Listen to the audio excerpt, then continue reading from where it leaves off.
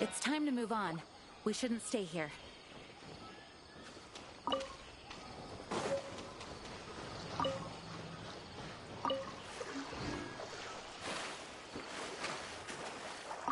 Alright, we've gathered enough new Aquala lotuses. Let's head back to meet Tainari.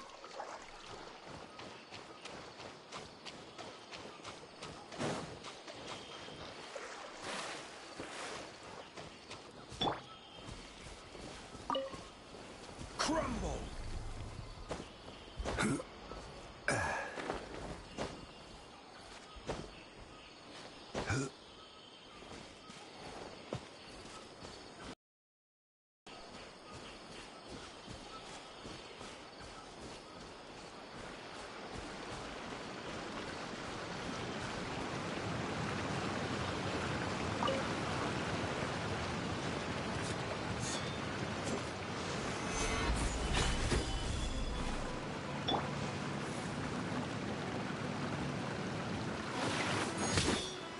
By royalty, time for a light show.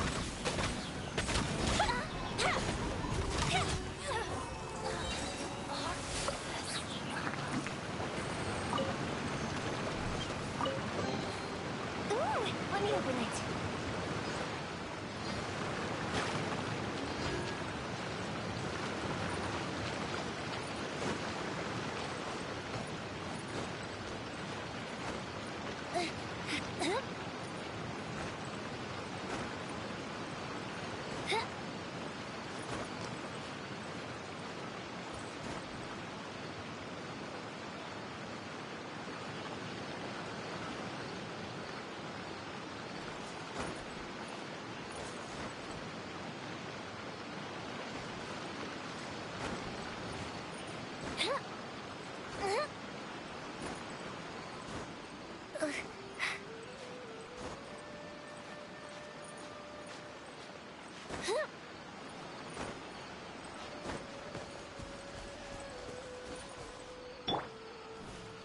Quake!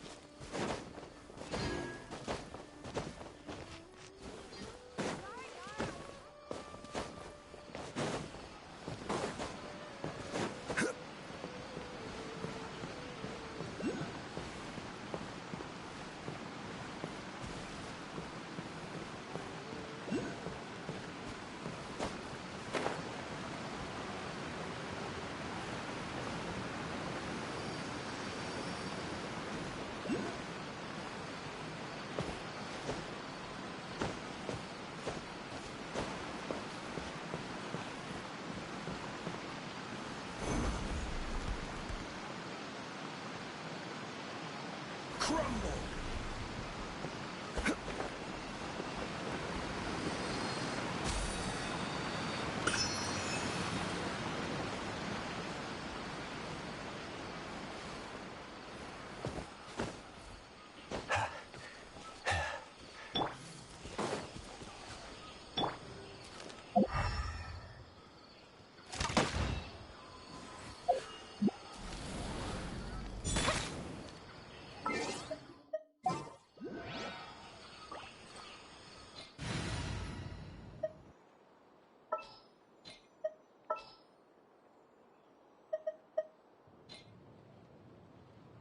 me, Forest Ranger Colic.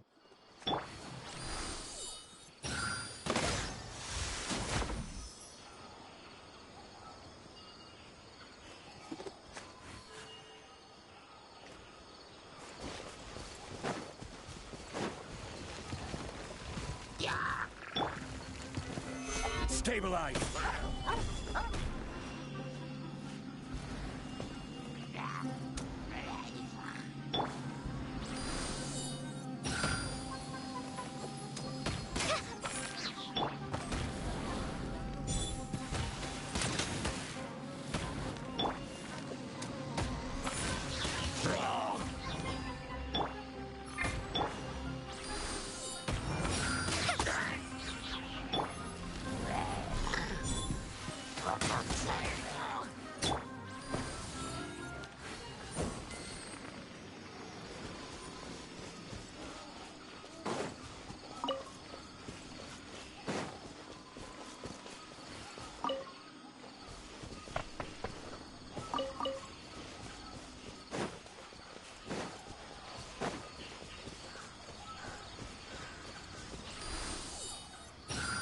Sucker for a punch, huh? Happy to oblige.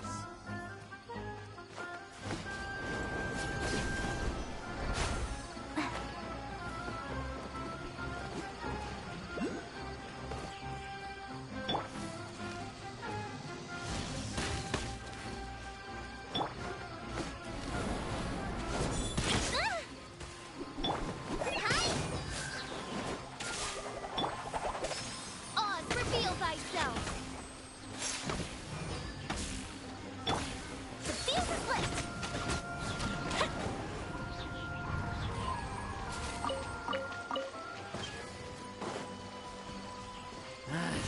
A new punching bag.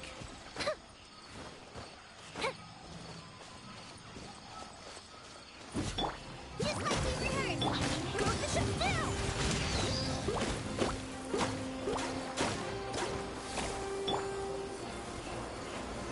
Solidify.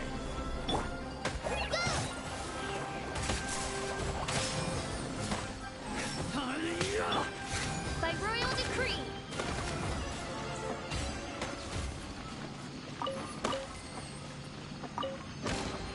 What trinkets lie veiled within this desolate plain?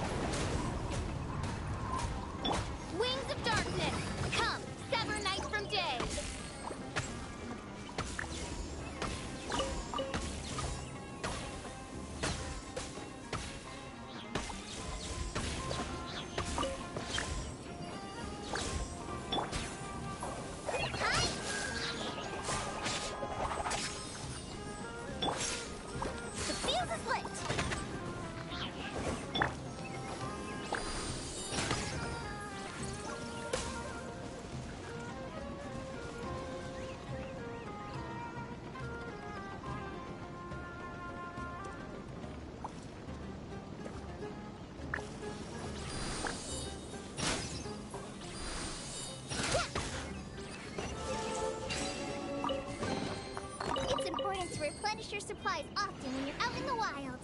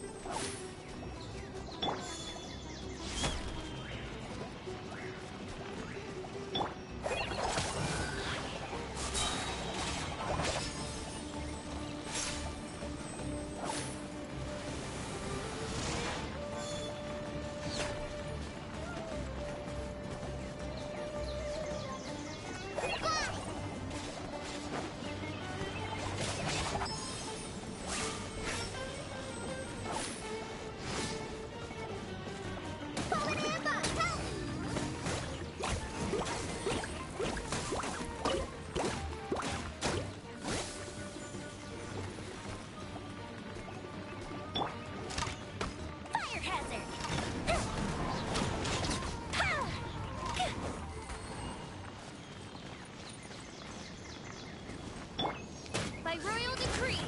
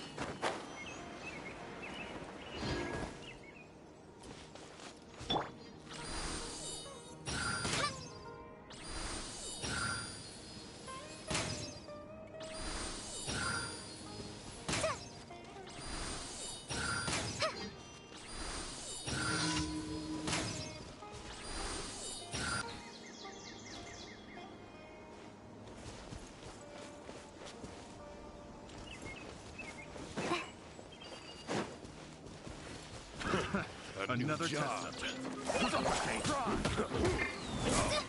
Don't touch me!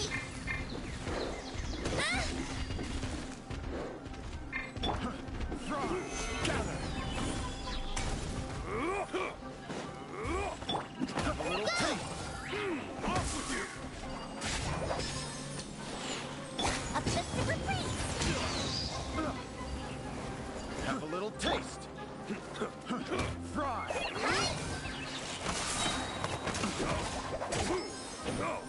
Crisis on your side! Fry. No! Not like this.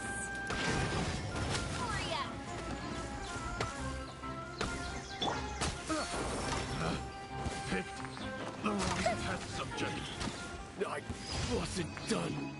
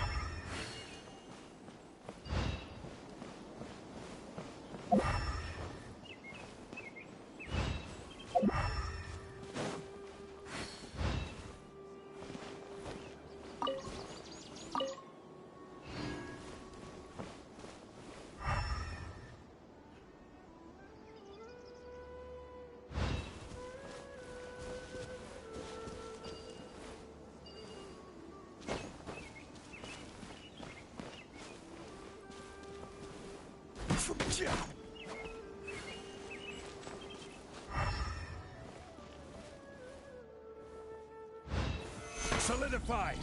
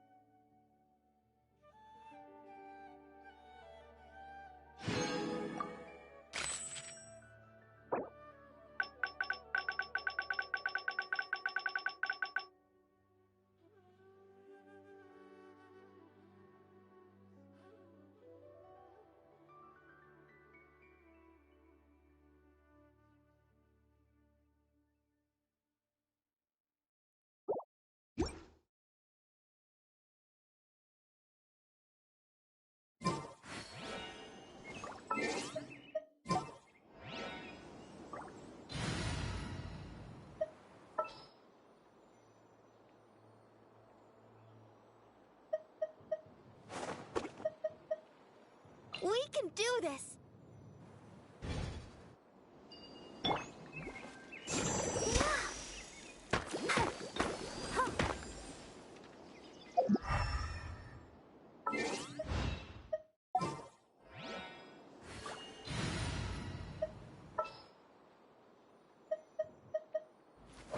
Where to this time?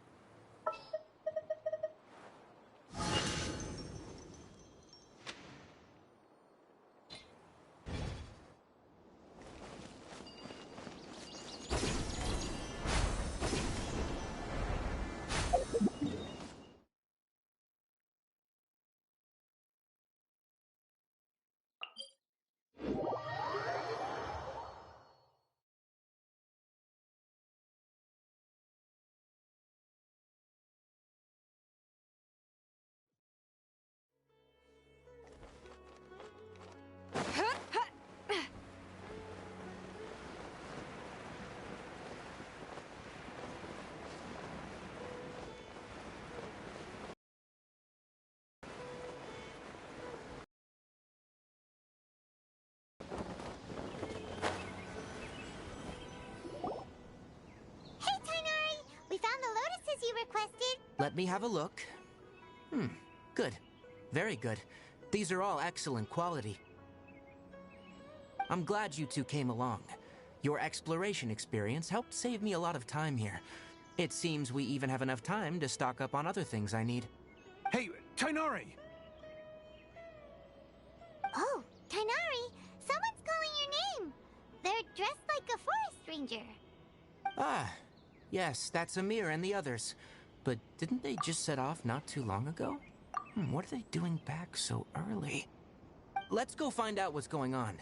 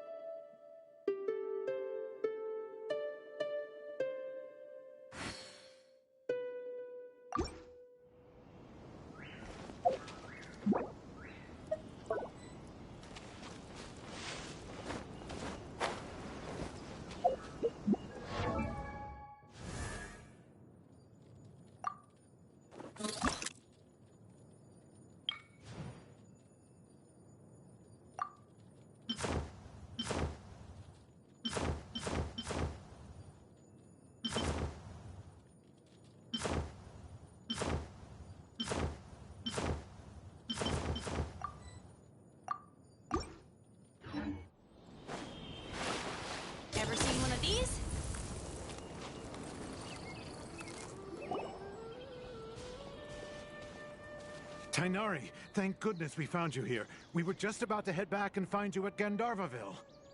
What's going on? We just discovered a withering zone. The withering is back?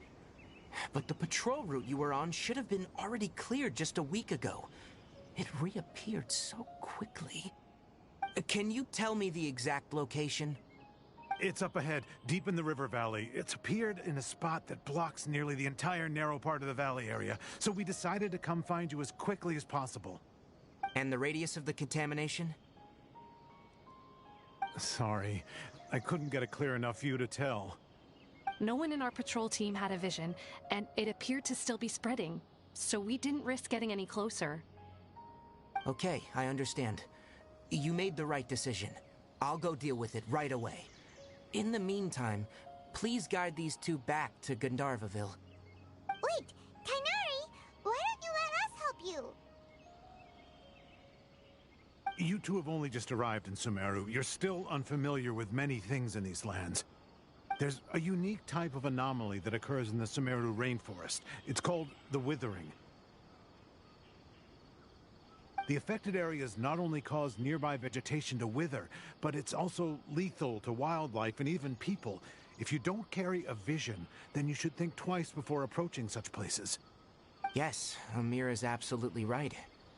I wasn't kidding when I said the rainforest is a dangerous place. As Amir said, only someone with a vision, that is, the power to manipulate elements, will be able to resist the withering's corrosive effects for a time. That's right.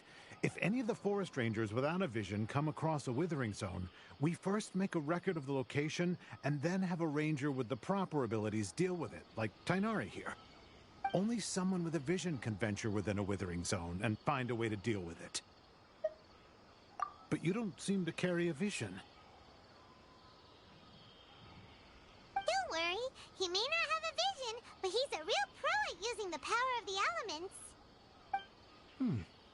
Seems the rumors about you were true then. In that case, all right, you two may accompany me.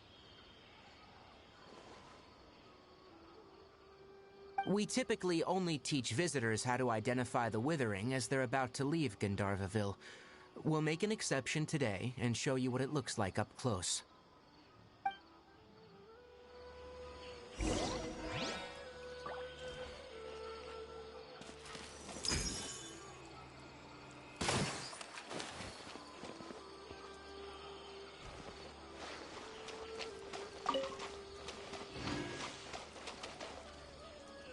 This'll pack a punch.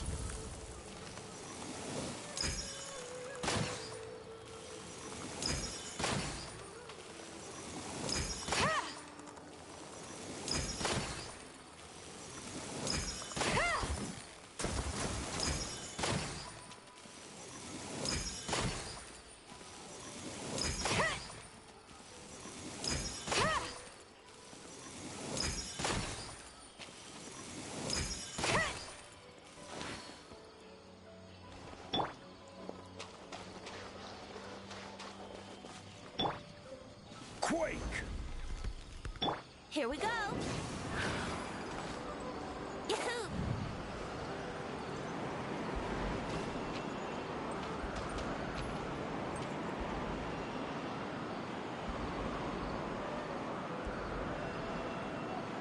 Brace yourself.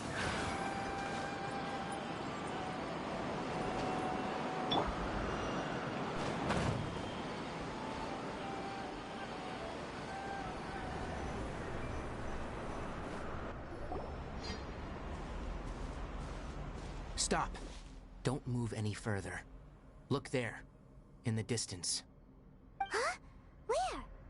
Oh, look! Those plants have withered! That whole area is kinda gloomy. Even the air looks like it's filled with ash. Oh, Paimon doesn't like the look of this. That is the withering.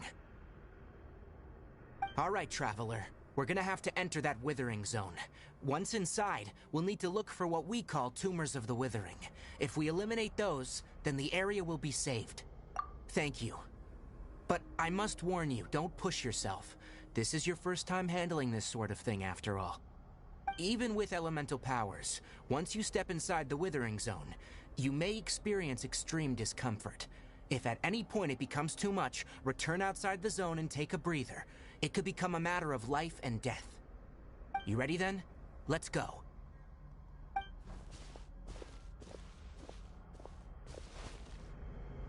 First, we must locate any branches sustaining the withering zone.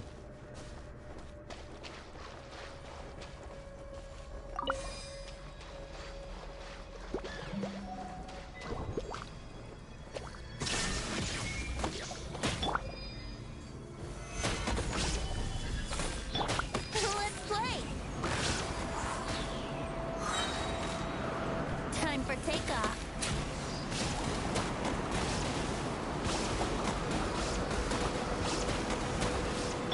Got something for ya.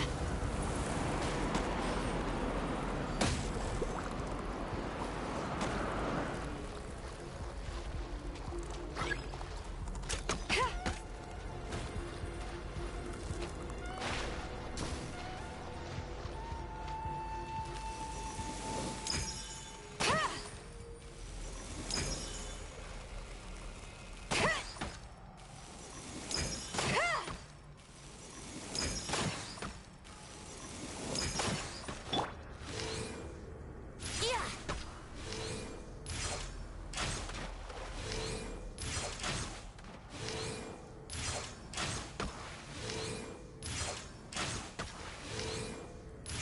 Yeah!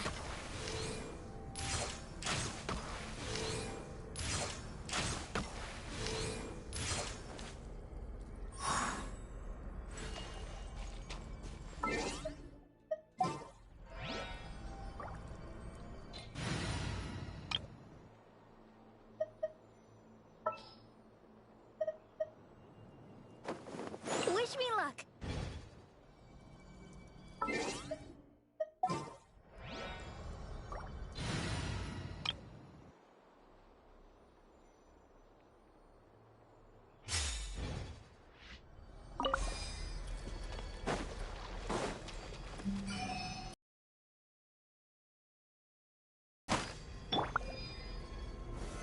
Stabilize!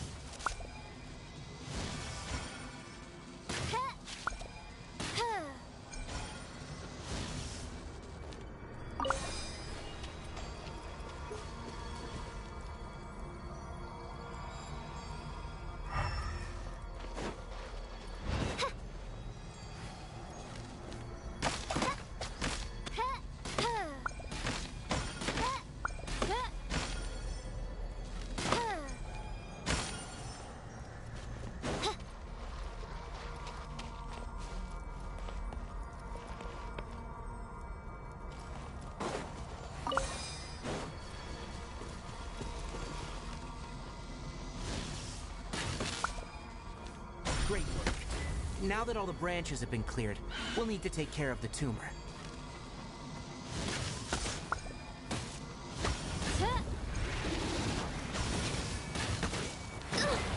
Insubordination! Oh, it's pink! Ready, steady, go! Solidify! Odds revealed by feel the flint! Now, destroy the tumor of the withering. Here comes the fireworks!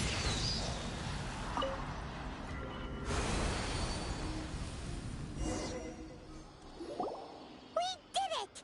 Everything's returning to normal now! Yes.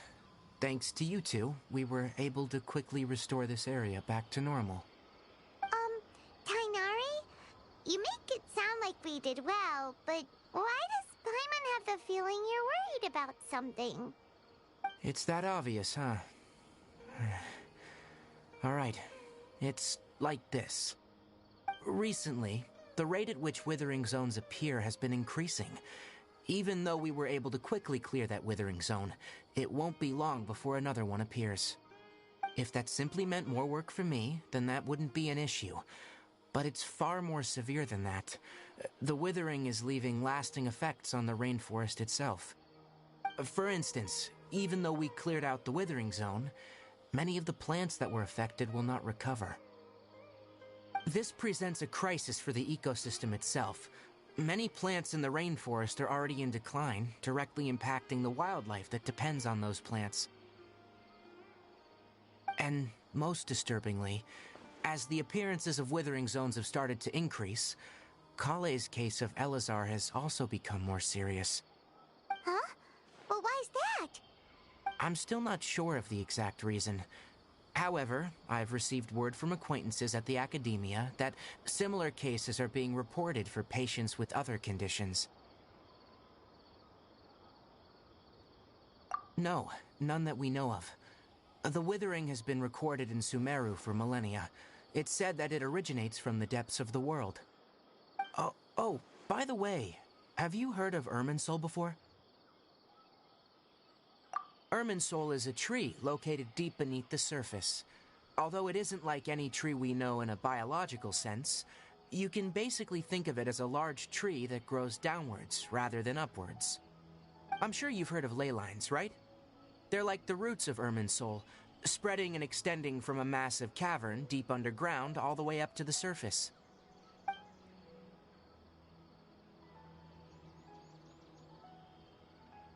Ley lines continually absorb the memories of this world, which are then funneled into Irminsul, allowing it to collect knowledge and wisdom from ancient times to present day. The Dendro Archon is known as the god of wisdom because her consciousness is directly connected to it. It is also said that the Dendro Archon's power is a manifestation of Irminsul. And as for the withering, its emergence is related to a disease that's affecting it. That's right. My ancestors learned of this from Greater Lord Rukkhadevada's familiars a long time ago, but even those mysterious creatures did not know of a cure for Irminsul. I'm afraid we Rangers will be battling the withering zones here for a long time, until a cure is found. Alright, that's enough on this topic for the time being. Now that we've taken care of things here, it's time for us to head back to Gandharvaville.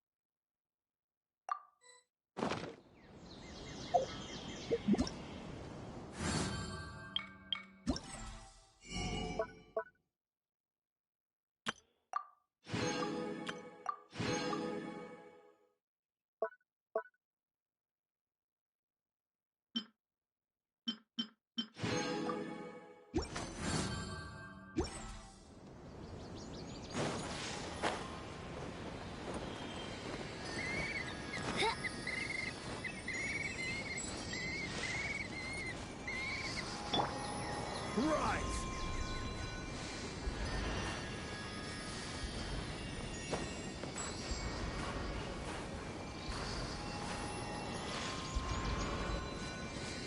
Quake!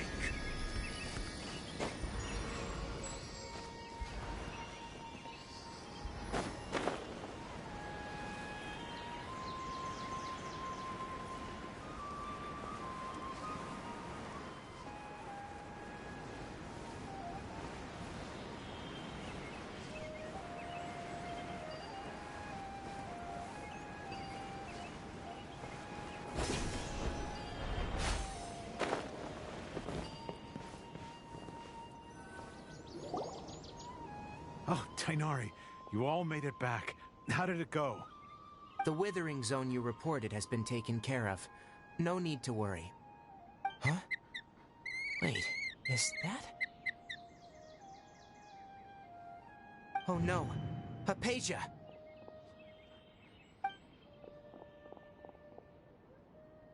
Huh? What's wrong, Tainari? This Duskbird is Hypatia's designated courier for urgent news. You do remember her, don't you? She's the scholar you and Paimon were following when you first arrived in Sumeru. Oh, her? How could we forget? So did something happen? Let me see what's written in the letter first. So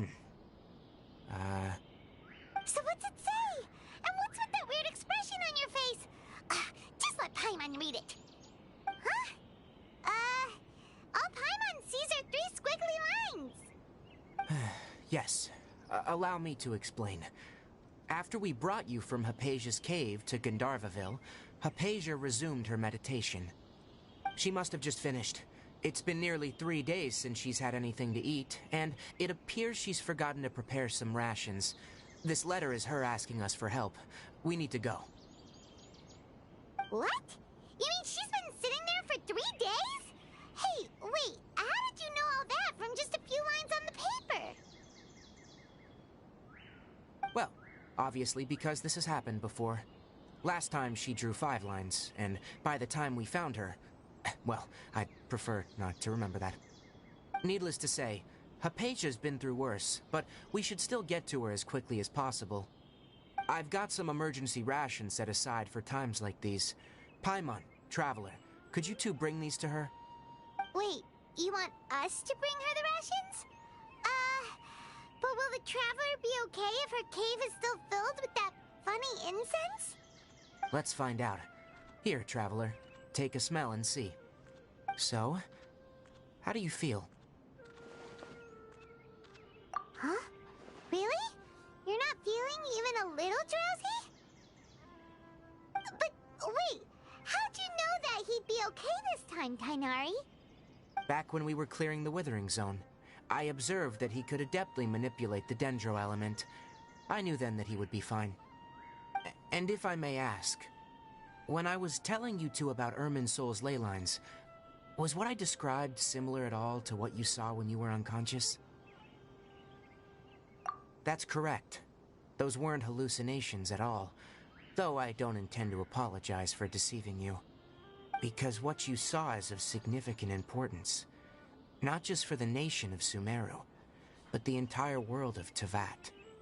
My forefathers were shown much favor by Greater Lord Rukkhadevata. We took an oath to protect this nation together with her. Now that that duty has fallen to me, it was a part of my responsibilities to ascertain whether you could be entrusted with the fate of Sumeru. Now, after seeing you in action with my own eyes, you have earned my confidence, and I no longer feel the need to hide any secrets from you. When you passed out, your consciousness had connected directly with Irminsul. What you witnessed were actually real memories contained within Irminsul itself. I could try to tell you more, but it would be better if you went to ask Hypatia instead. Her focus on meditation and use of Spirit Borneal are aimed at establishing a connection with Irminsul, just as you did. That sounds nice and all, but will she really help us? Seriously, she completely ignored us the last time we tried talking to her. That was because when you ran into her, She was in a special phase of her training. During that time, she must avoid communicating with others. Please, wait here for a moment.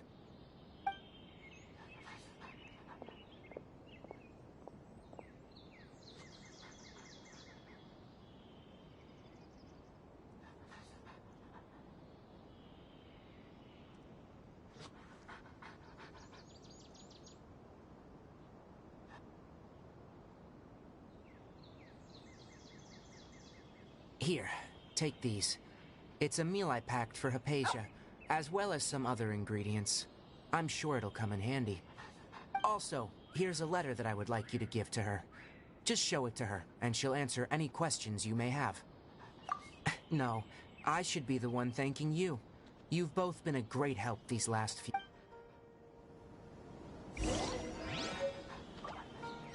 Yesterday, a total of 5 dusk birds flew by.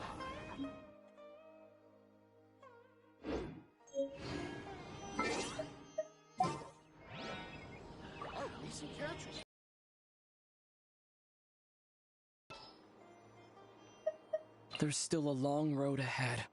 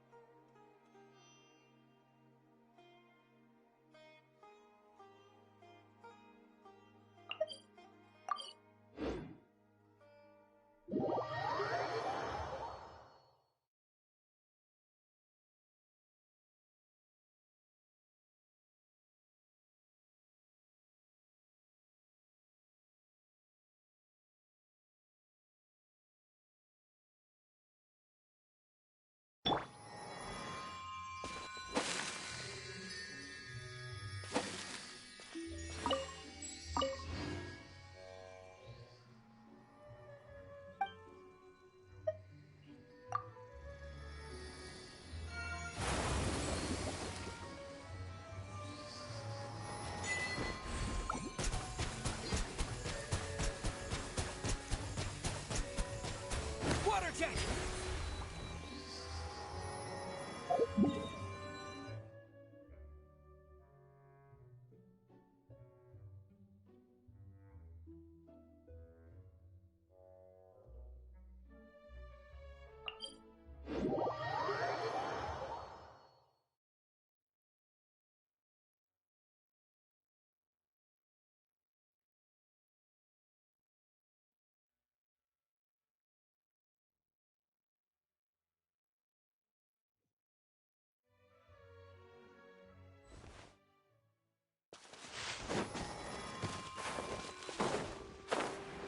Hypatia should still be in the cave.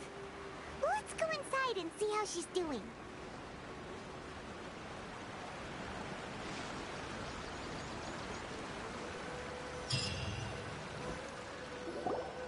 Hello? Hypatia? Hey, there's nobody here. Maybe she went out to look for some food. Let's try looking around the area.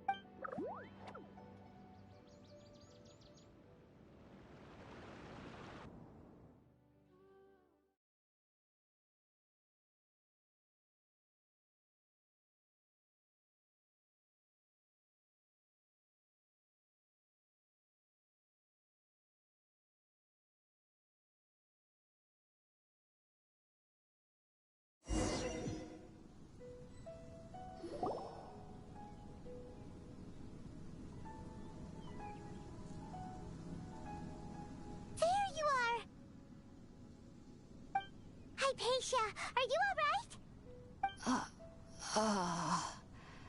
So hungry. Need water. There's no way we can get her to eat in her current condition. Let's try finding some water first. Huh? Wait. Why does it look super foggy outside all of a sudden? Anyway, let's go look around.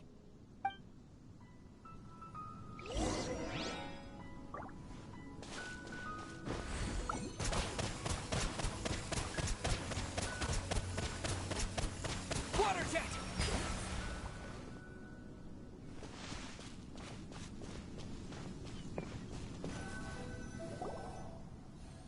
Huh?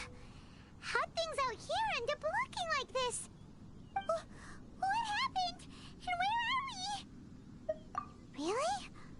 Oh, maybe you're right.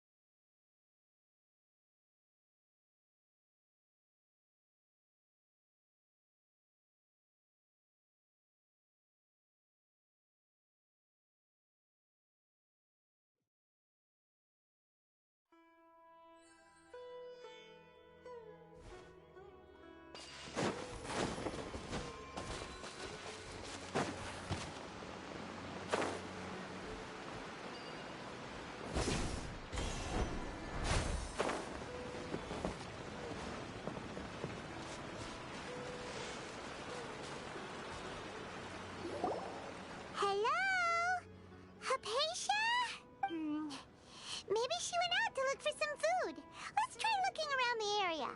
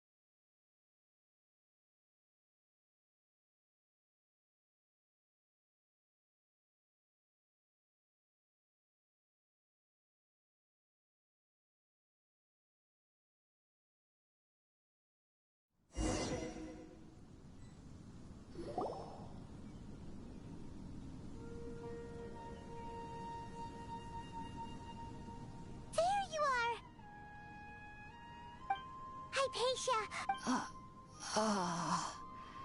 So... There's no way we can get her to eat in her current condition. Huh?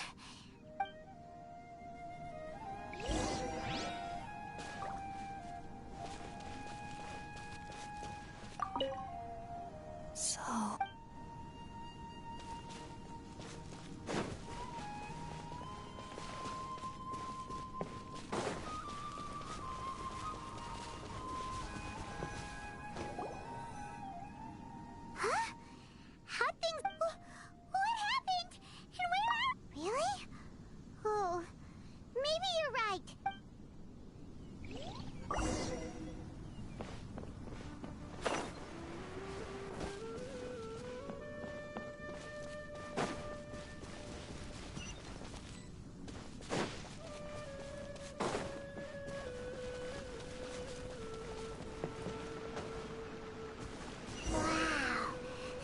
It's huge! Paimon knew there's something off about that cave. Let's think of a way to get over there and have a closer look. Who knows? Maybe we'll find a lead of some kind.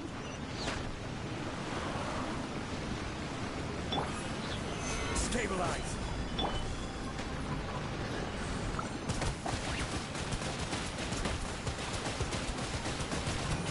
Water jet!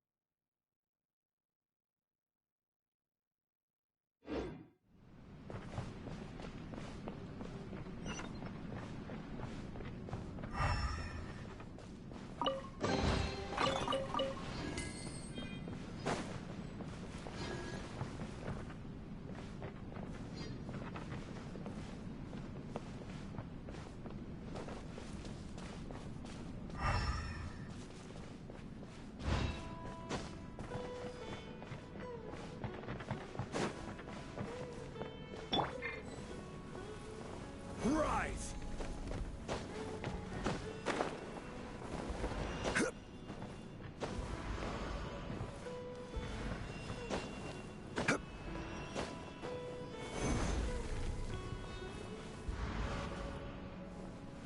Crumble!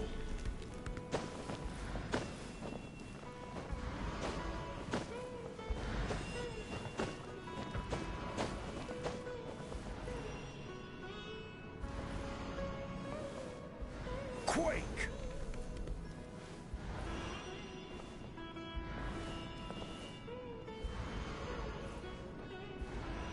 Rise! Crumble!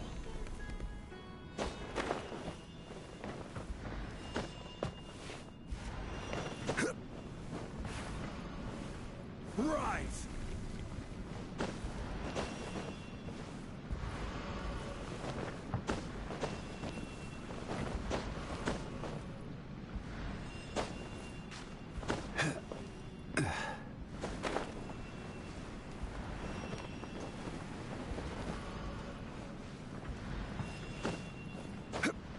Quake!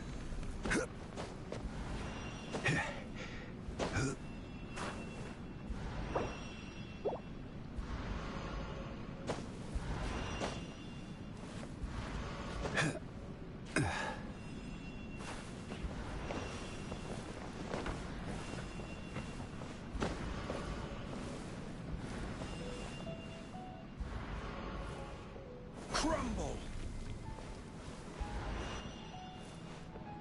Rise!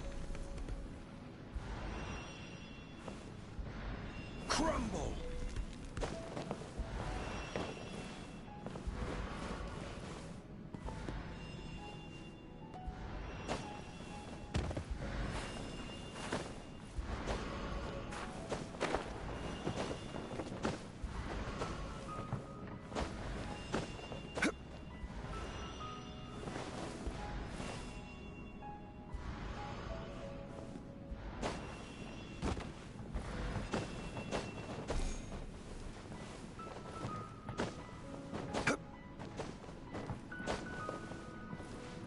Quake!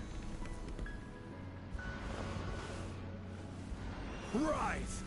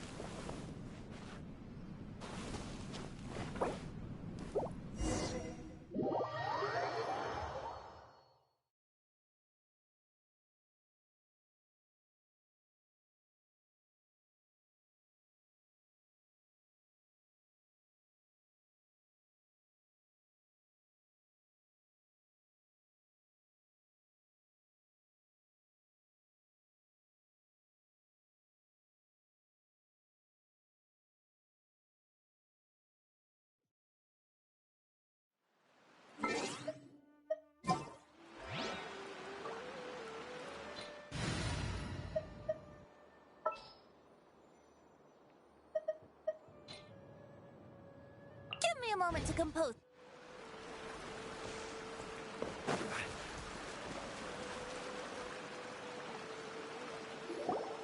Hello? Maybe she went out to look for some food. Let's try looking around the area.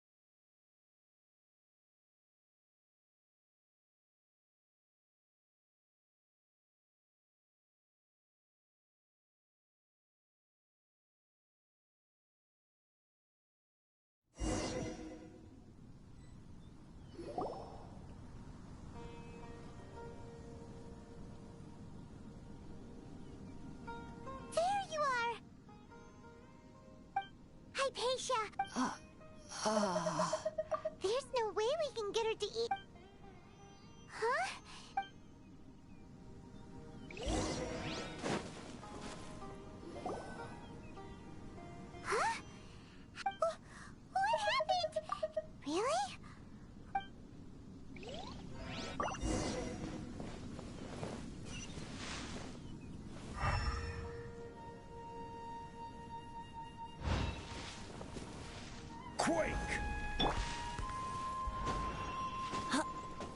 Yahoo!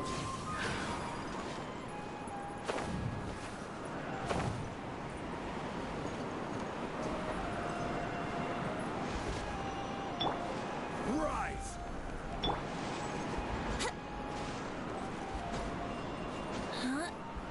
Brace yourself.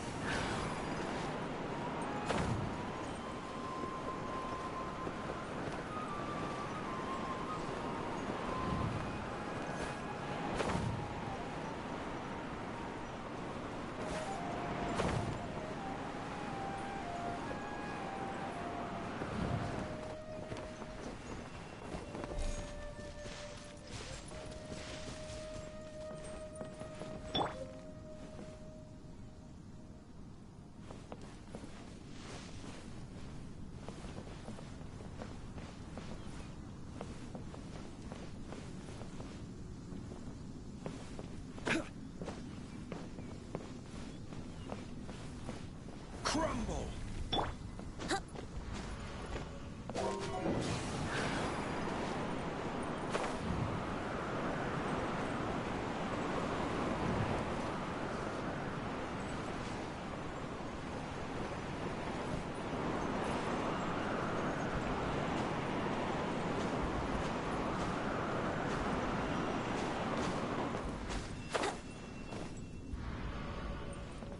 Yahoo!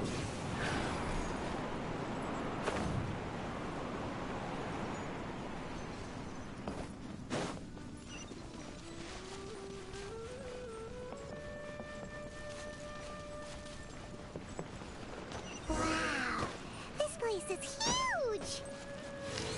Paimon knew there's something off about that cave. Let's think of a way to get over there and have a closer look.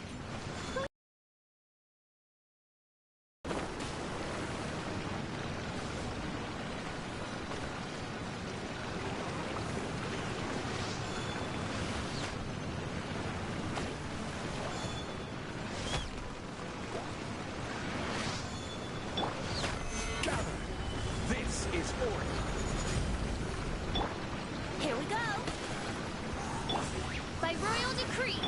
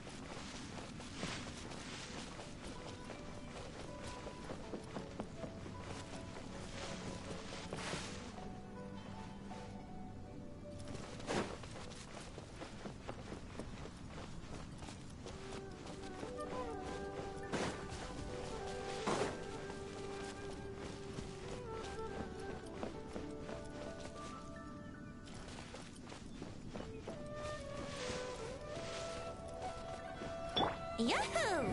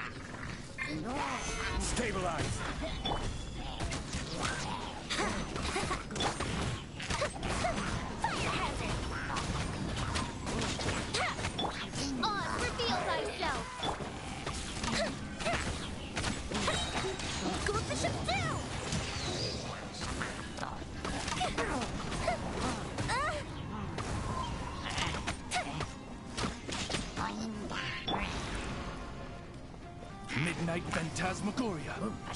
Think you can get away? Time for a light show!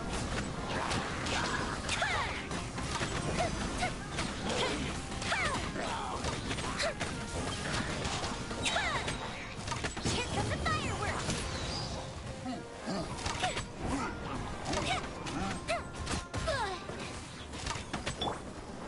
By royal decree! I will have order.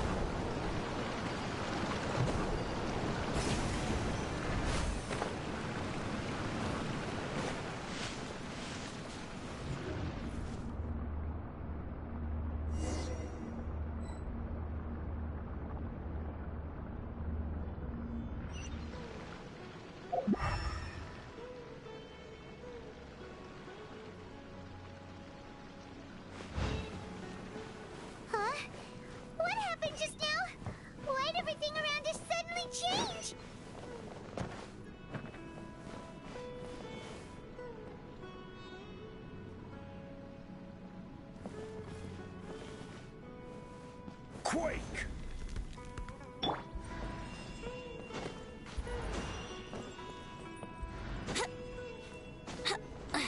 Here we go.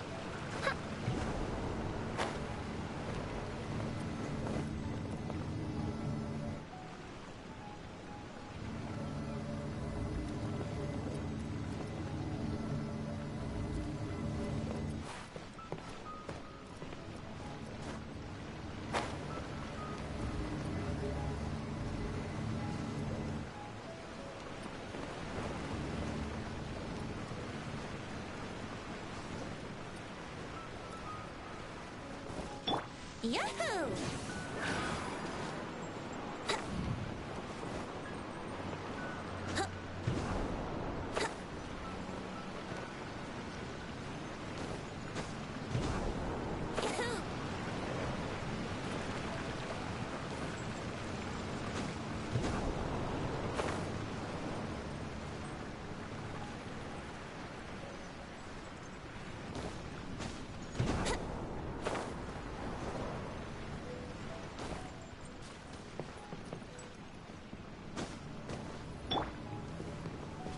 Crumble! Let's play!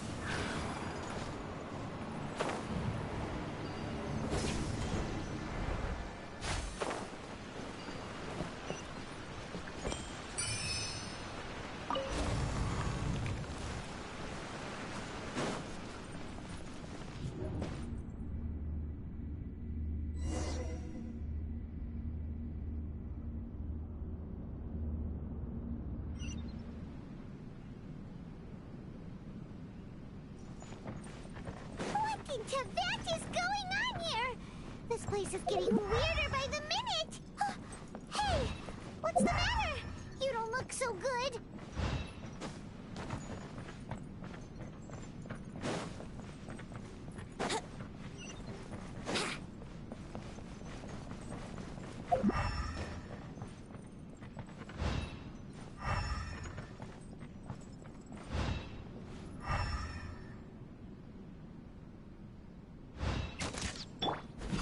Yeah!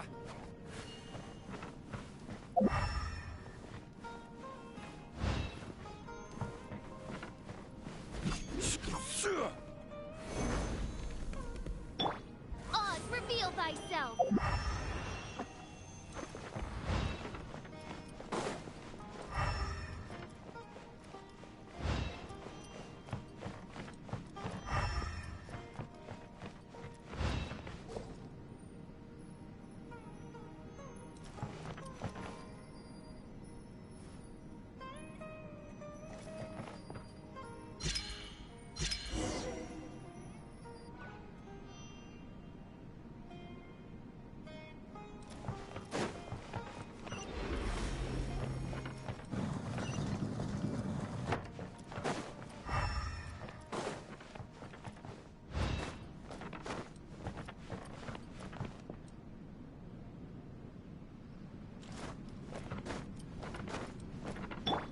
Quake! Brace yourself.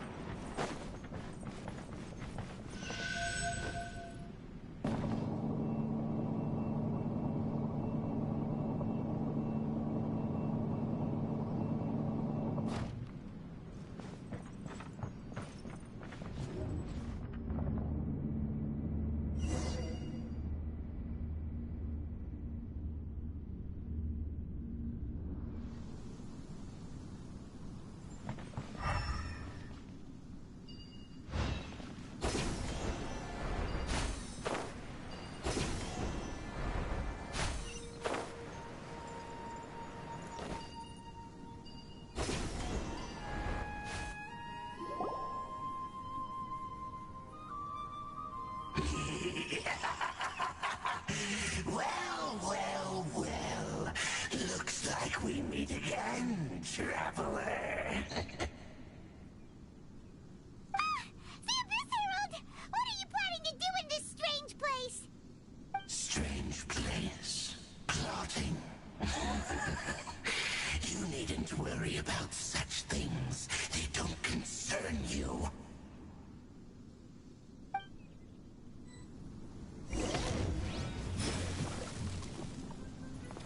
Yahoo!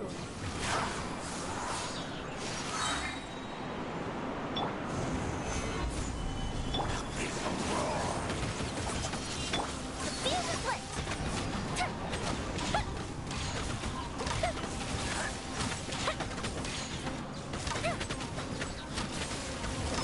Time for takeoff. As you wish, main Fräulein. Fire!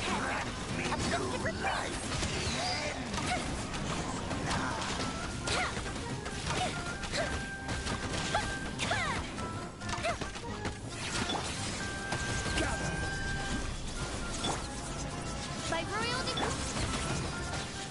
Feel the flip.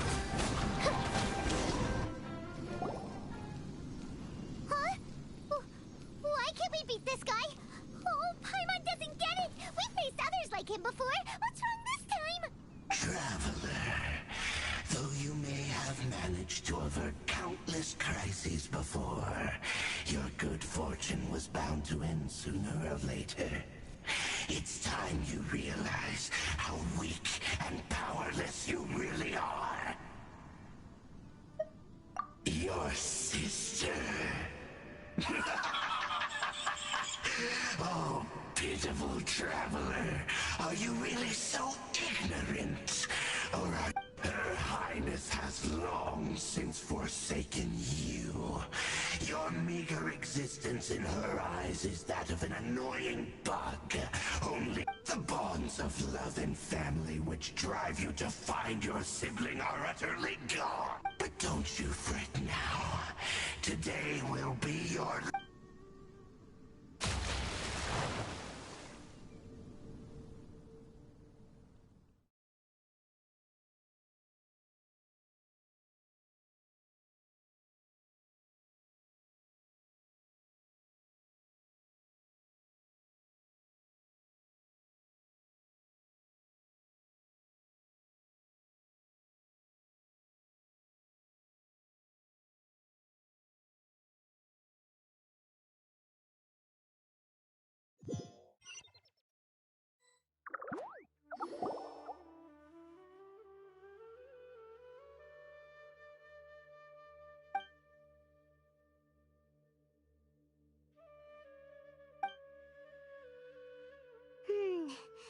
What do we do? We haven't seen Hypatia. Oh, there she is! Quick, let's see how she's doing. So, Well, the good news is that she's still conscious. Hey, why'd you drop her food on the floor like that?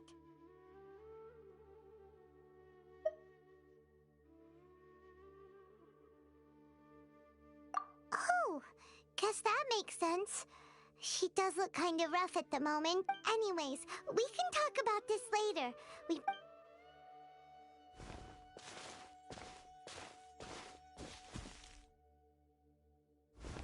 Whoa, wait a sec. Look at all this fruit lying around her. We can put that to good use.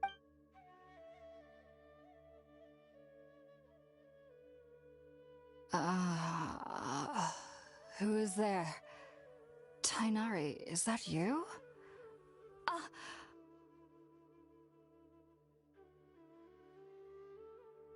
Huh?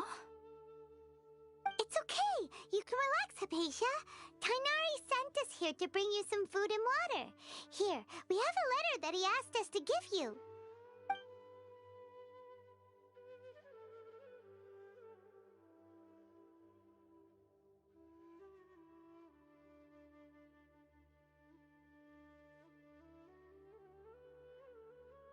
I see.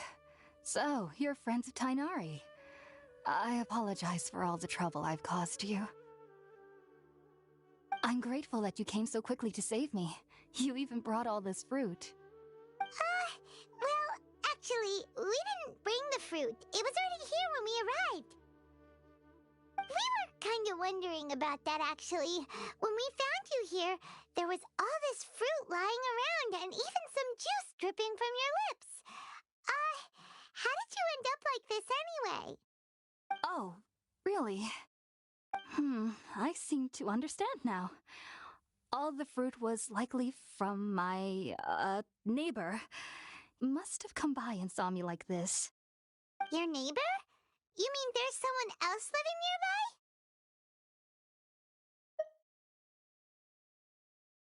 nearby? Oh? So you're able to see them too?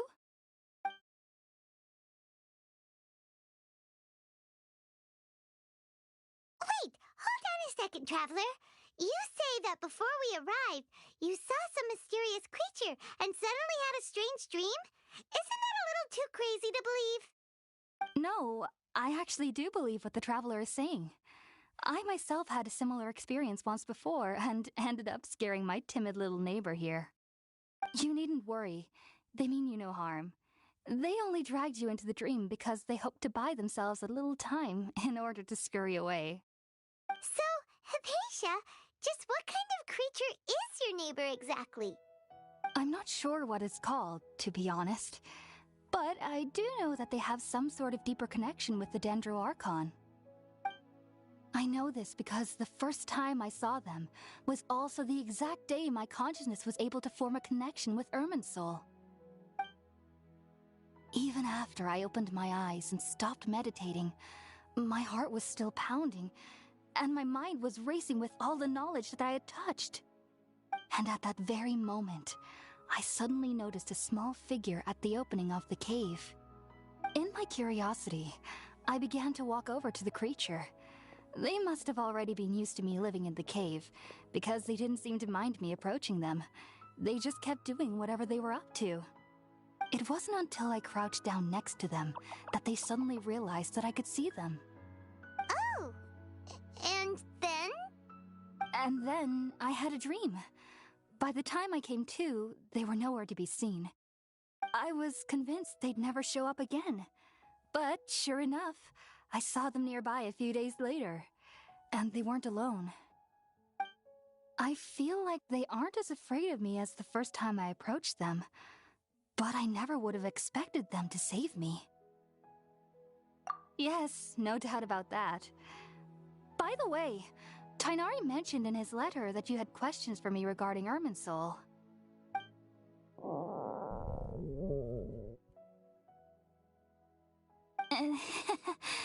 Sorry about that. Sounds like just drinking juice still isn't quite enough for my stomach. Well, if somebody hadn't dropped the food earlier...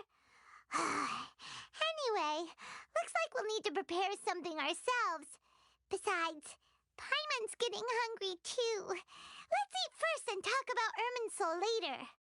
All right, we're up, traveler. Today's menu will feature sweet madame and a radish veggie soup. You'll love them, Hypatia. They're our specialties after all. Sounds good. I've never tried any dishes from other nations before. I certainly look forward to it.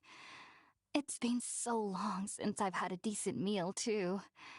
To be honest, the last time had to be when Tainari came to visit.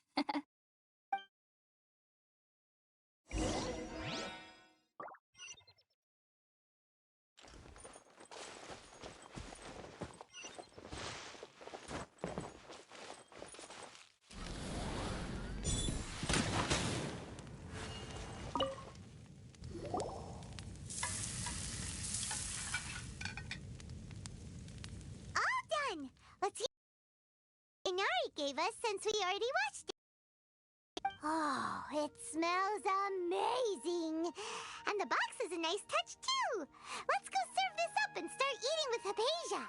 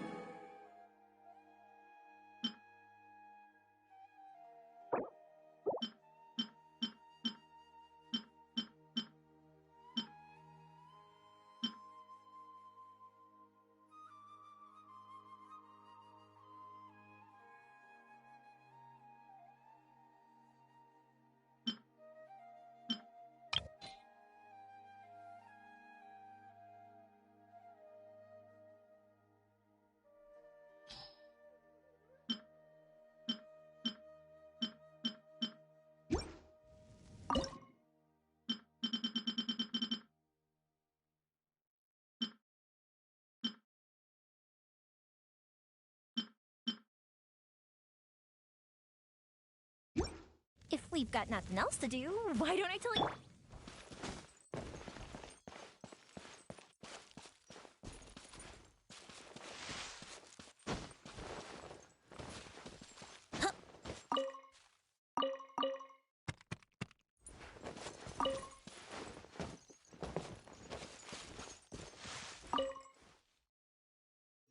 already finished cooking? Smells delectable. I'm truly thankful whenever I can enjoy a proper meal like this. Cooking really isn't my forte.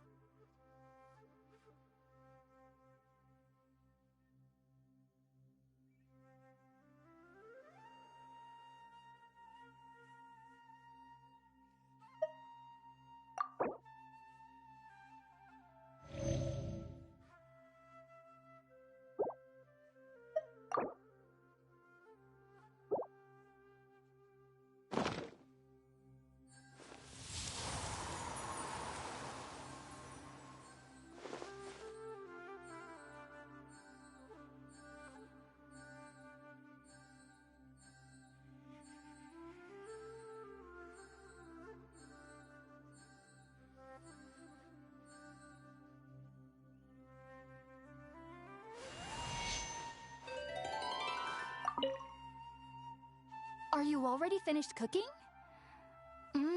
Smells delect.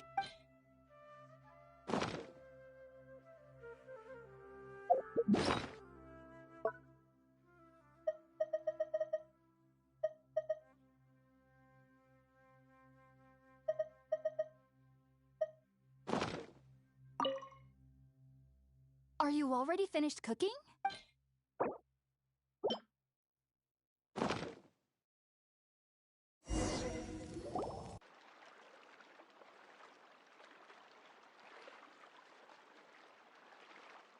Even though everything you mentioned was in Tainari's letter, it's still hard to believe you were able to connect with Irminsul immediately after smelling Spirit-born eel for the first time. It took me nearly 3 years before I could do so, and everyone at the academia even lauded me as a genius. You should know that some researchers spent their entire lives without ever successfully connecting with Irminsul as you have. So why does this incense allow people to connect to Irminsul? The ingredients used to make Spirit-born ale primarily consist of plants created by Greater Lord Rukkhadevata. These special ingredients are conducive to heightening our senses to the Dendro Archon's power. Since the root of the Dendro Archon's power lies within Irminsul, we can occasionally tap into her powers to peer into the depths of the earth. That's all right. I'm sure you'll come to a clearer understanding as you remain in Sumeru. Makes sense. But Paimon's got a question. Why was he sensitive to the smell of those plants for such a long time? That was primarily due to his body's unique constitution. Stimulated by the incense, he could perceive the Dendro Archon's power and experienced a sensory overload, hence the adverse reactions. Taking in any scent similar to the ingredients of Spirit-born ale would cause adverse effects. Not to worry, though. It appears you've already fully recovered. Technically, your body should still be sensitive to the powers of the Dendro Archon, but unless you're using intentional meditation techniques, the scent of Spirit-born ale should no longer trigger such reactions. Whew. Well, that's a relief. I must admit, I am quite envious of your abilities. Even if it meant suffering from pounding headaches for the rest of my life, I'd consider it worthwhile so long as I could connect with Irminsul at will. Whoa, you're really serious about this whole thing, aren't you? I am a researcher after all. As a member of the Ritaoist Darshan at the Academia, my main area of research is the stars and their connection to the fate of living beings. But there is still so much we don't know, especially regarding the mysteries that lie in the starry skies. Which is why I must turn to the all-knowing Irminsul for answers. If only my perception wasn't so limited. Unfortunately, I cannot guarantee that my every attempt to attune with Irminsul will be successful, or that doing so will leave my consciousness intact. I am currently in the stage of training known as Satyavada life. Many researchers in Sumeru have lost their minds while seeking to attune with Irminsul during this stage. Sages have said that Irminsul contains divine knowledge, and touching such knowledge without the proper preparations and abilities will only lead to one's mind caving in on itself. That's why we meditate alone. We need to ensure that our minds will be calm while minimizing the possibility of involving anyone else. Whoa, so knowledge from Irminsul could be super dangerous. Don't you ever feel afraid of the risk, Hypatia? Of course I do.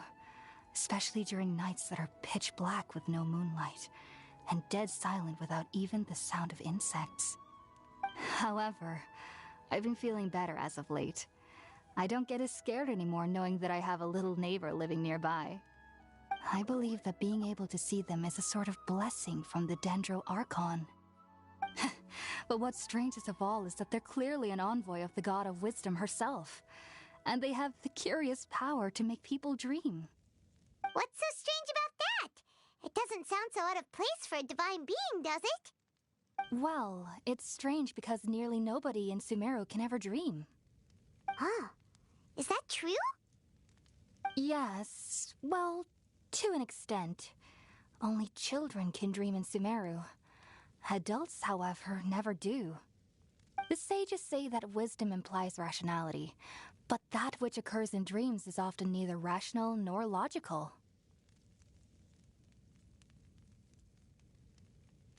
Yes, if one struggles with anxieties, those emotions could influence their dreams. The fact that the people of Sumeru do not have dreams is seen as a blessing by the sages. They believe that Greater Lord Rukkhadevata, the god of wisdom, is keeping us away from the foolish delusions you encounter in your sleep. I was born into a family of scholars in Sumeru City. Ever since I was a child, my parents would always tell me that I'll know I've grown up once I stop dreaming. I studied hard, enrolled as a student in the academia, and went on to become a researcher. Sure enough, I never dreamed again. But then, on the day I scared the little Aranara, I suddenly saw a dream again. It was incredible. Though I don't exactly remember what I saw, I clearly recall the feeling. I suddenly felt like I was a child again. Back then, I was foolish and ignorant as any youth would be, but I was free of fear. Maybe dreaming isn't as bad as we've made it out to be. Just be sure not to speak of this if you travel to Sumeru City. They'll look at you as if you've lost your mind. So, do you have any thoughts about the things he saw when he connected with Irminsul? Sorry. I'm afraid I don't have any answers as of now. All I can say is that what you saw is a memory contained within Irminsul itself. World forget me. What could that possibly mean? If only I could ascend past Satyavada life and begin Paripurna life, I might have some more answers for you. If you two are ever in the area again, please be sure to come and see me. There's no need to be thanking me. You two are my saviors. Besides, I'm already looking forward to tasting some more of your cooking.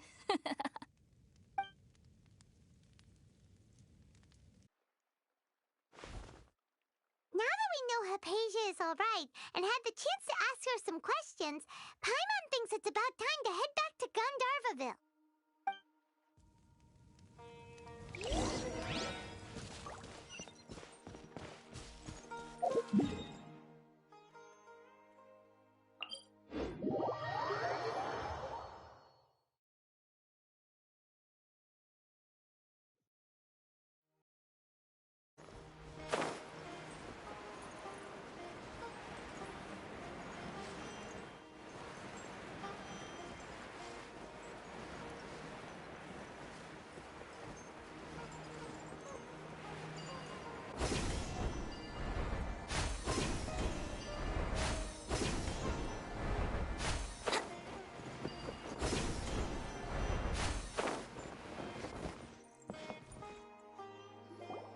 Think about it, Tainari. Refusing to join is tantamount to burying your head in the sand.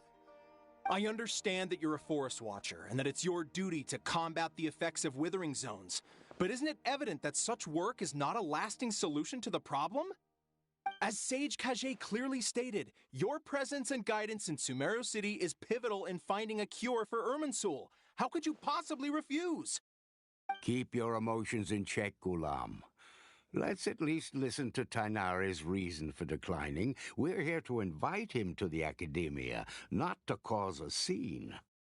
Sage Kage, I am truly honored that you came here in person, but I'm afraid I must still decline your invitation. I am merely a forest watcher. How could the great minds of the Haravatat have any need of someone like me?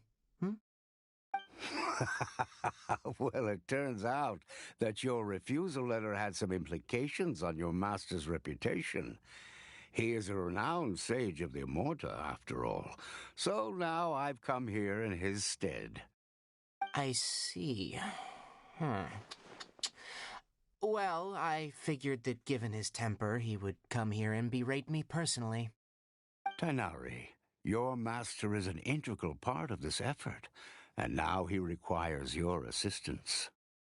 And what exactly does my master need of me, Sage Kage? You'll know once you've arrived in Sumero City, that is.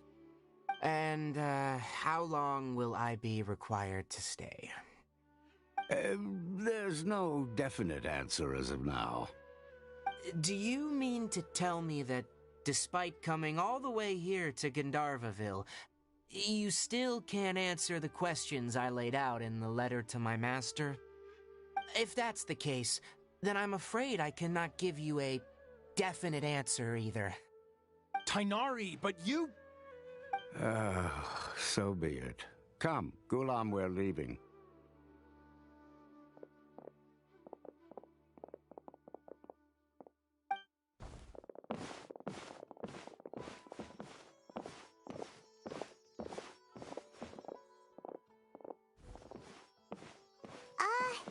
Tainari, what was that all about? It's nothing. Some people from the Academia wanted me to go to Sumeru City to assist them with a project, but I had to refuse on account of all my responsibilities here.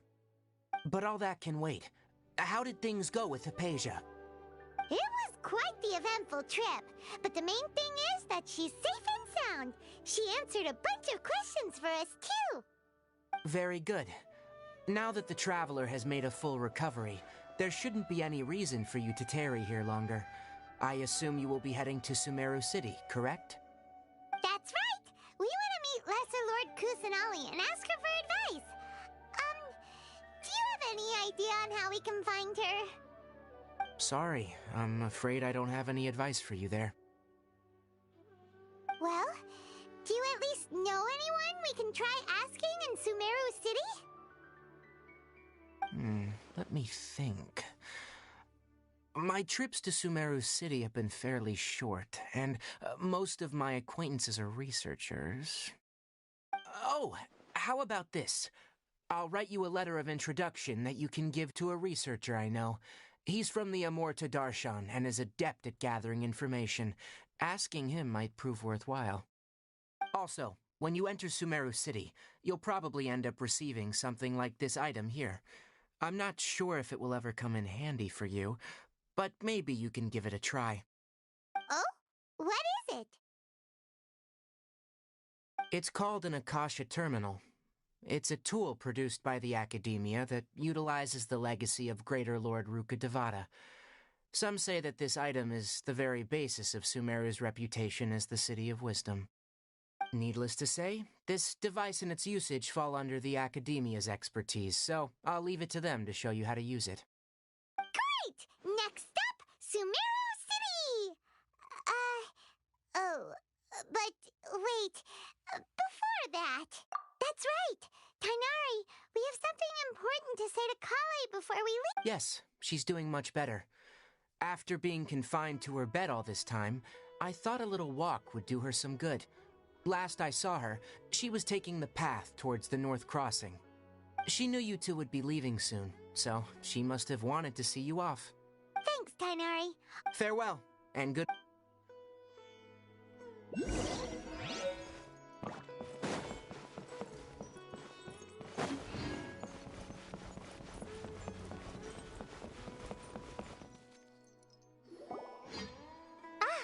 I've been waiting for you two.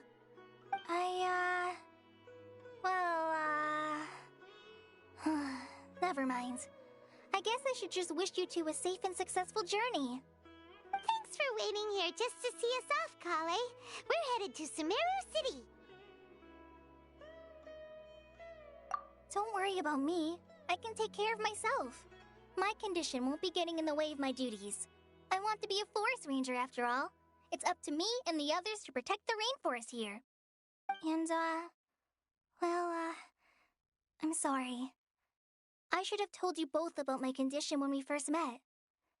I just wanted you two to treat me as a normal friend, not some girl that needs your sympathy.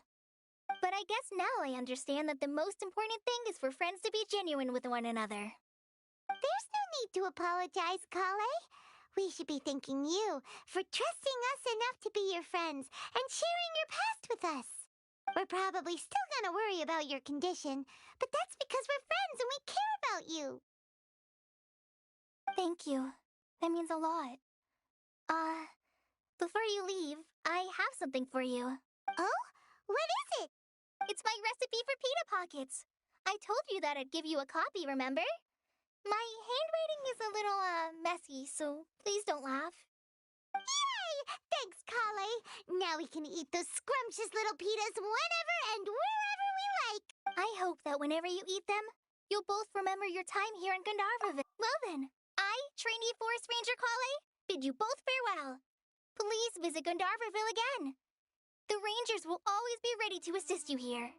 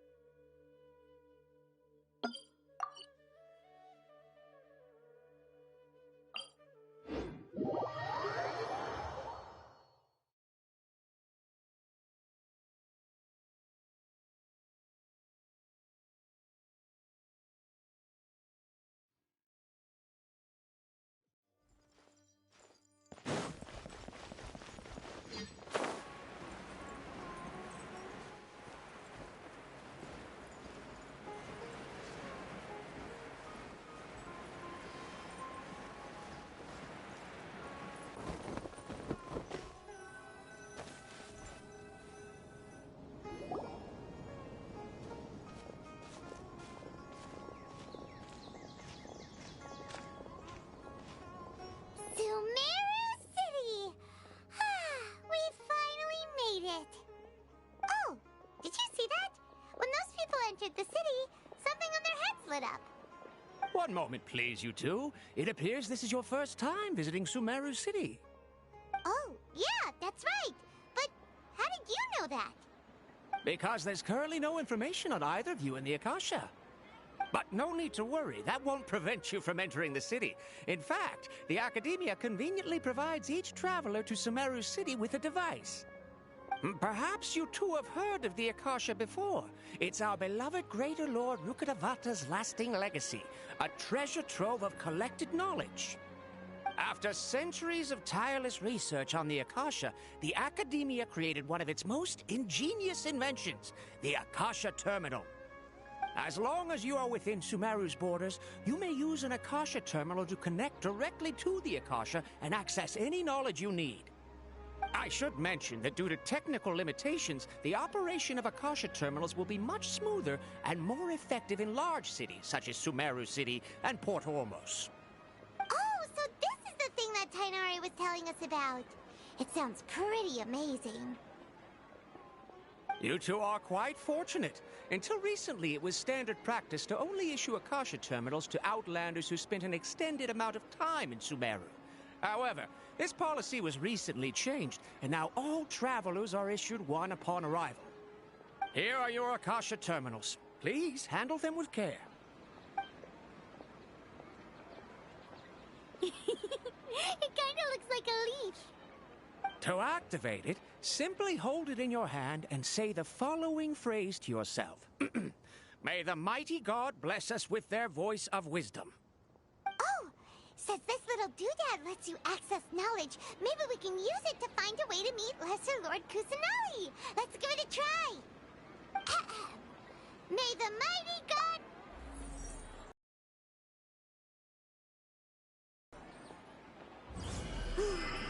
Whoa.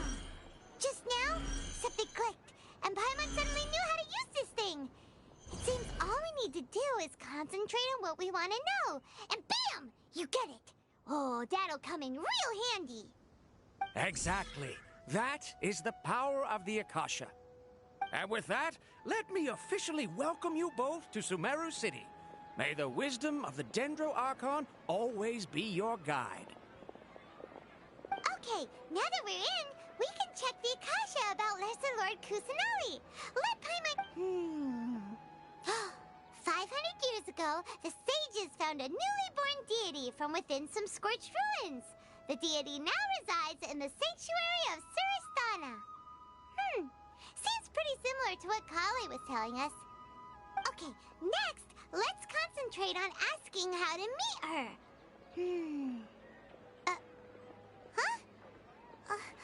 Oh, come on! Focusing on this question feels like when you have something you're trying to remember and it's on the tip of your tongue, but you...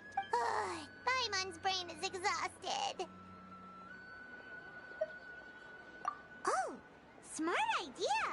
But what are you going to ask it?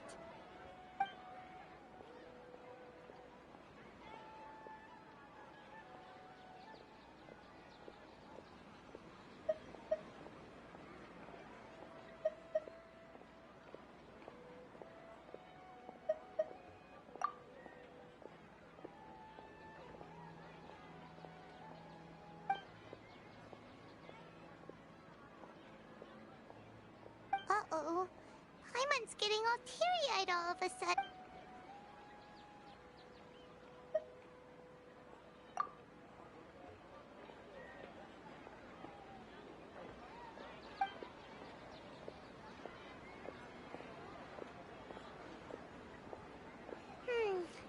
You two...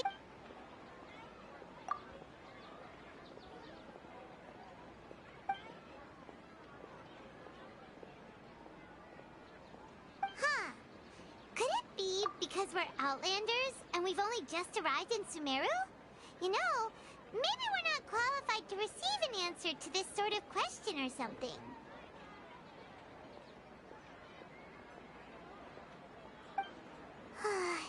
Well, seems no matter which way we try, we can't find anything that'll lead us to Lesser Lord Kusanali.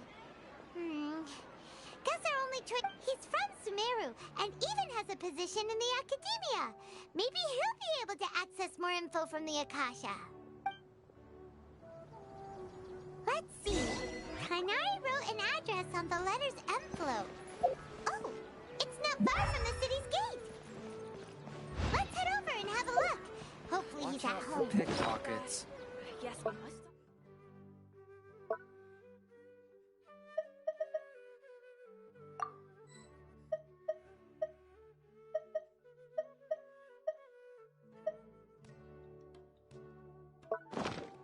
How can my own brother say something like that about me? It's plain hurtful. I think I'm gonna overshoot this month's budget. To make it as a small business, you have to accept a little less profit and sell a little more product.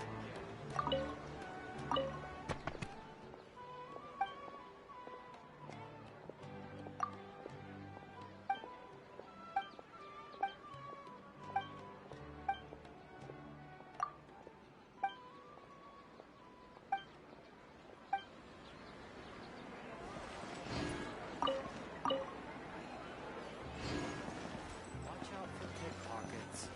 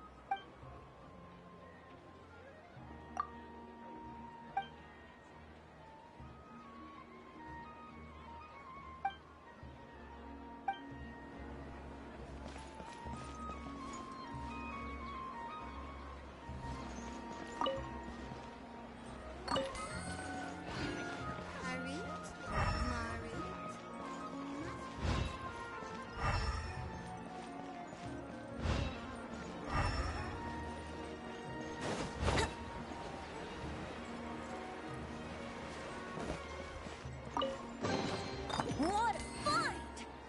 I wonder how many bottles this will be worth.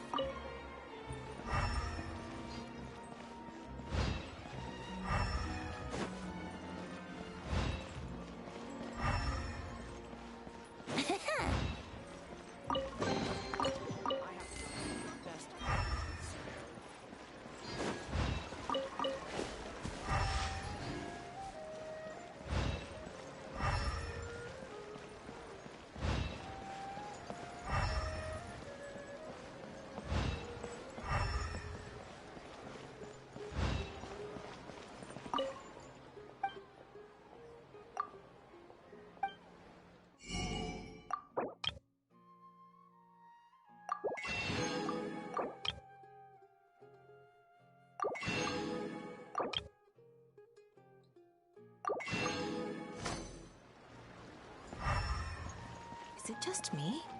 Or have there been more and more merchant ships?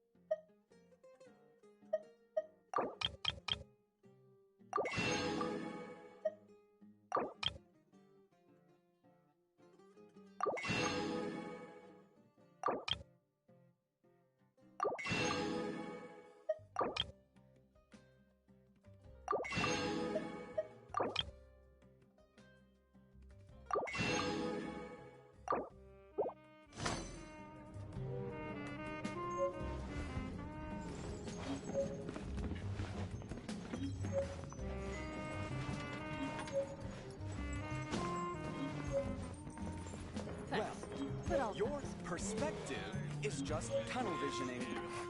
Your theory is just putting the cart before the horse. Not yet.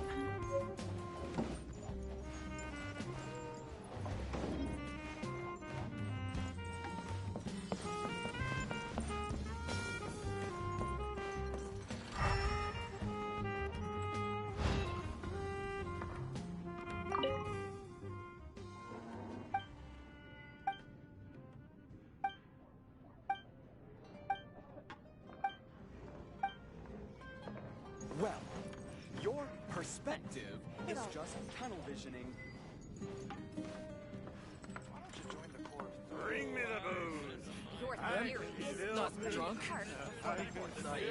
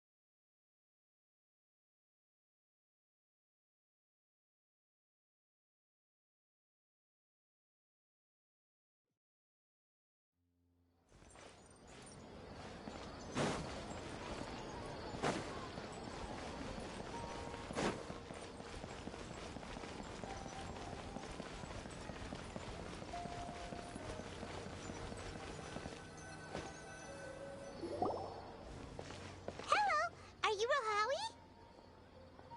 Yes, that's me. Can I help you? Great! You see, Tainari sent us here and... What? Tainari? Please, there's no need to say anything, really. Sure, I admit that the article I published last month wasn't my best work, and maybe the data didn't produce the most convincing results, but... Here! This is a letter from Tainari! Oh, let me see. Ah! Ooh, what a relief. You two nearly scared the life out of me. So, you two just have some questions for me? Seems even Tainari acknowledges my innate ability for procuring information. So, what is it you two would like to know? We want to meet with Lesser Lord Kusanali. Do you know a way we can do that? You mean you want to meet the Dendro Archon herself? This isn't exactly my area of expertise, but...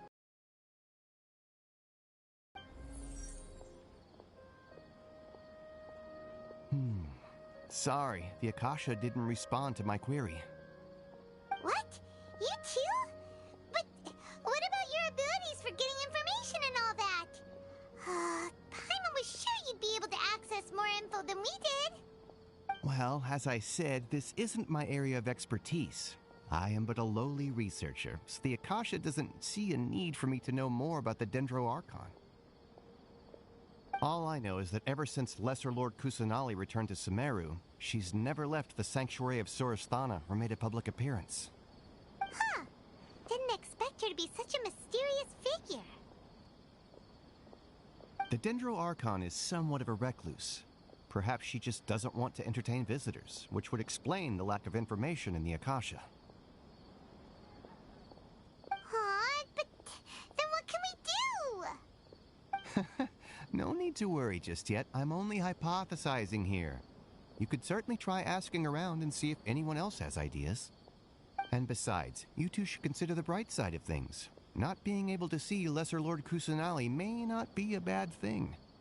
In this world, there will always be information you cannot obtain from the Akasha, and things you can never accomplish. Knowing when to yield is a form of wisdom. Take me, for example. It's a miracle if my brain cells can spit out one paper every 3 years. But Tainari? That guy can publish 3 papers in just a single year. Okay. Thanks for your advice. Don't mention it. If you two ever want information about things like who's been promoted within the academia or relations between the 6 great sages, come find me. Hey, come on! This is a survival skill at the academia.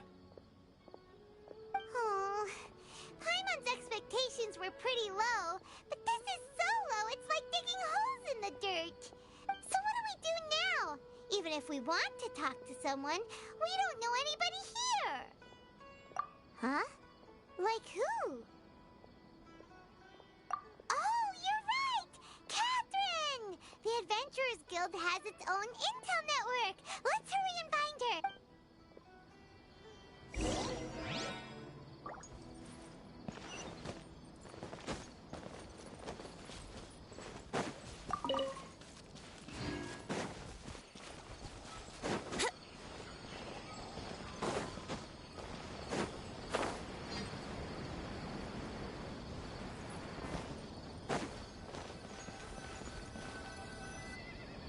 Ad Astra Abyssosk.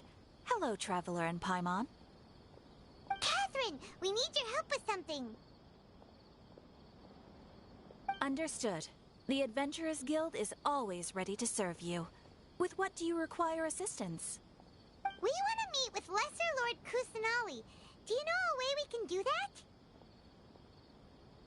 You two wish to meet with Sumerize Archon. Understood. Please wait.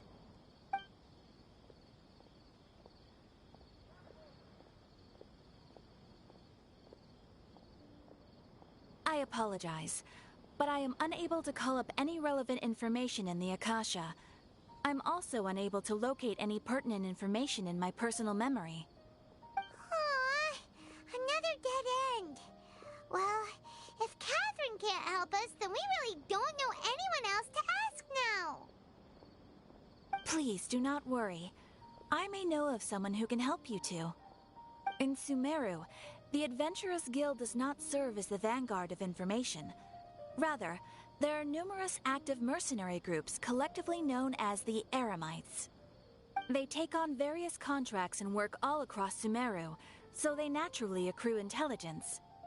An Eremite brigade called the Corps of 30 is in charge of Sumeru City's defenses. Not only are they the oldest brigade, but they are responsible for managing and coordinating the affairs of all other mercenary brigades. Corps of 30? What a weird name. Supposedly, they are named as such because their ranks numbered 30 at their inception. Asfand, an advisor with the Corps of 30, maintains good relations with the Adventurers Guild. Though he's already retired, he and his words carry great weight within mercenary circles. If you'd like to get in contact with him, you can find him at the Corps of 30's headquarters, the Citadel of Rexar. You're welcome. I wish you two the best of luck. We look forward to your exploits in Sumeru. Alright, off to the Citadel of Rexar we go!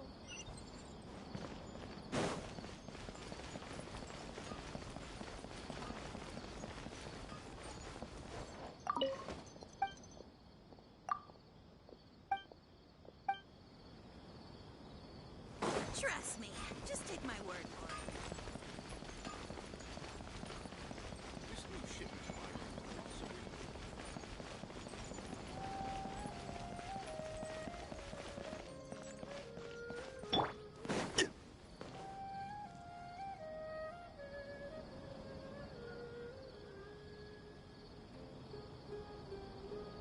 Welcome. The Adventurers Guild told me to expect you two. It's nice to meet you, Asfand. We'd like to ask you about something.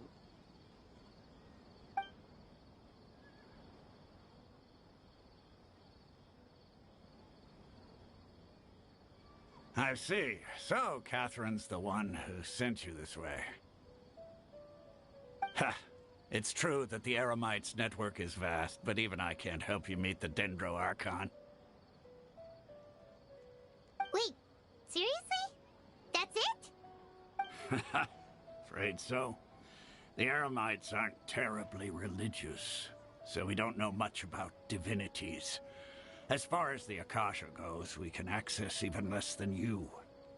We originally came from the desert.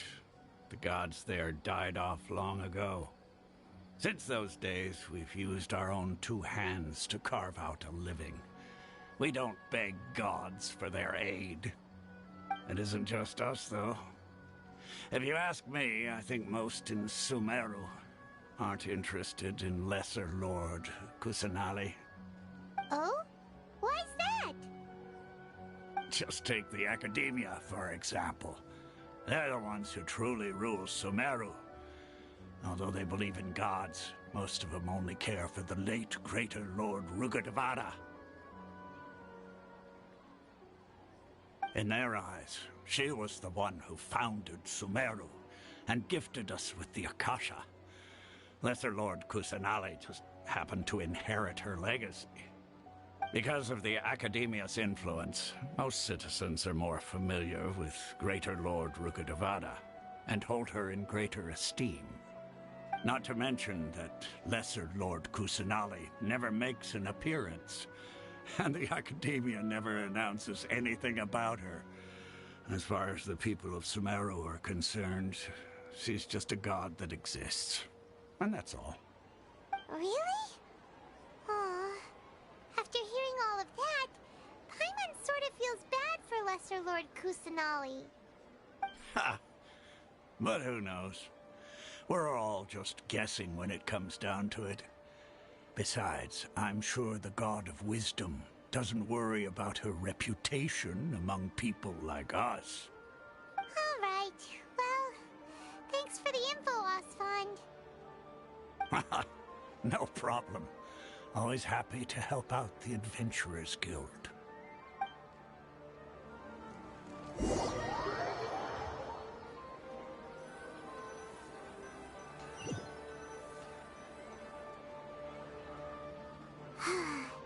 Seems Osfond was right about most people's attitudes here.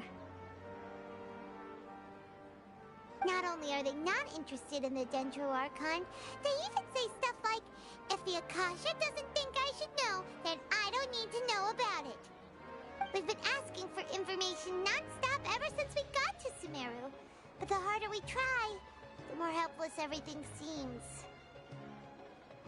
Isn't there at least one person in this entire city who cares about Lesser Lord Kusanali? Oh, you two are interested in Lesser Lord Kusanali? Huh? Who are you? From the sound of it, you two are Outlanders who recently arrived here. You've been asking around for information on Lesser Lord Kusanali, right? Oh, I'm sorry. I forgot to introduce myself. I'm Dunyarzad, one of Lesser Lord Kusanali's faithful followers. Whoa, really? Then do you know how we can meet with her? I'm afraid I can't help you with that. But your conversation earlier did happen to remind me of a legend about the Dendro Archon. Sure. It goes like this. Long, long ago, there was a man who heard a prophecy. It predicted that a great calamity was about to befall him. Panicked by what he heard, the man sought out the Dendro Archon in hopes that she would bless him with the wisdom to help him escape his predicament. The man journeyed across deserts and through rainforests and experienced tribulations of every kind. However, he still couldn't find any trace of the Dendro Archon. In despair, he thought, alas, the Archon has abandoned me. He then had no choice but to sorrowfully resign to his fate. Okay, and then what happened? And then, the calamity came. But to his own surprise, the man felt somehow emboldened by the trials of his journey. By relying on his own strength, he managed to overcome the adversity. At that moment, a bird perched upon his shoulder.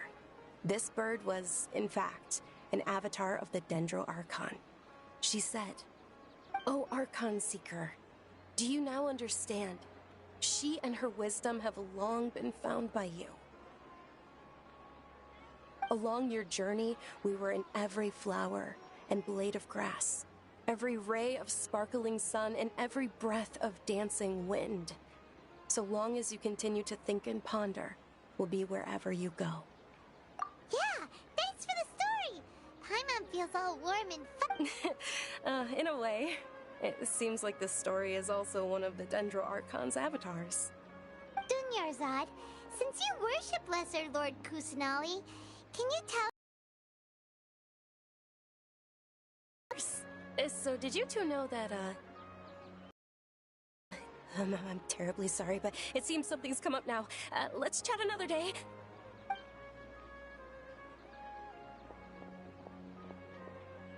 Hey, wait! What the heck just happened? someone. Ugh, this stinks! We finally managed to find a lead about Lesser Lord Kusanali! We can... Let's see if we can get rid of them. Then we can catch up with... Hey, have you two seen a brown-haired girl wearing a purple top and a long blue dress? We're looking for her. Did she have bandages wrapped around her wrists? Yes, that's her. Did you see which direction she went? Yeah, she went... that way. Quick, after her!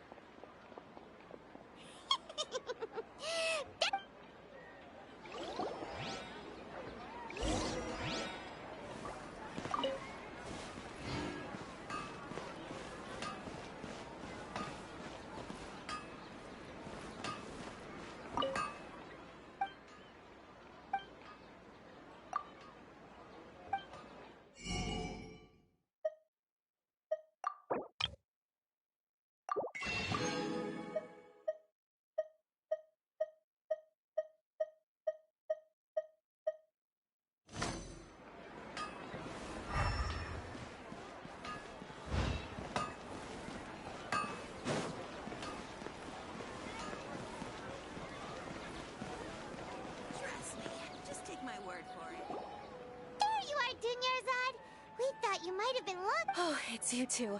Oh, you startled me there. You can relax now. We threw those people looking for you off the trail. Really? Thank you so much. Unfortunately, I believe there's still more of them out there looking for me. Uh-oh. Looks like there's some coming this way. Huh? More of them? Then what are we standing here for? Run! No, wait, my body isn't in the best shape. It's difficult for me to run. Okay, sounds good. There's a tavern on the other side of the port we can go to. They probably wouldn't expect me to hide in a place like that. All right, let's move out. Stay behind us. This new shipment of items is so ridiculous.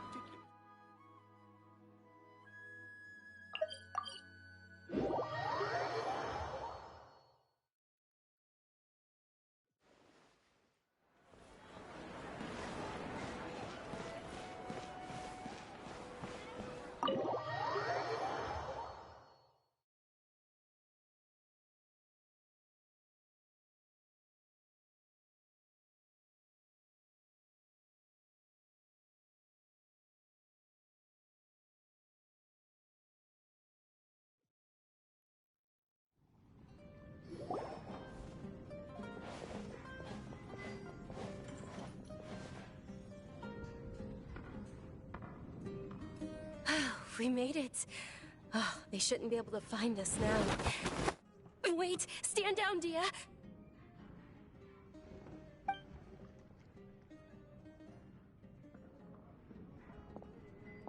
My lady, who are these two? They're travelers that I met on the street just a moment ago. They happened to notice that you were all searching for me, so they helped me hide. I see. In that case, you two should scram. There's nothing here for you. Wait a sec! Who the heck are you? And why are you shooing us away? I'm Miss Dunyarzad's bodyguard, here to see that she returns home safe and sound. My lady, let's get going. You've been gone for so long that your parents are worrying themselves sick. And if I refuse to go with you? It'd be easier for the both of us if you cooperated. But if you insist on not going, then I'll have to carry you like a sack of potatoes. Hey! Dunyarzad already said she doesn't want to go back. Why are you still pushing her? Stay out of this. You don't understand the situation. Sorry, my lady. Even though I'm your bodyguard, your parents are my employers. I have to answer to them. How much? Wait, what? How much more do I have to pay you to become your employer? So you never listen to my parents ever again. Double? A triple? Give me some time. My lady, this isn't about Mora. I don't know what you think of us Eremites, but let me say this. I like Mora, but I'll never go against my principles. That's why I'm here looking for you. Sure, it's an order from my employer, but my conscience was also telling me it's the right thing to do. And knowing your health, carelessly running around like this is gonna hurt ya. For the sake of those who love you, don't be stubborn. No, you're wrong. I'm aware of my limits, and I know what I'm doing. Honestly, the only people being stubborn right now are my parents. And they know perfectly well that it makes no difference if I'm at home or not. They still won't accept reality. And every time I bring this up, they just change the subject. Dia, you've been living with us a long time already. This should be old news to you. Dia, I know it hasn't been easy for Mother and Father, and I'm grateful for everything they've done for me. But there's someone else in this world I'm also grateful to. Because she saved me. The love I have for her is the same I have for my parents. This is my life and my last chance. So I want to do something meaningful. My lady, are you sure what you're doing now is meaningful? Yes, I'm sure. At least... Fine. I won't ask you to return home anymore. But let me make something very clear. I'm only doing this because I respect your determination, not because I agree with you. Thank you, Dia. Sorry for being so rude just now. My nerves were acting up. And I even brought up your payment in such an offensive way. Don't worry about it, my lady. I did say that I like Mora. Besides, that's our next topic of conversation. Today's little excursion caused such a ruckus that every single bodyguard at the estate was deployed. It wouldn't be easy to hide things from your old man. Since this definitely won't be your last escapade, here's a little tip. You should at least make it look like your room and things are still in order when you leave. Also, you'll need someone to cover you for when you're out and about. So, I'll let you hire me, my lady. This way, everyone wins. As for the pay, let's say half of what your father pays me. We can settle the bill when we return to the estate. Okay. Yay! Looks like they've reached an I'm fine, really. I just feel a little tired now that... My lady, stop trying to look tough. We're already in a tavern, so let's rest up and grab some grub. I'm sorry for worrying you two. If you don't mind, I'd like for you to join us. Sure! After you rest up, we want to hear more about Lesser Lord Kusanali.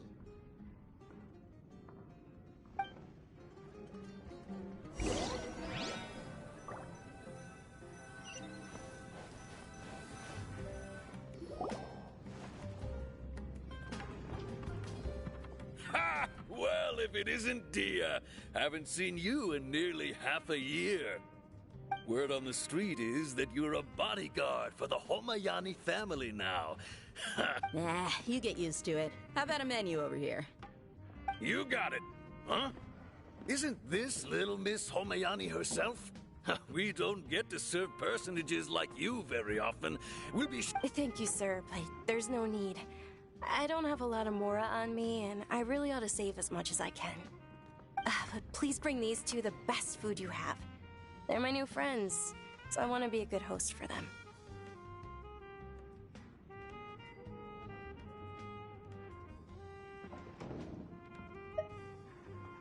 Wait, we're paying for ourselves now? Aw, Paimon kinda wanted to try something fancy, but we aren't exactly loaded. Guess Paimon will settle for something ordinary. How about our charcoal-baked Agelena cakes?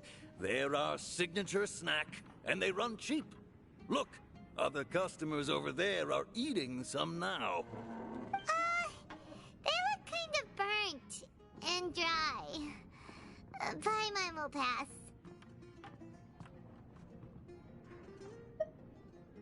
What do you have against my slime dishes?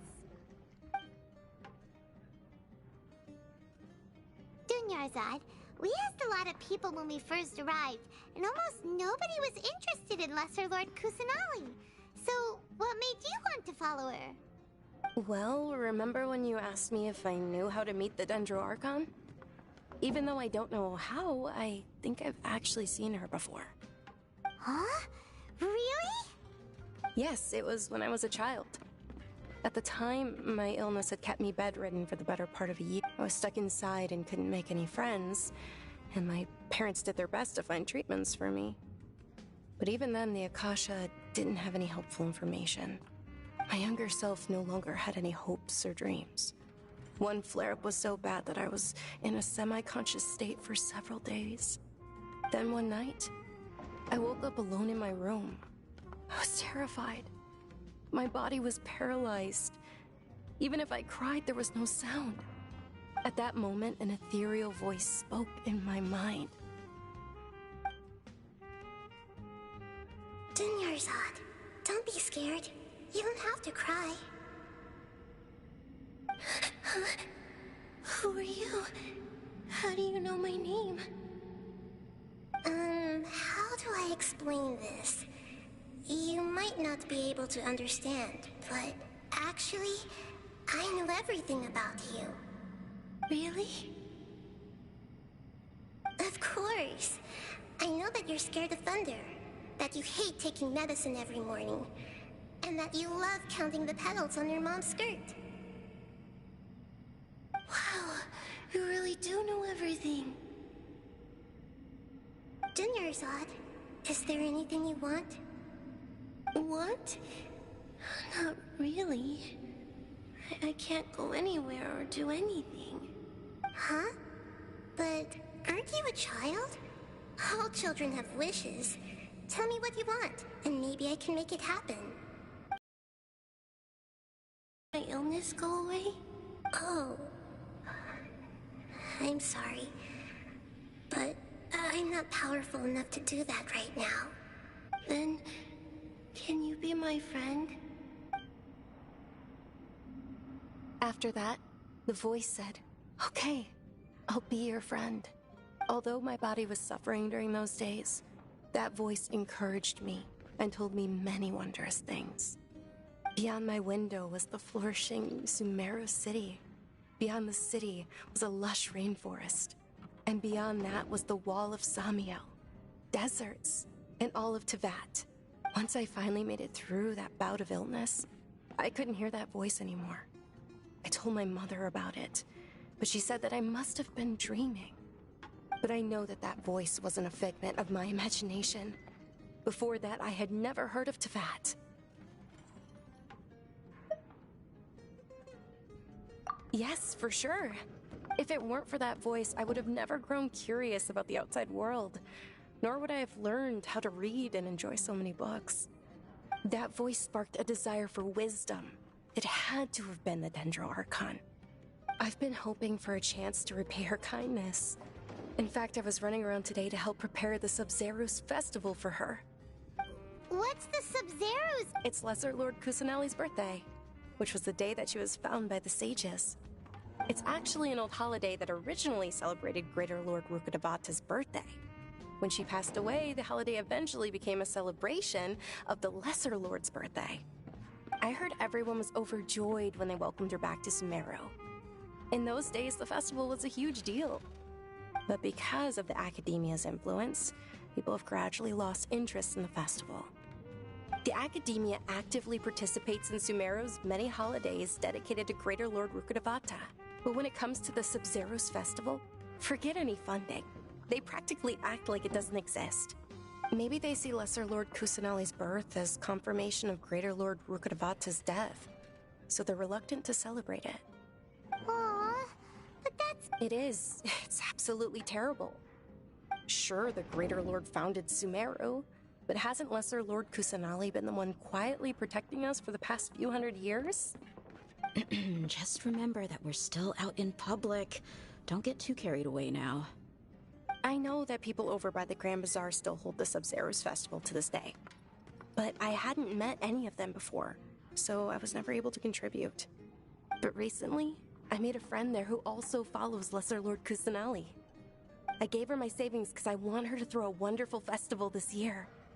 That's the least I could do for Lesser Lord Kusanali. Hold on, my lady. Does this friend happen to be Nilu, the one who sends flowers to the estate? Yes, that's her. I saw her leaving the other day with a nervous look on her face. It seemed like she was hiding something in her arms. Did you give her something? Yes. Initially, I didn't have much Mora prepared, so I had Nilu sell one of my skirts. I've agreed with Nilu to meet up at the Grand Bazaar today and see how things are coming along. Dia, would you accompany me? Sure. That's quite the trip, though. I'll carry you. No, that would be too much, even for you. You might as well just accept the lift. If I let you walk, who knows how long it'll take us. And if anything happens to you, then I'd really never hear the end of it from your father. But of course. Nilu will be thrilled to hear there are more people interested in Lesser Lord Kusanali.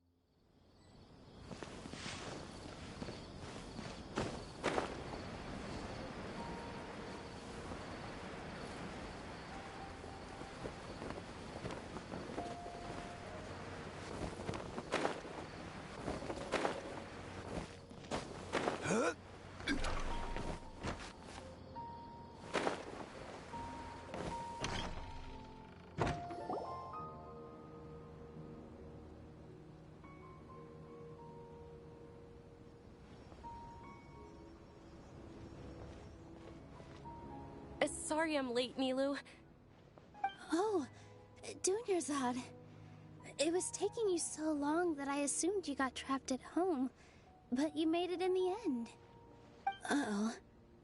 But if Dia's here, that means you got caught, right? You could say that, but everything worked out. She's on our side now. Not completely. Oh, and who are these two? Oh, meet the Traveler and Paimon, my two newest friends. They're visitors who just arrived at Sumerize City and are looking for information on Lesser Lord Kusanali. So you're followers from another land?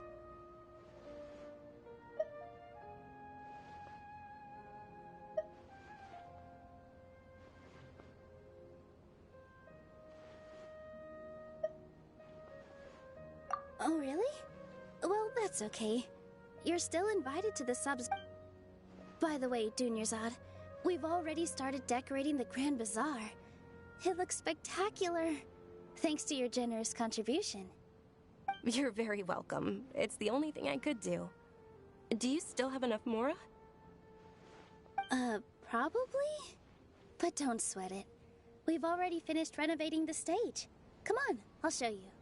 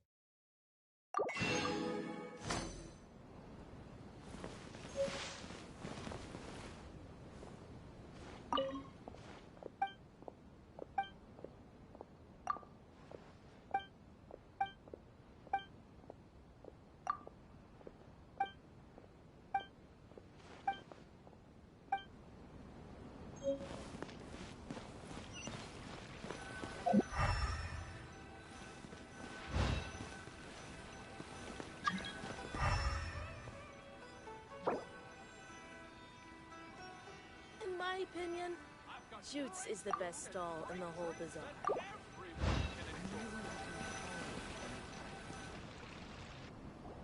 Wow! This place is amazing! Not bad. Last time I was here, the stairs were full of holes. The stairs were nothing. A little while ago, we discovered that the tree above the stage had a huge chunk of bark ready to fall off. Mr. Zubair was worried sick.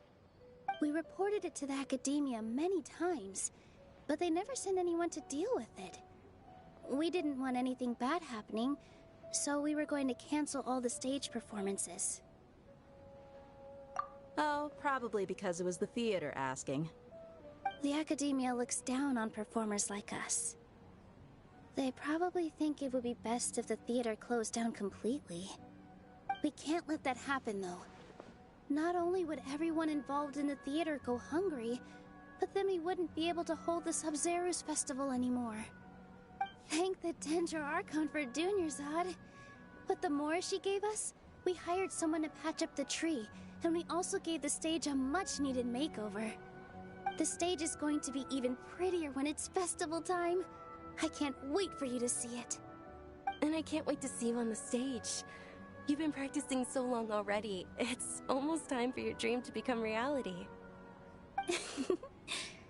It's our dream. I'll do my best for the two of us. Nilu, what are you gonna be doing at the festival? She'll be dancing the dance of Sumerize, the most important performance at the Sumerize festival. Dunyarzad, have you told him the origin of this holiday? I only told them about the Greater Lord and Lesser Lord so far. Okay, then I'll tell you two about how this holiday came to be. According to legend, the Sumerize festival was originally the Goddess of Flowers' birthday celebration for the Greater Lord. A long, long time ago, on one of Greater Lord Rukkhadevata's birthdays, her friends threw her a celebratory banquet. Some of the gods got drunk. One started playing music, and the Greater Lord started singing, so the Goddess of Flowers began to dance. As she danced upon the grass, countless beautiful padisaras began to bloom wherever she stepped. Those brilliant purple flowers became her dazzling stage. All the gods clamored, "Oh, if only time could stop at this very moment." Huh? Really? Oh, you probably mean because all the gods in this story are no longer alive. Although they aren't around anymore, they're preserved in our tradition of dance. This outfit I'm wearing is apparently based on how the Goddess of Flowers looked. Though we're just tiny people compared to the divine, we still have to do our best to make sure that the birthday girl feels loved on her special day. Nilu, you of all people will definitely be able to convey our well wishes to the Dendro Archon. I also noticed that you went the extra mile and scattered padisaras around the stage. They symbolize the Goddess of Flowers, after all. It's just a shame that all the real padisaras went extinct after her death. Yeah. The Greater Lord brought forth padisaras in memory of the Goddess of Flowers, but she ultimately could never truly replicate that beautiful purple. Thinking about the Goddess of Flowers dance makes me wish I could have seen it. If my stage were anything like that, I'd be thrilled if I had just 2 real padisaras on the stage. So, Traveler and Paimon, what do you think? Interested in the Sumerize festival? Will you two be coming? All of Lesser Lord Kusanali's followers will be there for her birthday.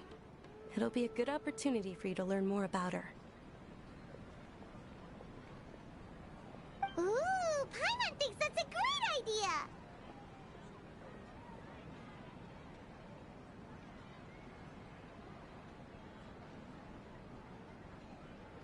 Hey, come on! There's nothing wrong with enjoying a festival. Besides, it's Lesser Lord Kusanali's birthday. She'll be happy to have more people who are celebrating it. So how about we all attend the Sumerize festival together?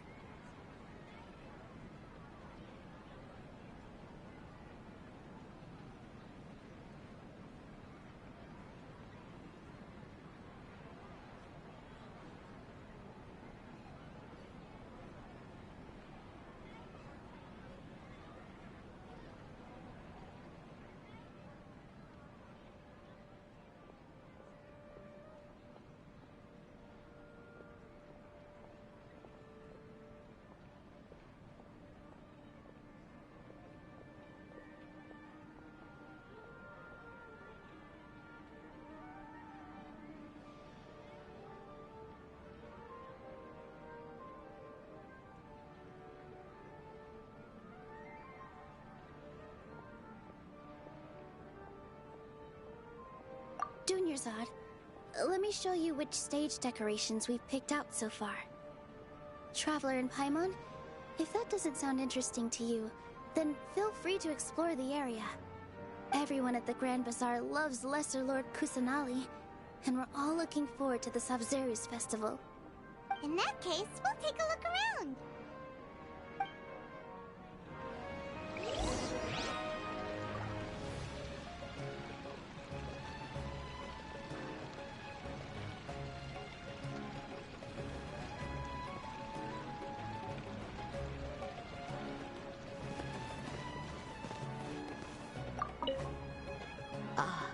Dancing at the Sub-Zero.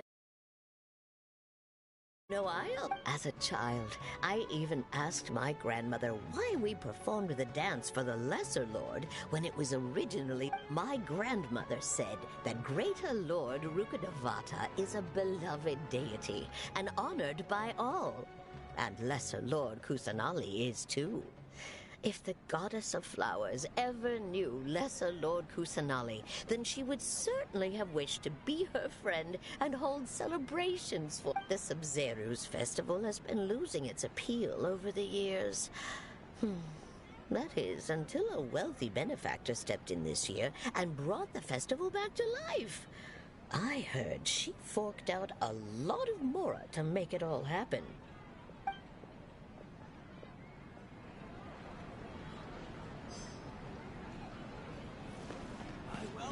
In my opinion, Shoots is the best stall. By Greater Lord Rukkhadevata.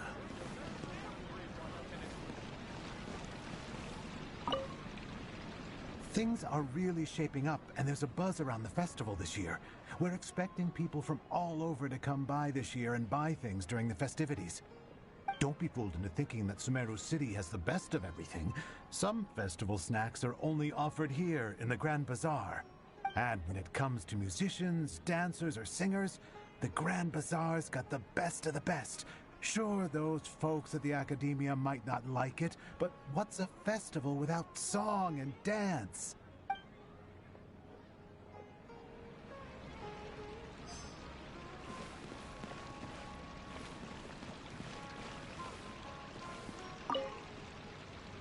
Whoa! What's with your yellow hair? And why do your clothes look so funny? Are you an Outlander? Did you know that the Sub-Zero's festival is about to happen? There'll be loads of fun things to do at the festival. But the best part is when Ferris, the Knight of Flowers, passes out candy to everyone.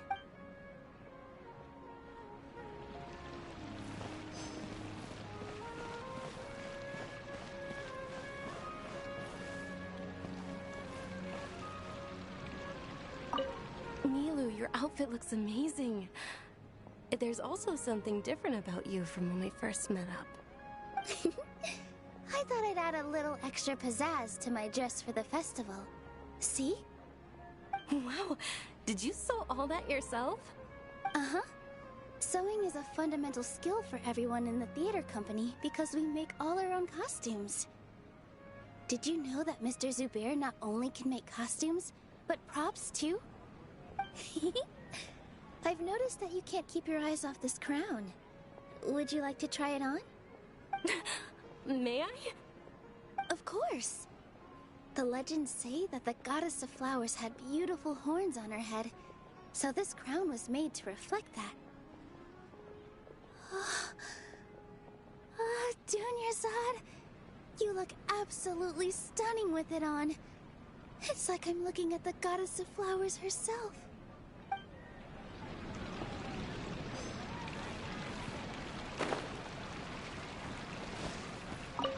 Huh. Revamping the stage for the festival couldn't have been easy, that's for sure. I bet this year's festival will be one to remember. I don't know much about the Grand Bazaar, but I do know that the residents here have a penchant for song and dance. Two things that the Academia doesn't particularly approve of. Oh, and the perfume sold around here is a lot better than what you'll find elsewhere. The fragrances are longer lasting and they're gentler on your skin and... I mean, that's what I've heard at least.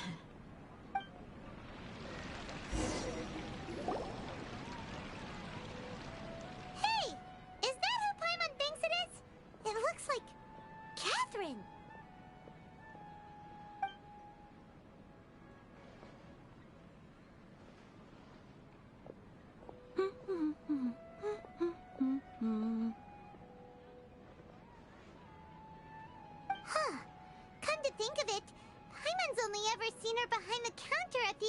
Adventurers Guild. This is the first time we've ever seen her taking a break. Hey, Catherine! Huh? Oh, hey! It's the Traveler and Paimon! What's shaken? Whoa! Break time Catherine sure sounds a lot less formal than usual. Paimon was still waiting for her to say Ad Astra Abyssosk. Sure. Standing behind the counter at the Adventurers Guild doesn't require any complicated functions. But saying and doing the same old things over and over again can get pretty monotonous. Like watching the same Fontaine movie day after day. But take you two, for example. You travel across Teyvat to enrich your lives and gain new experiences. Well, we enjoy traveling across Teyvat and all that, but we're mainly looking for clues about his sister. Yes, you should keep searching. Sometimes the answers we're looking for aren't necessarily at our intended destination. Instead, they're found along the way. Huh. Haven't we heard someone say something pretty similar recently? Anyways, what brings you out here, Catherine? No, not particularly. I guess you could say that I'm loving the recent atmosphere here. If festivals bring happiness to everyone, then that's where their true value lies. Oh, it looks like it's about time for me to be heading back now. Alright, we'll see you next time at the Adventurers Guild. Oh, by the way, thanks for connecting us with the Eremites. We've already made some great friends in Sumeru City thanks to you. I'm sure you two will get along well with the people here. You've already been blessed by the element of Dendro after all. See you around.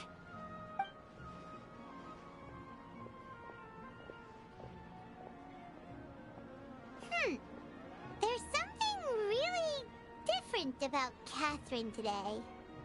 Hey, Traveler. Paimon. Oh, hey, Dia. What's going on? I've got something to tell ya. My lady knows you're looking for ways to meet Lesser Lord Kusanali, and she's been trying to come up with a way to help you. Well, I have an idea that might help. Are you serious?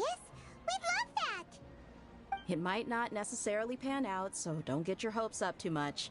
I'll need to take you two somewhere and ask someone some questions.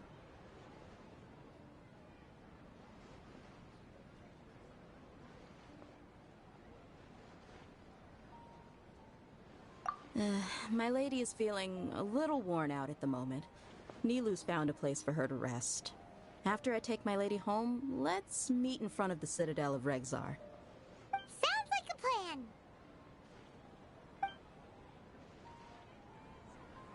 Let's head over to the Citadel of Regzar and wait for Dia! Everyone can enjoy in the whole bazaar.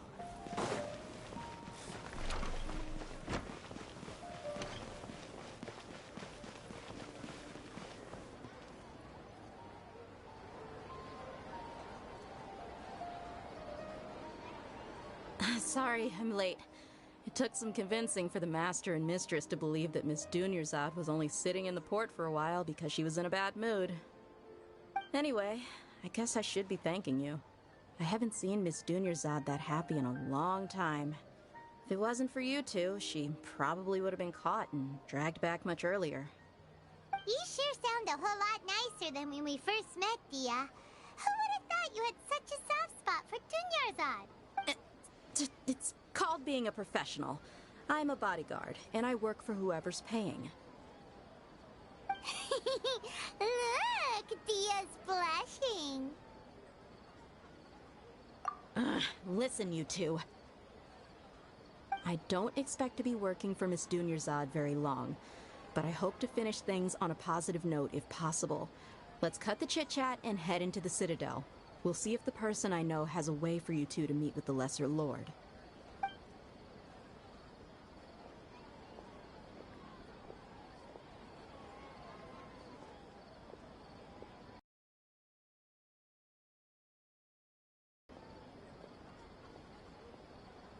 Oh, hey, Chief. Ha, Dia! What are you doing here?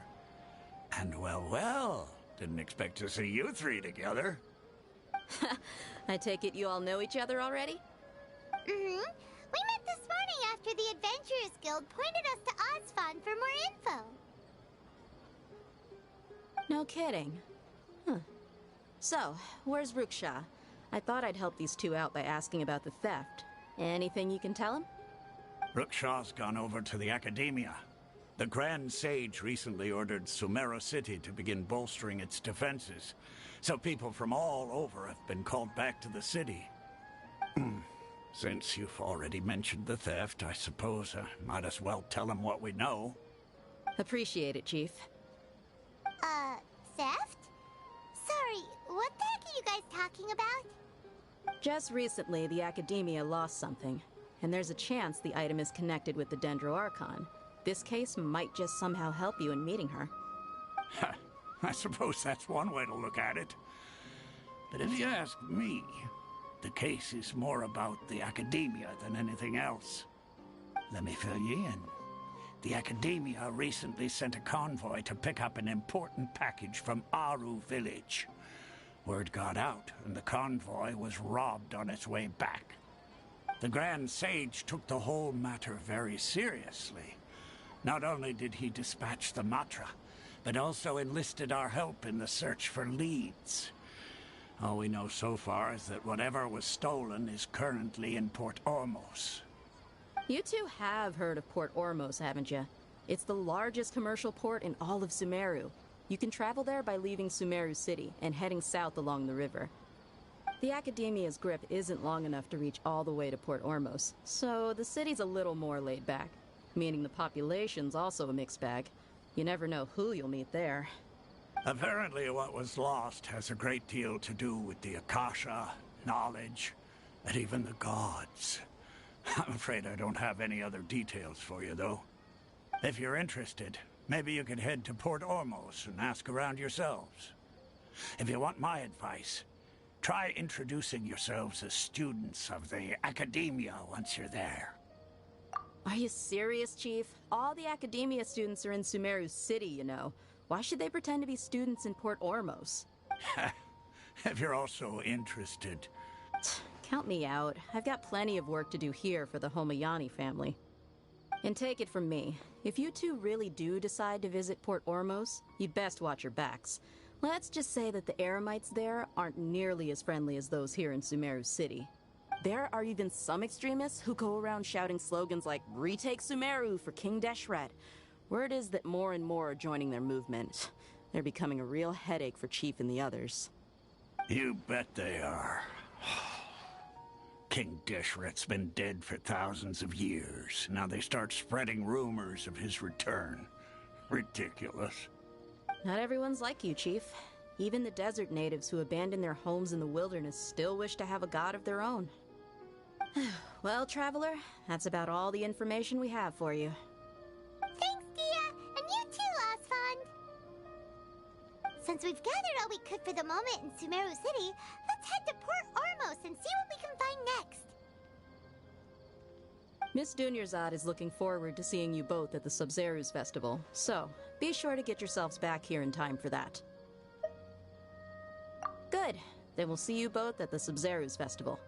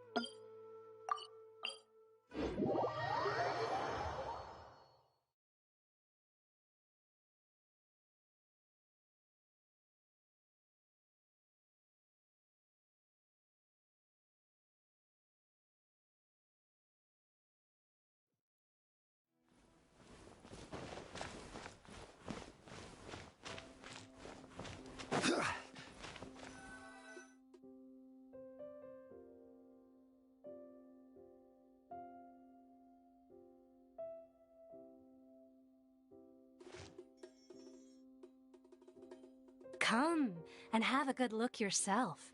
Traditional spices of the highest quality, made with pride and experience. You've got a deal. I can't thank you enough for always looking after my business. Believe me, I'm not making this up. Several Eremite mercenary groups are nearly in open conflict, but does the core of 30 care? And that's not all. Did you know that... Wow! Talk about hurly-burly! This place is busy! Well, guess that's only to be expected for the largest port in Sumeru. Maybe it's because of... Ooh. Let's get our bearings. We know that whatever the Academia lost is related to the gods. But other than that, we don't have much else to go on. Osfun told us to try posing as Academia students while asking around. Paimon checked the Akasha on the way here, and the Academia doesn't seem to have any research facilities in Port Ormos. Paimon doesn't get it. Won't we look even more suspicious going around saying we're Academia students and asking about the stolen item? Well, given all the people that come through here every day, if there's any information to be found, Paimon bets we could find it in the market. Let's ask around and see what we come up with.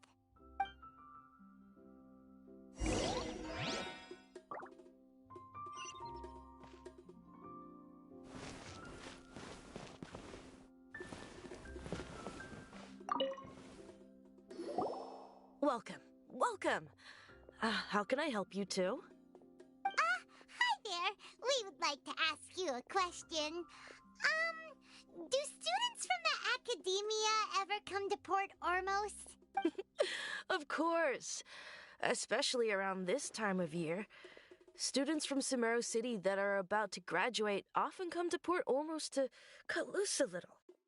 Many people often talk about how hard it is to get accepted into the Academia, let alone graduate.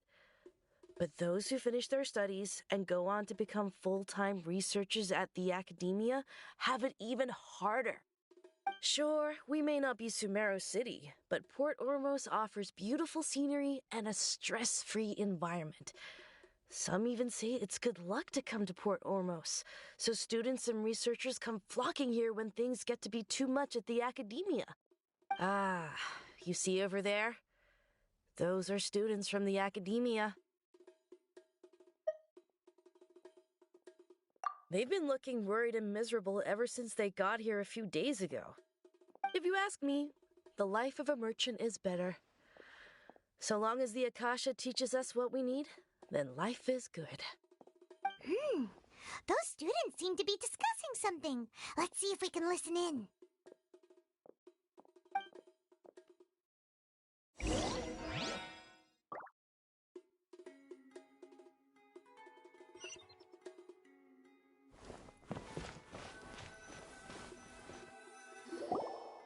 It's no good. I've tried asking around, but I haven't been able to learn anything useful. Not to mention that a bunch of scary-looking Eremite mercenaries have been posted along the streets now. There's been a lot of fighting between the different Eremite factions in Port Ormos. If we choose to move on our own, then it would be wise to steer clear of them. Especially the group that's constantly shouting some stuff about King Deshret and some resurrection. I've even heard that the Citadel of Regzar is starting to get fed up with them. What was that group called again? Ein something or other? They're called Ein El Akhmar. Today, I heard that the thing we're after might be in their possession at the moment. Wait, come again? Don't you see? Many of the Eremites in Port Ormos deal with trading this kind of thing. They're usually pretty wary of outsiders, but not so with students of the Academia. It's because the kind of goods that students are looking for aren't the kind of goods that Eremites are after. As long as they know you're a student, then deals can be made. I've heard that Ein al-Hakmar likes to set up shop at the Jafar Tavern. Supposedly, if you're willing to part with 500,000 Mora, they'll give you info on anything. Wait, did you say 500,000?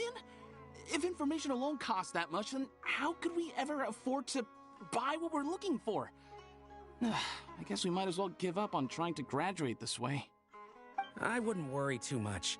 Our field of research is very niche. Who else could possibly be after that kind of shady knowledge? I bet it's practically worthless to anyone aside from us. Well, I guess that makes sense. Then the only thing left for us now is to find a way in. Why don't we all just pool our money together and pay for the information? Whoa! Did you hear that? A niche field of research and shady knowledge? It all sounds pretty suspicious to Paimon. Is knowledge something? So, what's her plan?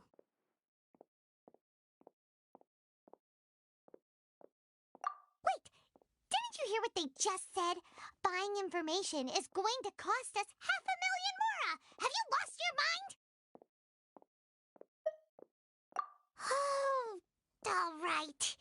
Paimon never thought she'd agree to parting with that kind of mora. But if you know what you're doing, then we should give it a shot. Out of all my commissions, I enjoy making jewelry for newlyweds the most.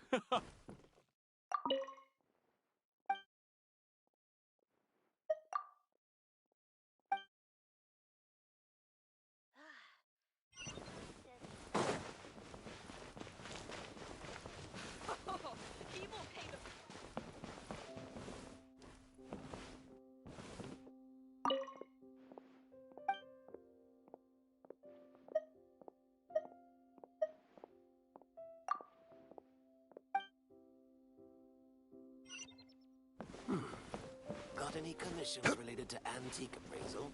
I can handle them.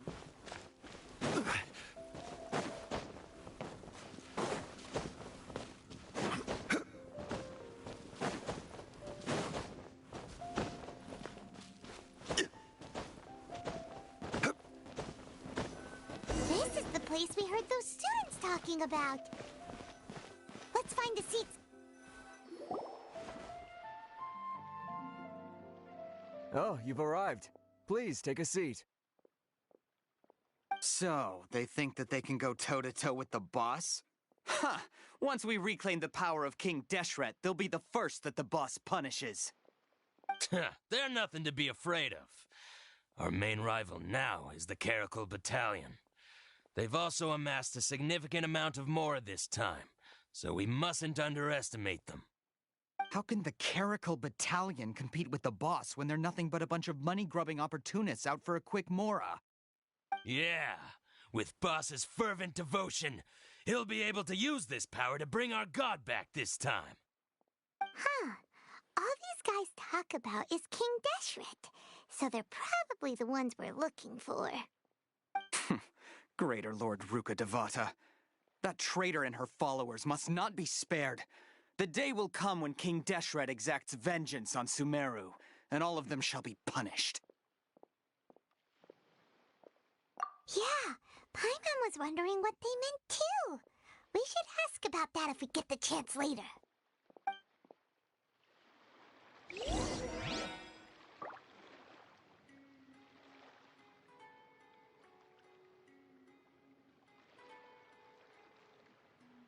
What's going on?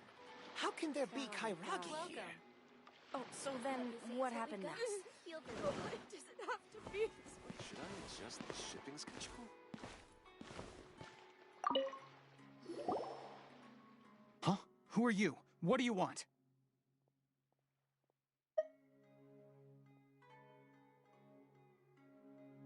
A student? What's a student from Sumeru City doing in Port Ormos? Ah, well, if it's info you want, you've come to the right place. The question is, can you afford it?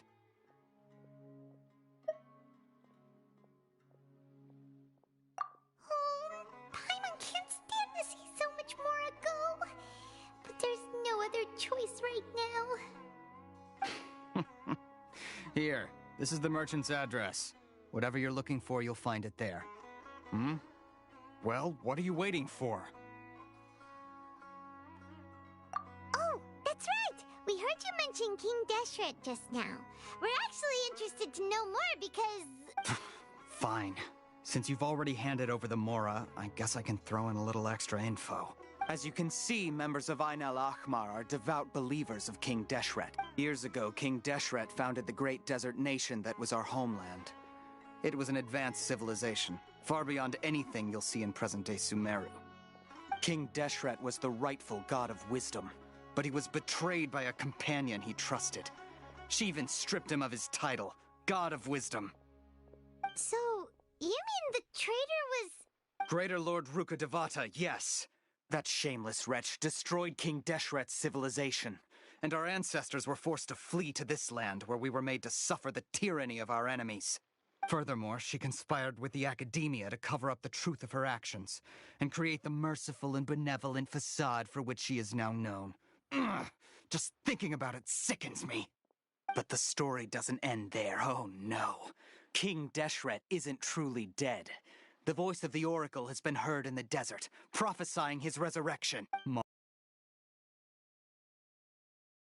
When that day comes, all followers of the traitor and all the desert dwellers who have forgotten their true god will suffer retribution to... If what I'm saying makes you shiver with fear, it might not be too late for you to become a believer of King Deshret. I don't have anything to say to you Academia people about that. I think this conversation has reached its end. Not just yet. This man is a fraud. Huh? You again? Deranged Academia. Yes, it's me again. I already warned you that if you weren't willing to sit and discuss things with me, I'd take measures to make things uncomfortable for you. Listen to me. That address he gave you is fake. Or at least, you won't find a merchant waiting for you there. This group has been boasting all around that they can provide information on a certain item as a means of luring people into their territory. Once you show up, they keep up the act until they have hard evidence that you want to purchase said item. Then they use that to squeeze you for all the more you're worth. Hey! Shut it, Al-Haytham! What are you playing at, trying to ruin our business like this, hmm? I told you the other day. I wish to discuss my terms with your boss. Ha! The boss made it perfectly clear. Yes, and in no uncertain terms. But that was then. It does not preclude him from changing his mind in the future. I'm warning you. Don't push us, or this could get ugly. We don't usually get rough with people from the Academia because it just complicates things. For a lunatic like you, though, we might just have to make... If you're suggesting that we escalate this from a verbal exchange to a physical one, I accept. After all, even the Archons used war to negotiate the ownership of Teyvat. If, on the other hand, we can't agree on any means of negotiation at all, then I'm afraid my next course of action will sting a little more than the mere falling through of a few business deals. I will jeopardize the Eremite's reputation, which I know you value above all else. I am quite confident that if I began to take such action, your boss would willingly approach me himself. However, I fear that by then, some things will have happened that cannot be undone. Also, a word of advice. I suggest you tell your boss exactly what happened here today. What did you say? Consider this. Have I ever failed to follow through on my word in the past? This guy is really out of his mind. Okay then. If you really have a death wish, let's meet a week from today. The pier in front of the Pharos Lighthouse, 4 o'clock in the afternoon, sharp. Don't expect us to hold back. Not so fast. First, you return the 500,000 mora to them.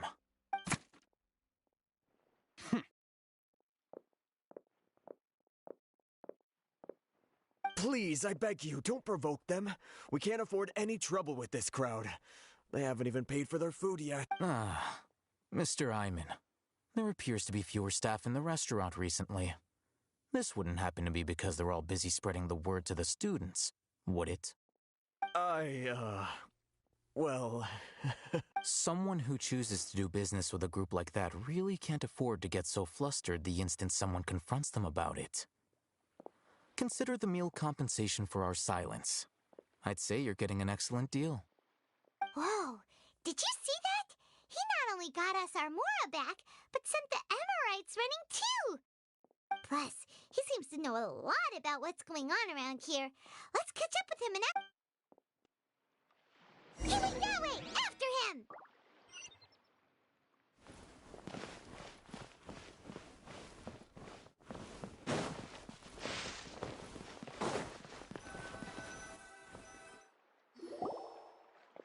Wait up! It's Al-Haytham, right? What do you want? No need for thanks.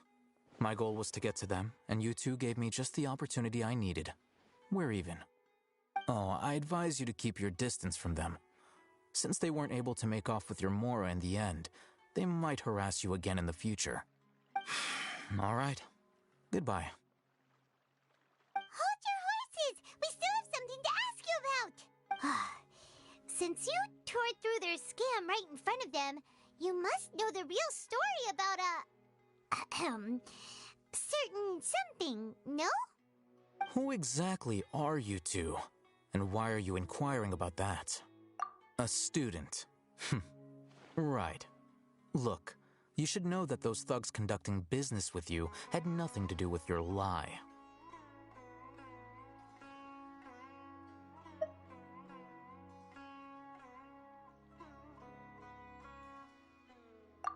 Huh?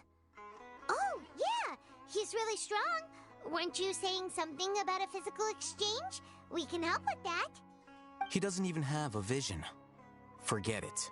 Maybe not, but he can still use elemental energy. Otherwise, there's no way we'd go asking for info from from guys like that. Those high-headed thugs are definitely gonna bring a lot of backup for your next meeting.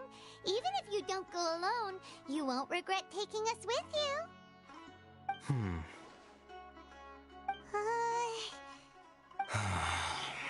All right, I accept. Got a pen and paper?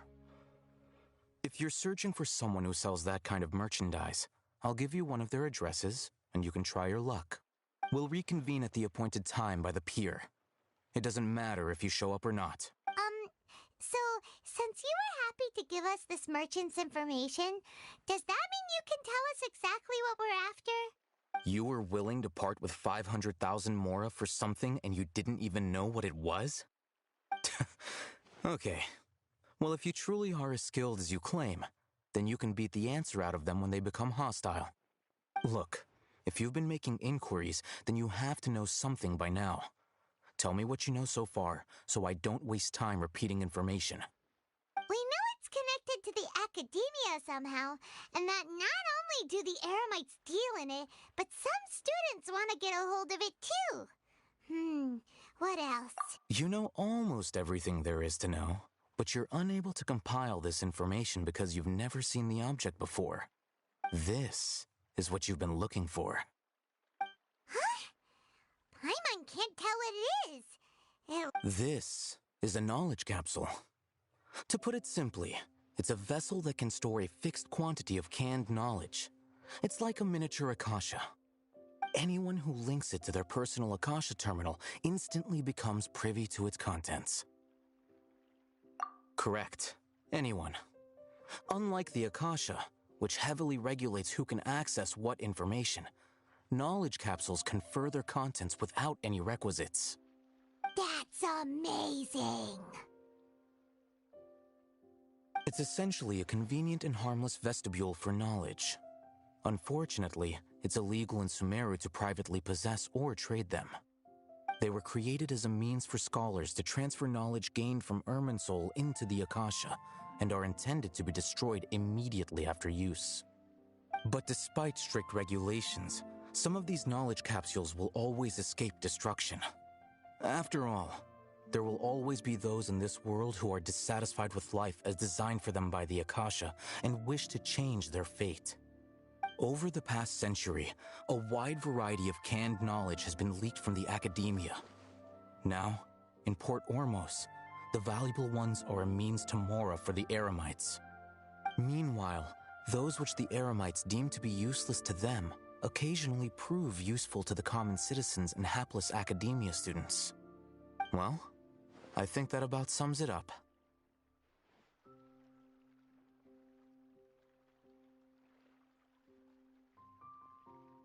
Ah, So that's your true objective. With our current arrangement, I don't believe I can offer an answer. You're still resolved. Fine. Let's talk somewhere with fewer...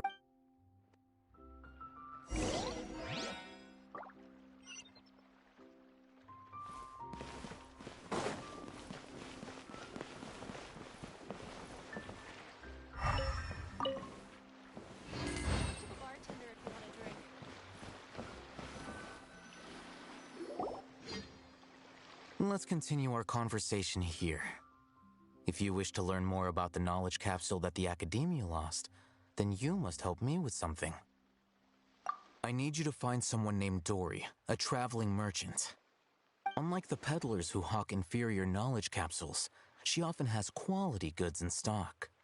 Some say that as long as there is profit to be made, there is nothing she won't dare to sell. She's guarded against people from the Academia because most of her wares don't comply with Academia regulations. I think she blacklisted me. I met with her informant, but it soon became clear that they had no intention of letting me get any further. Become one of Dory's customers and earn her trust. This is my condition for further collaboration. Why do you want us to meet with her? Until you complete this task, you don't have question privileges. Fine.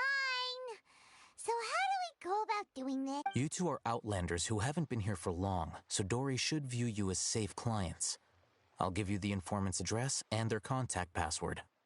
Beyond the password, though, I have no way of knowing what other tricks she might have up her sleeve. You'll have to improvise. This is kind of nerve-wracking. The true challenge begins after you meet her. She has a keen nose for Mora and a shrewd eye for wares, and she only likes customers who she deems to have good taste. I'll prepare some funds for you. Buy her highest quality wares and earn her approval. But we only just saw a knowledge capsule for the first time. We don't know how to tell which ones are good and which ones are bad. That's true. Have you two heard of elemental sight? Oh, that's a surprise. Guess I'll have to hold you in higher regard. Anyway, that ability should resolve your issue.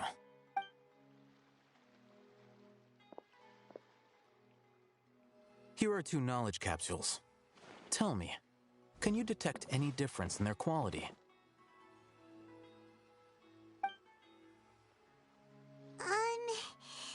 They look the same to Paimon. Try inspecting them with elemental sight. How'd it go? Did you see anything?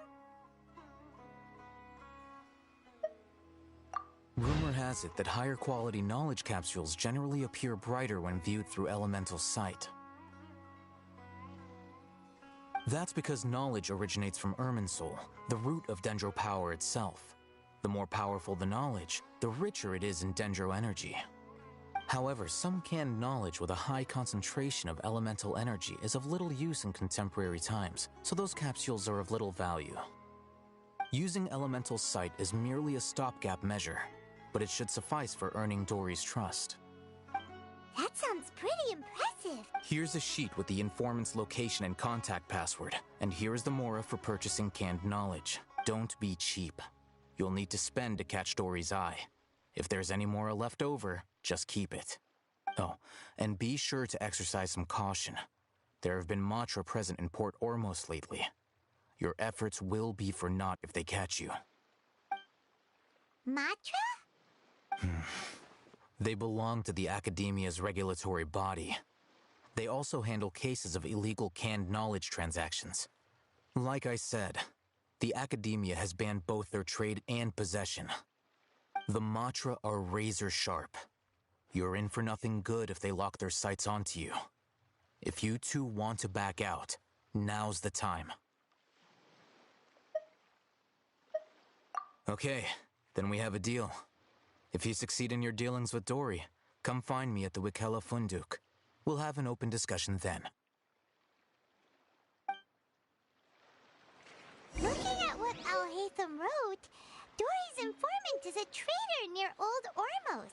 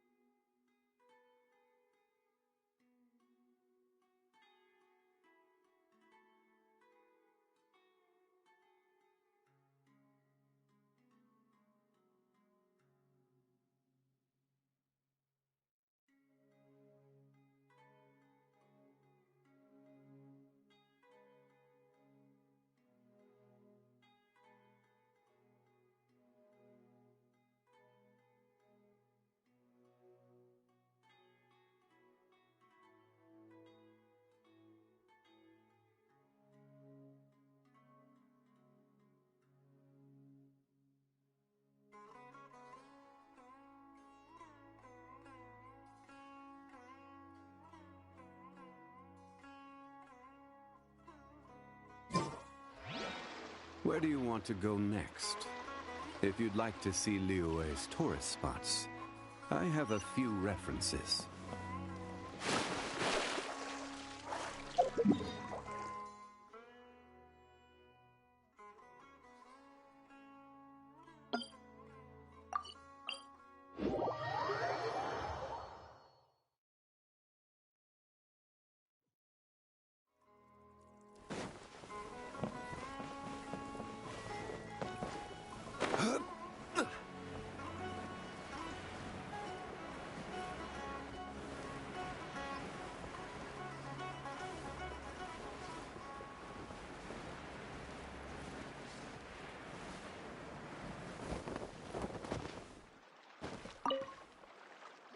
Hello. What are you two looking to buy?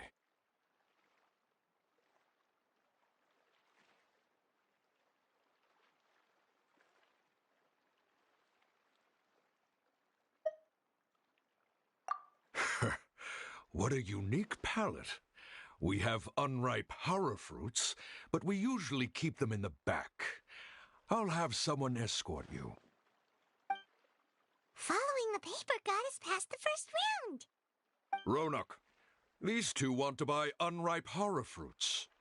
Show them to the warehouse. Got it. You two, please follow me. You two have a fascinating fashion sense. We haven't seen a customer wearing a Sumeru rose for quite some time. Hold on. Let me think. Sumeru rose means common merch. No, look again. We're obviously wearing morning flowers. Ah, my mistake. I do apologize. Whew. That pop quiz sure was scary. Ah, the warehouse is up ahead. Please follow me.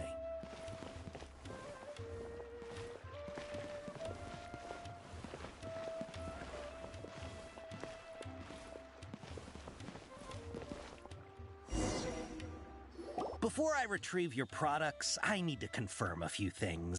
Please forgive me, but we may not have sufficient stock for you today. Earlier, many of our horror fruits were taken by mice.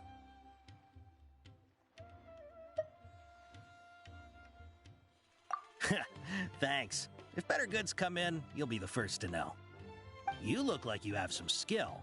Why don't I pick out some fruits that'll make you dizzy?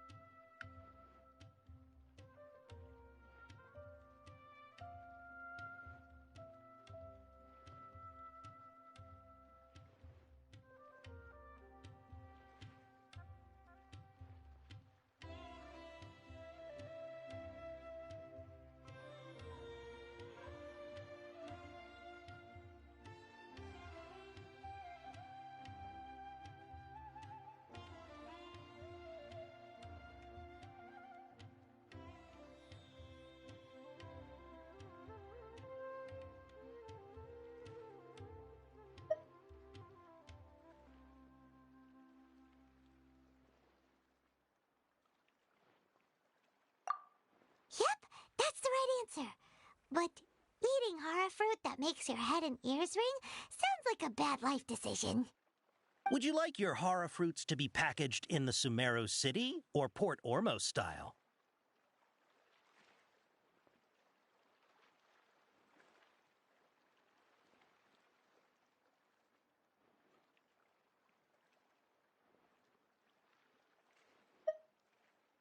Wow, you two sure are generous customers. We'll be sure to package your products beautifully. Okay, everything has been confirmed. Miss Dory is waiting for you up at... Shoot! It's the Matra! Run! What? The matcha? Where? I'll hate them said we're done for if they catch us. We gotta get out of here.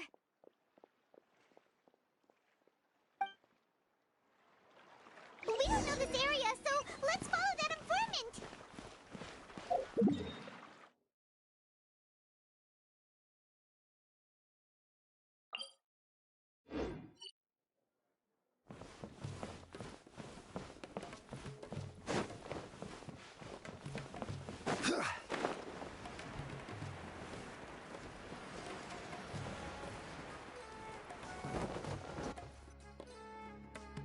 He ran that way!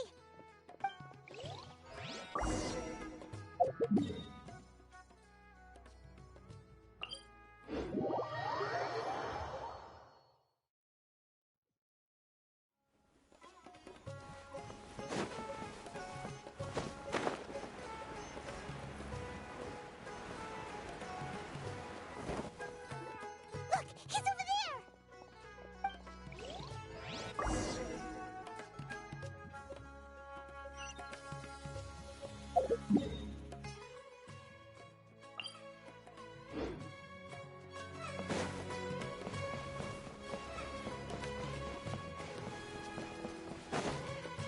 Hey! If you're hiding from the Rishbaland tiger, come this way! Another password! Huh? Oh. Here, over here. You can stop running now.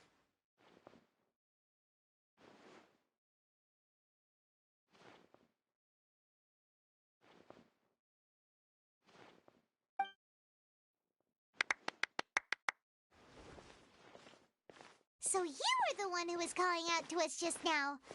But, are we definitely gonna be safe here? These two good customers wish to buy some horror fruit, Miss Dory. And if there's nothing else, I'll just excuse myself.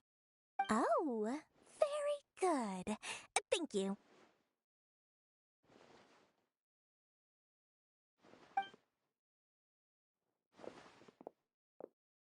Huh? Wait, you're Dory?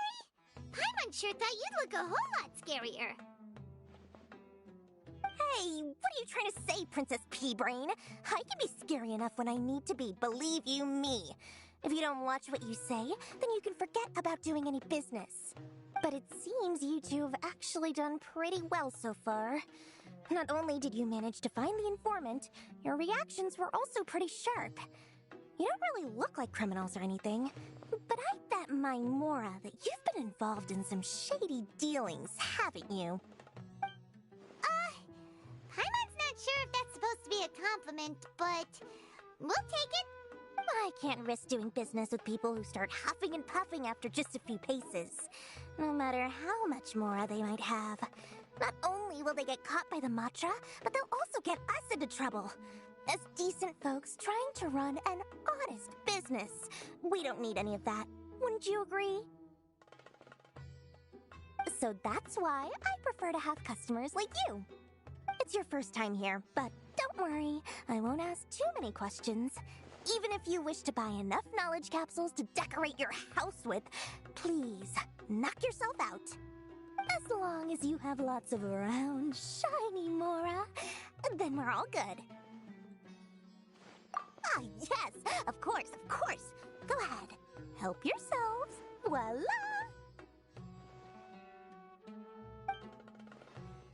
Wow, she has a trove of canned knowledge. Whew. Trouble if the Matra caught her. What kind of products do you seek, my dear customers? Don't worry, I'm not interested in your reasons for buying. I can, however, offer some suggestions. Take this one, for example. An analysis of the sociological ideology and dialectics of the Hilichurls. Only 3 people in all of Teyvat have ever studied it, making it extremely rare. It's on sale now for 350,000 Mora. Yeesh! Who would want to be an expert in that topic? Or how about the architectural styles and construction methods of Teyvat in the early Archon War period? With this one, you can become an expert in historic architecture preservation and find an excellent, well-paying job in nearly any nation. Ooh, now this sounds 2 million Mora, and it's yours. Whoa! Of course, you are free to pick whatever your heart's desire. The contents and price of each knowledge capsule are indicated in small text on the body of each one, down at the bottom. Alright, let's try the method that Alhaitham mentioned.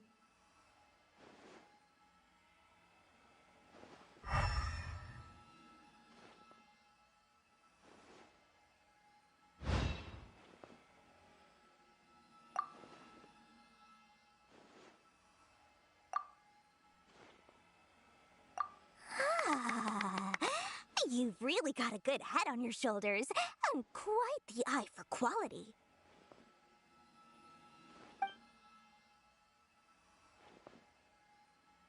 I'll take these, please and thank you. My, oh my, you are blessed with a taste for both the exquisite and the extravagant. Customers like you are a rare breed, 1 in 100. No, 1 in 1,000 even. Listen, I have a special offer for you two. If you spend just 100,000 more, you can pick any knowledge capsule of your choice up to a value of 1 million mora. Say what now? Hey, did you hear that? Spend another 100K and we get a capsule worth a whole million! But all the canned knowledge we just bought is easily worth 500,000 mora. If we spend just a little more, we can get something worth... Think about it. We've gone to all this trouble to get this canned knowledge. And so far, everything we bought belongs to Alhaitham. Aren't you even the least bit curious about how this whole canned knowledge thing works? We're talking instant knowledge here. Don't you want to try it yourself?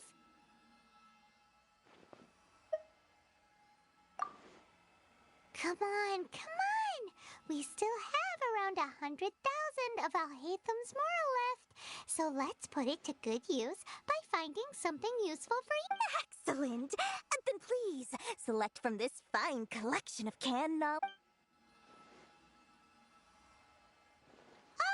Hold on a second. Paimon thought we could choose whatever we wanted. Why can't we choose the ones from over there? Oh, but my dear customer, the knowledge capsules over here are worth 1 million mora each. I'm sure discerning customers like yourselves will be able to find something to your liking. Please, take your time. Uh-oh, Paimon has a bad feeling about this. Let's use Elemental Sight again to check these.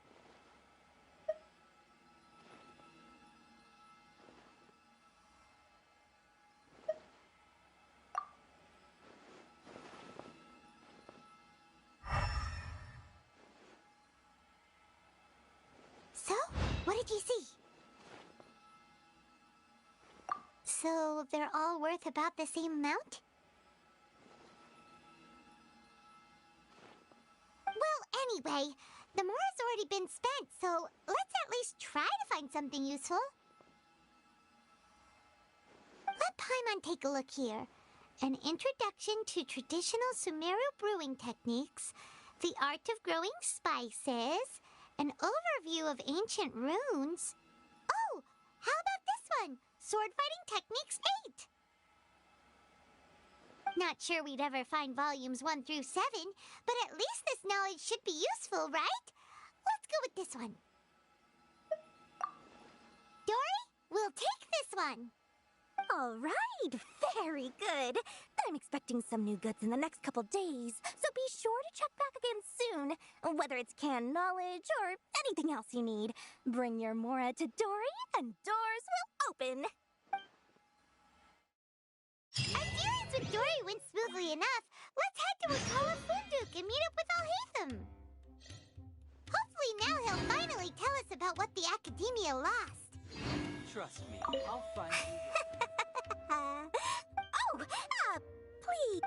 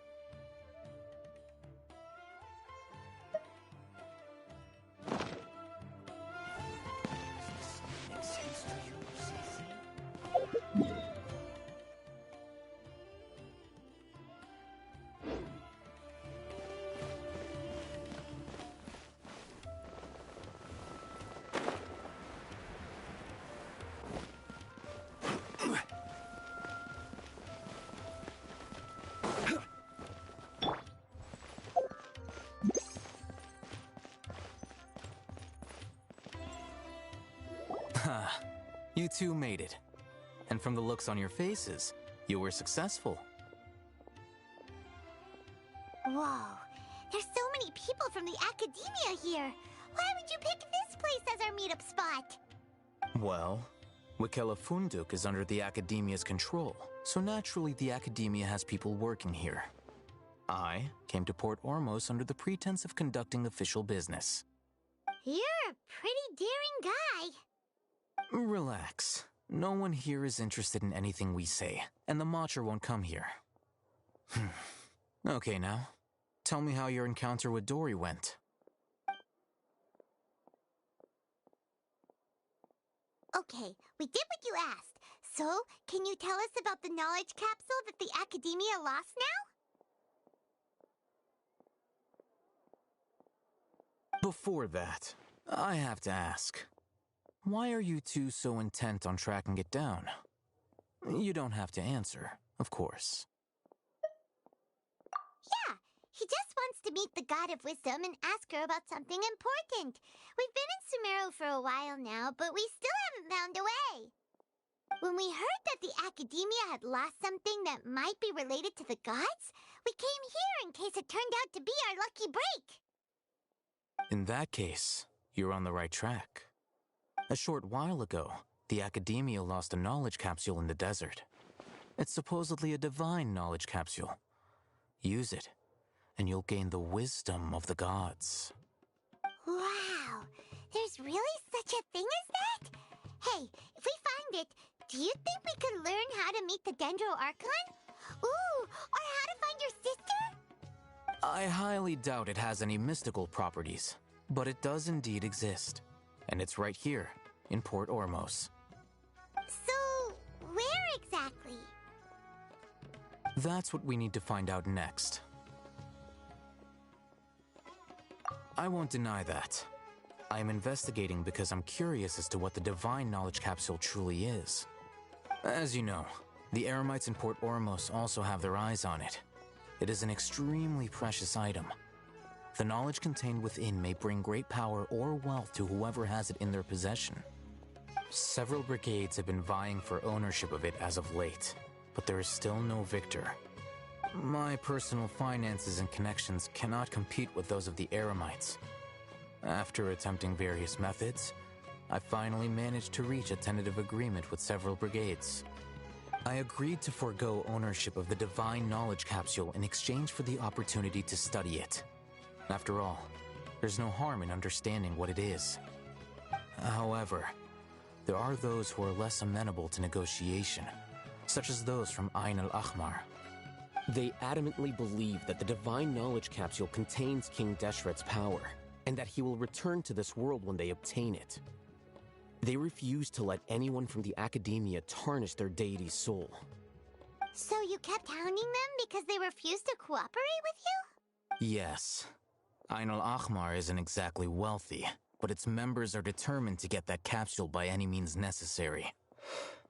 To that end, they've resorted to many methods more foul than fair in order to amass sufficient funds. So, I've been sabotaging their business to force them into negotiating with me. The Divine Knowledge Capsule should be up for a secret auction within the next few days. Each brigade will place their own bid, and the prize will be covertly given to the winner. To ensure the capsule's security and to evade the Matra's notice, the winning brigade will not publicly disclose their victory. Unless I know whose hands the Divine Knowledge Capsule ends up in, my agreements with them will fall through. Dory is the most reliable source of information, but that avenue was previously closed to me. With you on board now, the situation is different. In other words, you wanted us to befriend Dory so you could find out where the Divine Knowledge Capsule is? Yes, you can say that. But this arrangement harms none of us. The day after tomorrow, go back to Dory and try to purchase information on the Divine Knowledge Capsule's whereabouts. If she has no information, wait 2 days and approach her again. If I get the opportunity to study the Divine Knowledge Capsule, I will relay my findings to you. Will that suffice as compensation? Okay, then we'll meet up in 2 days. Hatham, before you go, we actually bought a knowledge capsule for ourselves, but we're not sure how to use it. You two want to try using a knowledge capsule? Sure, I can teach you. Doing so right under the Academia's nose is a bit problematic, though. What do you say we head to the outskirts of town?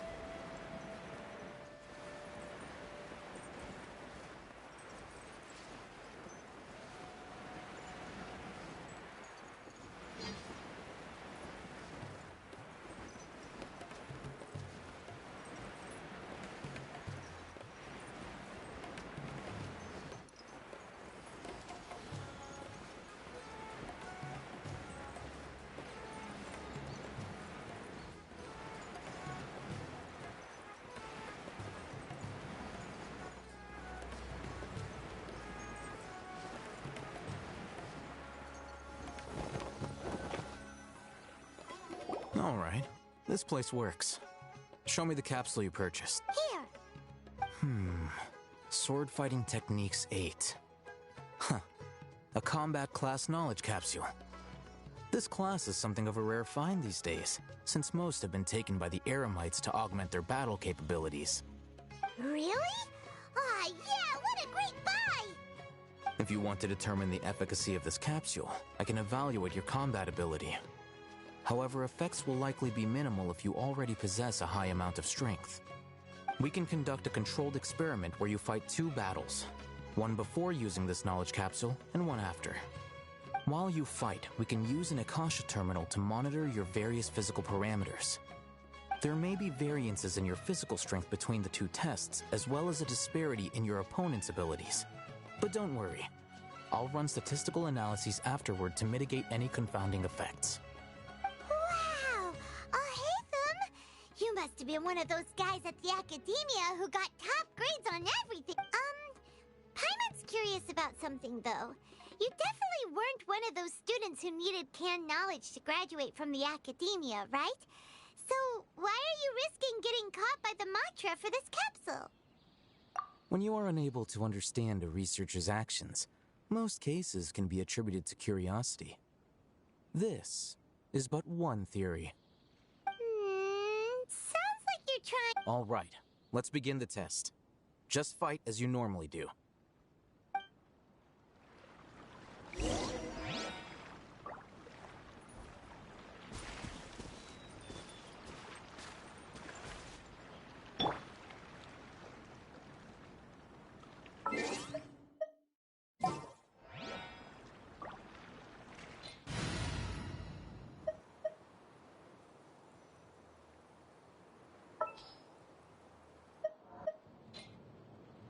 This world is full of...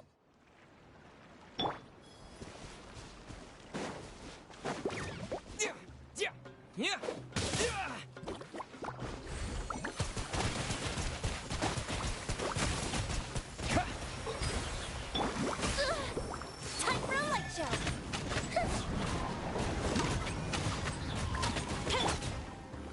Stabilize!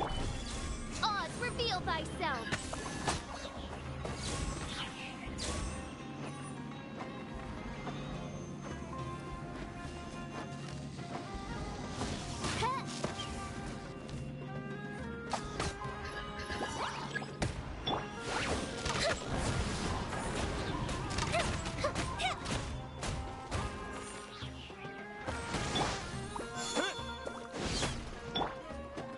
By royal decree!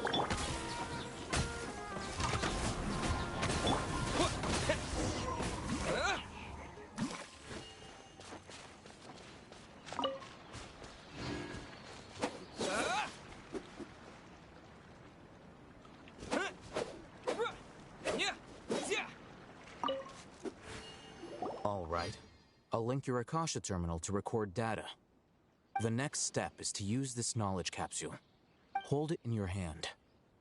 I'll help you establish a connection with it so you can activate its power.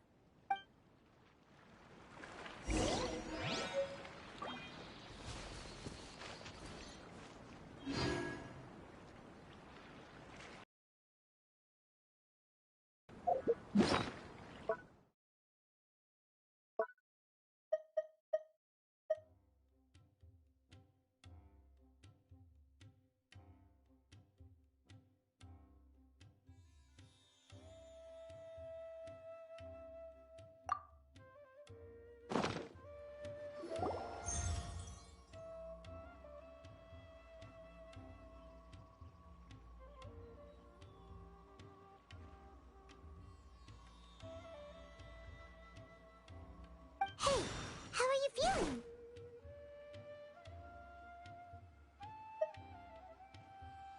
You mean that it worked? All right. Time for round 2. Fight with the same composure as before.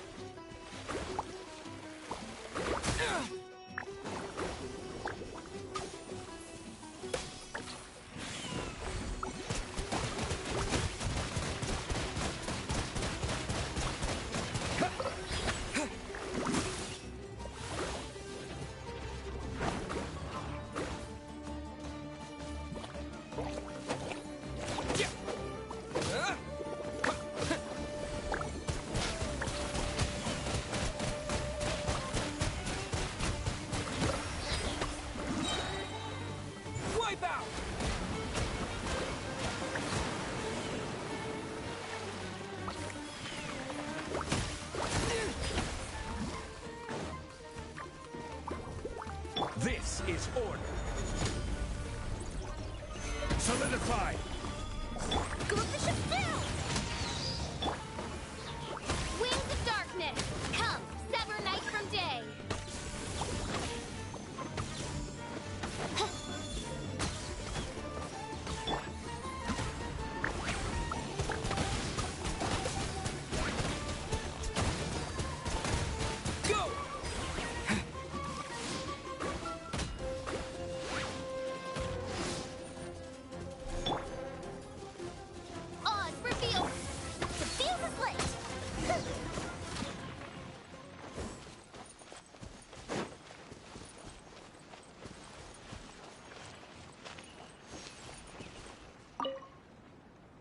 Now, I'll start recording data again. Oh, hey, Thumb. How's it going? Well, the knowledge capsule you purchased did improve his combat capability.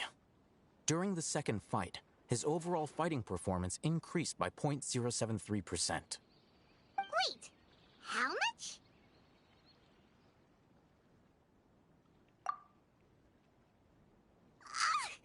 Dory's such a jerk! She totally scammed us! 1 million mora? This thing isn't worth a tenth of that amount! Of course, this could be because he is so powerful that the capsule's contents were unable to produce a substantial increase. At the very least, this test allowed me to gain more insight into you two. Our deal seems increasingly worth my investment. I'm heading back to Akela Funduk. I await your response in 2 days' time. This is Mora for when you ask Dory for information. Pay her as much as she requests.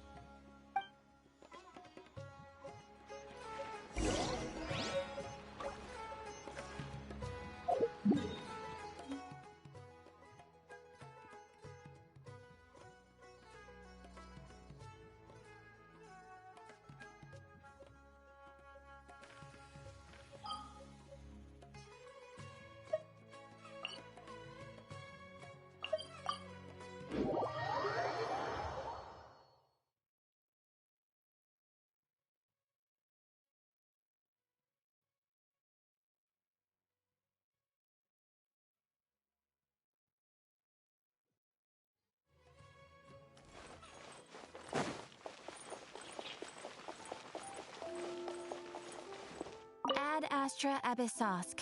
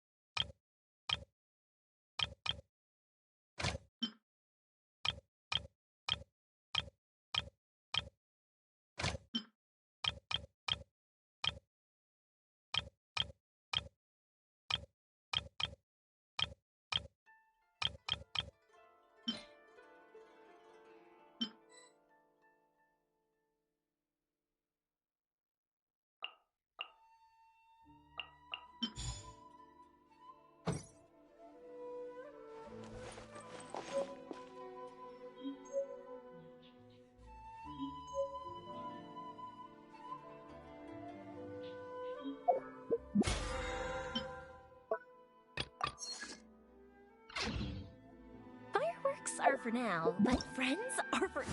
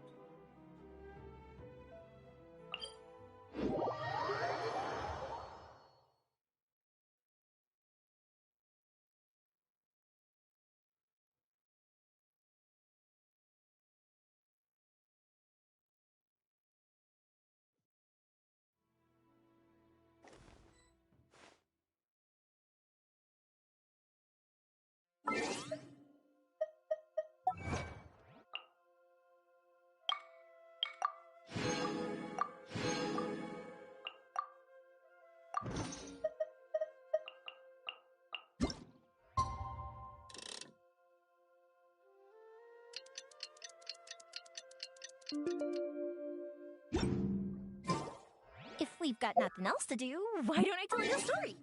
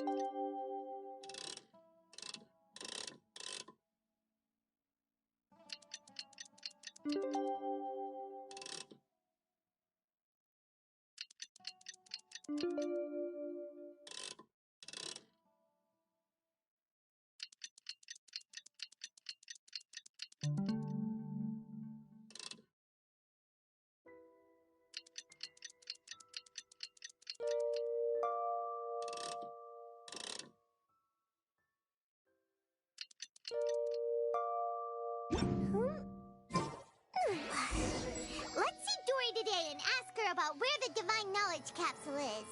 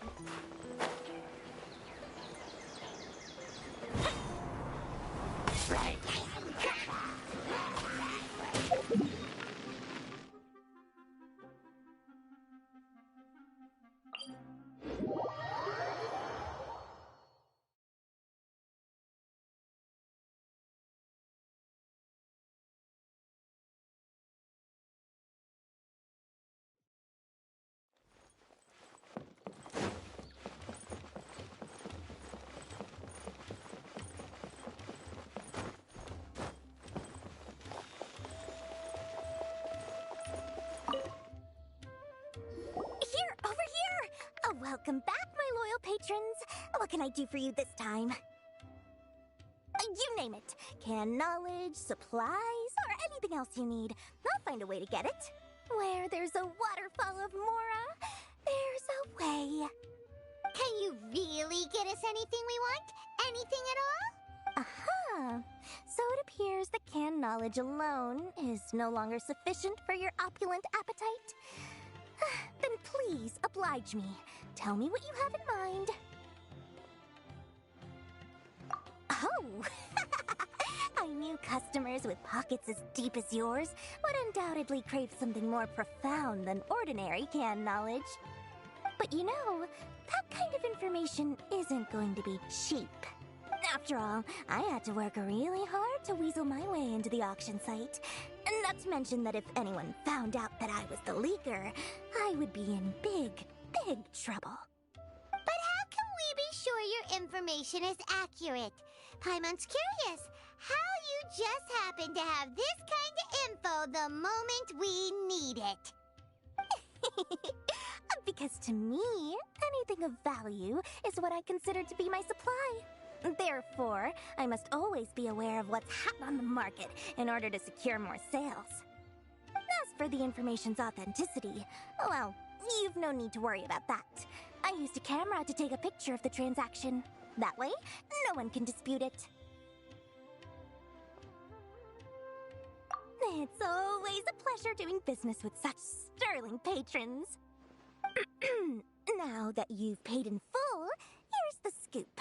The Divine Knowledge Capsule was purchased yesterday by a certain Misery, the leader of Ain el Ahmar.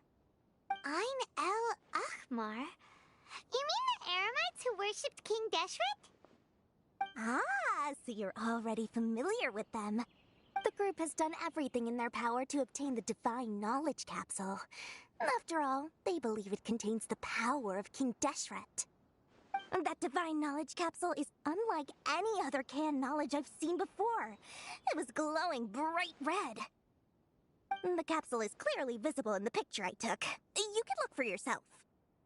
Thanks for the info, Dory.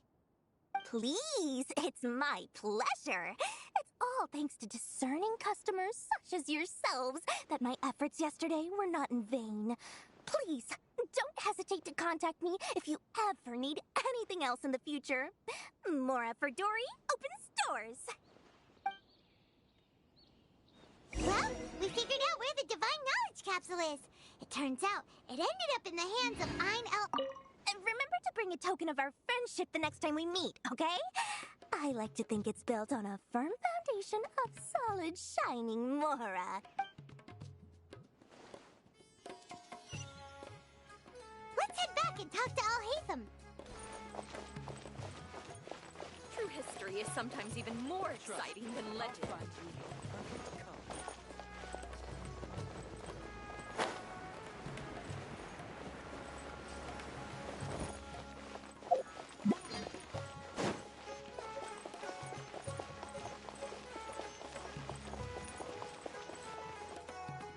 Al-Haytham, we got the info you wanted. Really? All right. Let's hear it. Dory even gave us evidence to verify the intel. Have a look. Huh, look at that. Clear as day. It must have taken some guts just to infiltrate the scene of the Eremites transaction. But then to get close enough to take a picture like this. Bold move, Dory. Very bold move. All right. The person in this picture is indeed Misery, the leader of Ain el Ahmar. And the glowing red capsule he's holding appears to be the Divine Knowledge Capsule. In which case, if we play our cards right, when we confront them next week, we should be able to force them to show their hand. At first, Paimon didn't get why you were provoking these Ain el Ahmar guys. But now, it's... After we defeat them, we can finally have a serious talk with their boss and get them to lend us the Divine Knowledge Capsule. Thank you for your time and efforts. Take a few days off while I make some preparations. Let's meet up again on the afternoon of the arranged date, 3 o'clock sharp. See you then.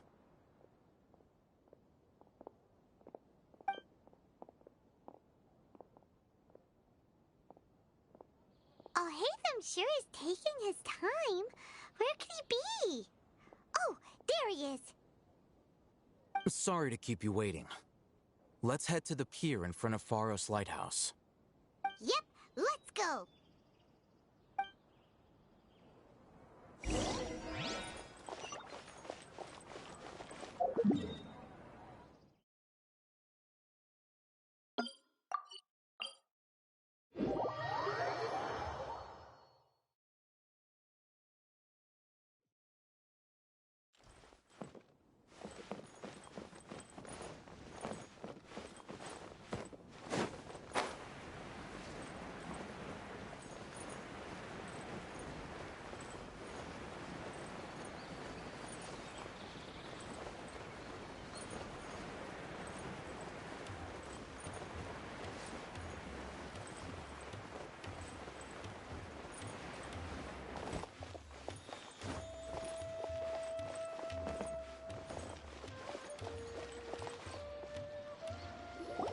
Alhaitham. I knew you were crazy, but I didn't know you were crazy enough to actually show up. It was I who demanded that these negotiations take place. I was more worried that you might go back on your promise. But to your credit, it appears that you're sticking to your word. This is turning into quite an occasion. I also brought some backup. I assume you don't mind. Backup? Aren't you the brat from the restaurant the other day? You've come to support this lunatic because he helped you out? Fine. Your funeral. I'm not going to mince my words. Once we're done with you, you'll be nothing more than fish food. Get 'em, boys!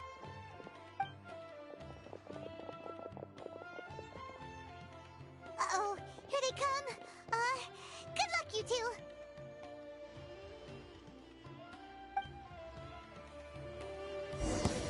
That's close enough. Time for a light show. Where do you think you're going?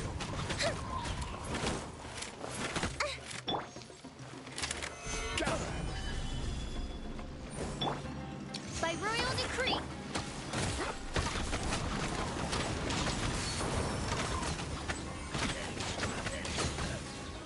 Where do you think you're going? I'll be back. Feeling lucky today? Come on! I will have order. Midnight Phantasmagoria. I'll give it super praise. The field is lit. On this one.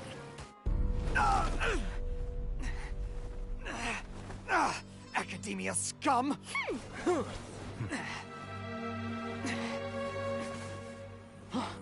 Boss! Finally! Did you use it? Great! Now we can...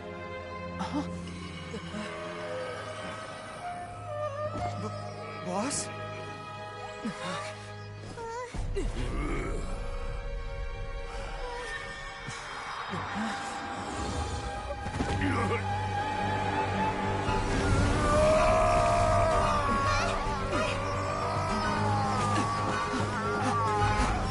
Boss! What's wrong? What happened to him? We have to cut his Akasha connection, now.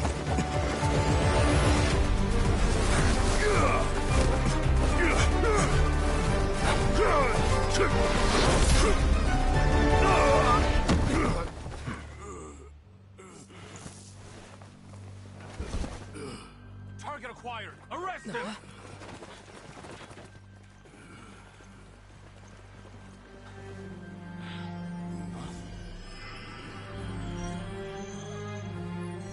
Do not impede our work. Is that understood, Alhaitham? Of course. I was only trying to help. Take him away!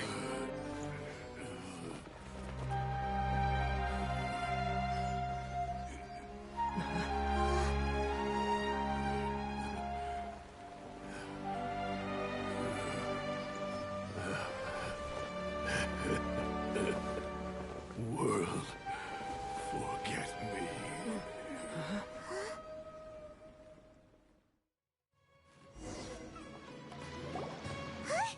What in Tibet just It looks like he used the divine knowledge. My knowledge capsule did that to him? Oh, yeah. You mean how some researchers go insane after getting knowledge from Irminsul? I've heard of numerous incidents of researchers in Satyavada life going insane. The state that man is now in suggests that this is a similar situation. This divine knowledge capsule does appear to be linked to the gods, but beyond that, it doesn't seem anything like the rumors suggest. Possessing it doesn't grant you divine wisdom or power. Did you hear what he said? World, forget me. What could that possibly mean? If the mantra took him away, then that means the Academia got the divine knowledge capsule back too. What a shame. We were so close. Still, Paimon didn't expect the divine knowledge capsule would be so dangerous. As things stand, there is no reason for me to remain in Port Ormos. I believe our collaboration has also reached its end. Oh, we were so busy trying to find the divine knowledge capsule that Paimon forgot to ask you something. Since you're a member of the Academia... Truthfully, I don't. Lesser Lord Kusanali appears to exist outside of Sumeru's entire administration. Most of the time, you wouldn't know she exists at all.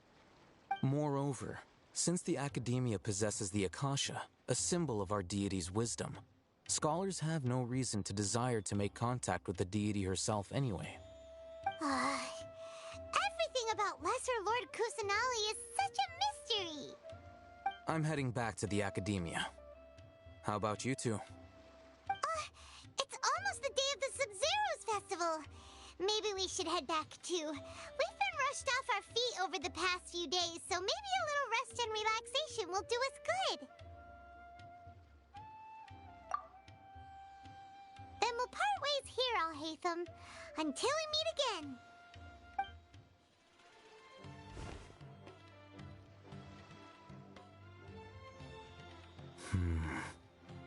Now, do I deal with this thing first? Or should I produce the report that the higher-ups require?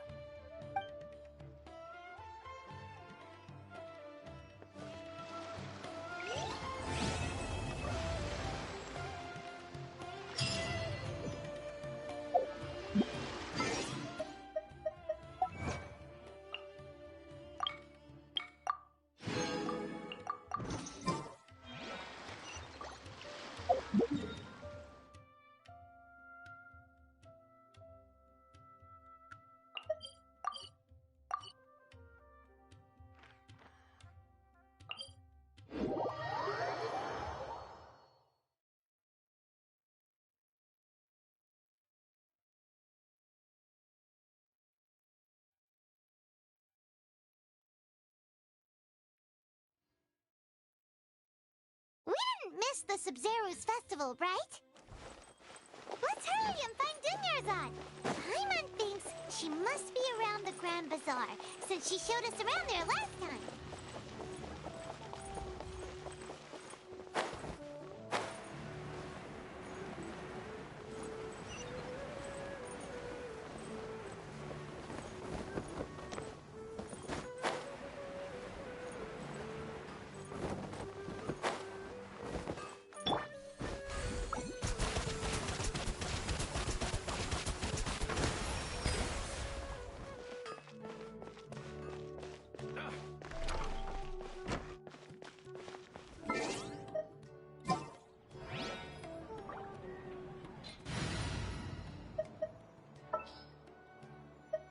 Wish me luck.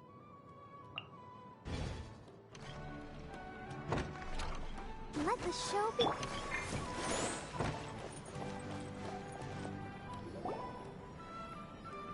There she is! Dunyarzad! We're back! Just as promised, Traveler and Paimon. I'm so glad that you two came back to celebrate Lesser Lord Kusanali's birthday. Indeed. The festival's tomorrow. We've been preparing for so long that I can't help but feel a little nervous. There's no need to be nervous. Paimon's sure that Lesser Lord Kusanali will feel everyone's gratitude. Thanks, Paimon. I hope that everyone who comes to the festival will also have a good time.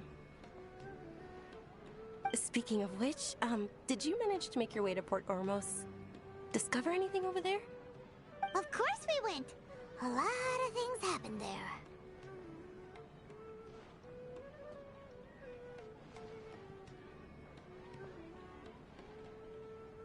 I see. Sounds like you two had another exciting adventure. If there is another chance, I would love to join. My lady, if you went to Port Ormos in your current state, we'd both be in for a lifetime of trouble. Dia! You were eavesdropping! It's called covert protection. Keeping an ear out for what's going on around my employer is part of the job. It's all right, Dia. I merely said I would like to go. I know better than to think my body could handle it. The festival's tomorrow. I've been doing nothing but causing trouble for you. So, Dia, please take some time to relax. I'll be fine. Even when you put it that way, it still doesn't feel right. Don't worry, my guardian knight. Okay, fine, but only tonight. Tomorrow's a big day, and many no-good scumbags are gonna try to take advantage of that.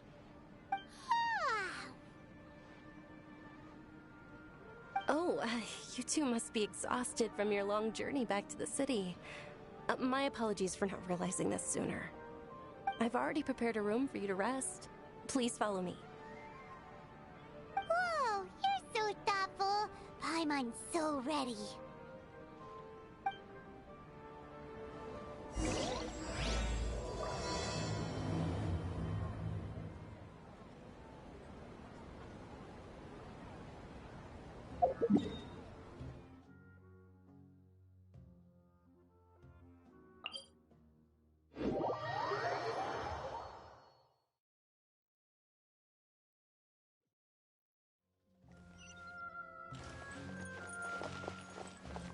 Up and away.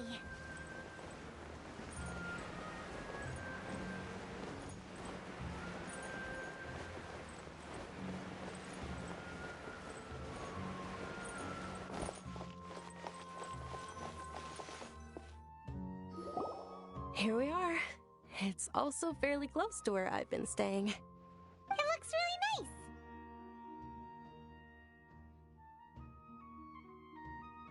nice. Not at all. Just tell me more about your adventures when you next get the chance. That's Paimon's specialty. Paimon can tell you stories next time. Oh, if you don't mind, how about we all walk around together tomorrow? All of my friends will be working the festival, and Dia's still insisting on her covert protection. Yeah, it'll be pretty hard to relax and enjoy the festival if Dia's constantly hovering over you. Then let's meet at the nearby bazaar first thing tomorrow morning. Have a great night. It's a deal. Good night, Dunyarzad. I may be too excited to fall asleep tonight. See you tomorrow. Paimon started to really look forward to the Sub-Zero festival too. Will there be lots of yummy food? Oh, no. Thinking about food is just gonna keep Paimon up all night. The earlier we sleep...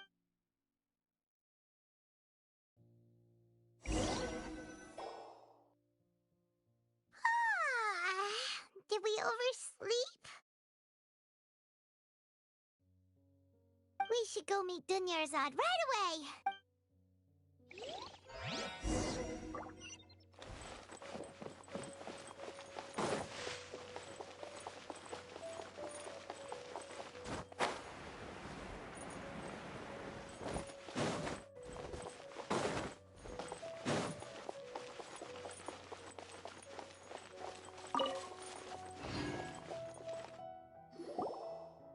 Traveler, Paimon, I've been waiting for you two. Good morning, Dunyarzad.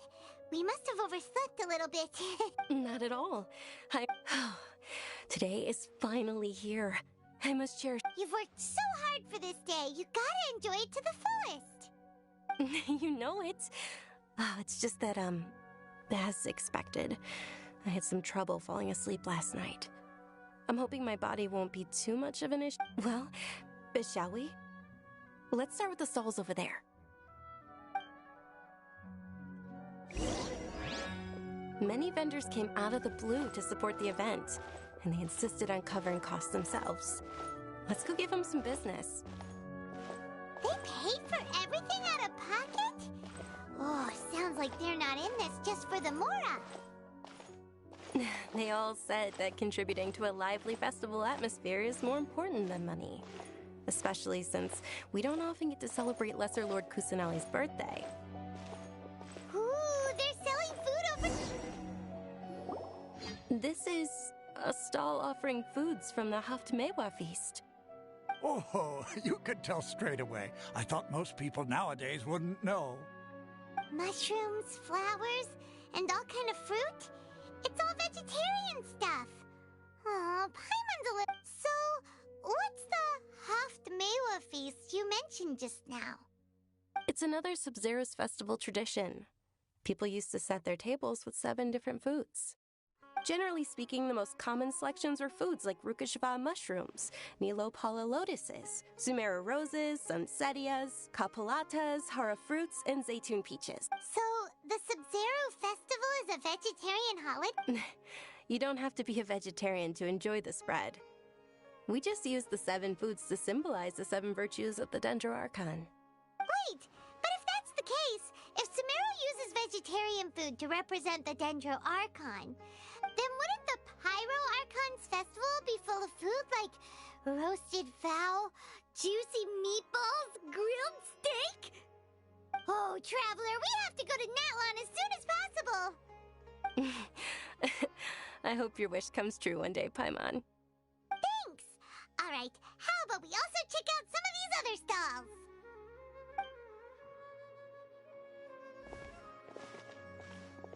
Dear customers, would you like to try your hand at alchemical divination? What's alchemical divination? Those two things sound like they'd be fun to try together. Right? I thought the same when I first heard about it. It is said to be a mysterious craft invented by none other than Lesser Lord Kusanali herself. So, how does it work? It's quite simple. After you give me any 2 alchemical reagents, I'll use them to perform a random transmutation. Sure sounds random.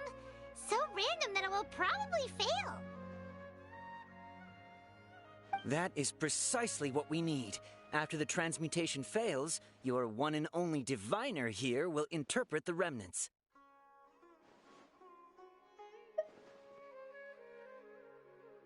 Well, according to Lesser Lord Kusanali, everything is interconnected, and all that occurs can be traced back to fate. You could say this is a pearl of old wisdom. Why does everything sound so much more credible when Dunyarzad says it? Are you guys working together? So that's the true wisdom behind it. This young lady sure knows her stuff. So, how about it? Want to give it a try?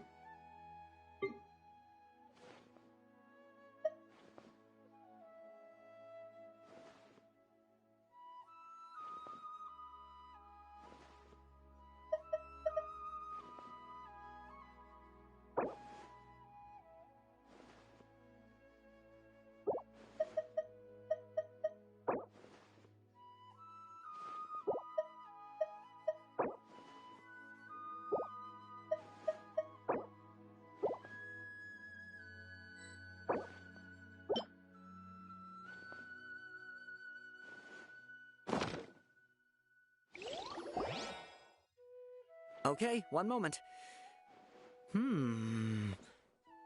It's the moon. Paimon wants to take a look too! Is it? It looks more like a pie that Paimon bit in. Generally speaking, the moon signifies... It means... Wait a moment. Is he really looking it up in a book? Oh, I remember now. It means illusions and lies. Illusions and lies? That sounds rather ominous. Yes, but this book says that if you trust your intuition and overcome your fears, the sun will... He's not even trying to hide his book anymore. Naturally, fate will only ever show you the beginning of a journey. It is up to you to forge your own ending. Oh, it's nothing. I'm just learning as I go. Guess that was still pretty interesting. Okay, on to the next stall. They say the Sumerize festival was very lively a long time ago. Large flower carriages used to parade through the city. As they headed towards Port Ormos, people would throw flowers, candy, and liquor all along the way. Dunyarzad's eyes are sparkling right now. I wish I could have seen that spectacle. But if you ask me, I'm sure Nilu's dance of Sumerize will be just as impressive.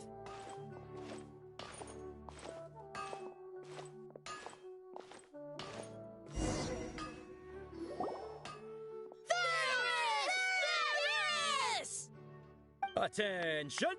Soldiers, fall into formation if you want any Yalda candies.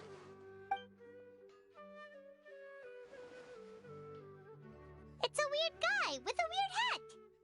Hey, it's Dunyarzad! Miss Dunyarzad, the children love you even more than the Yalda candies.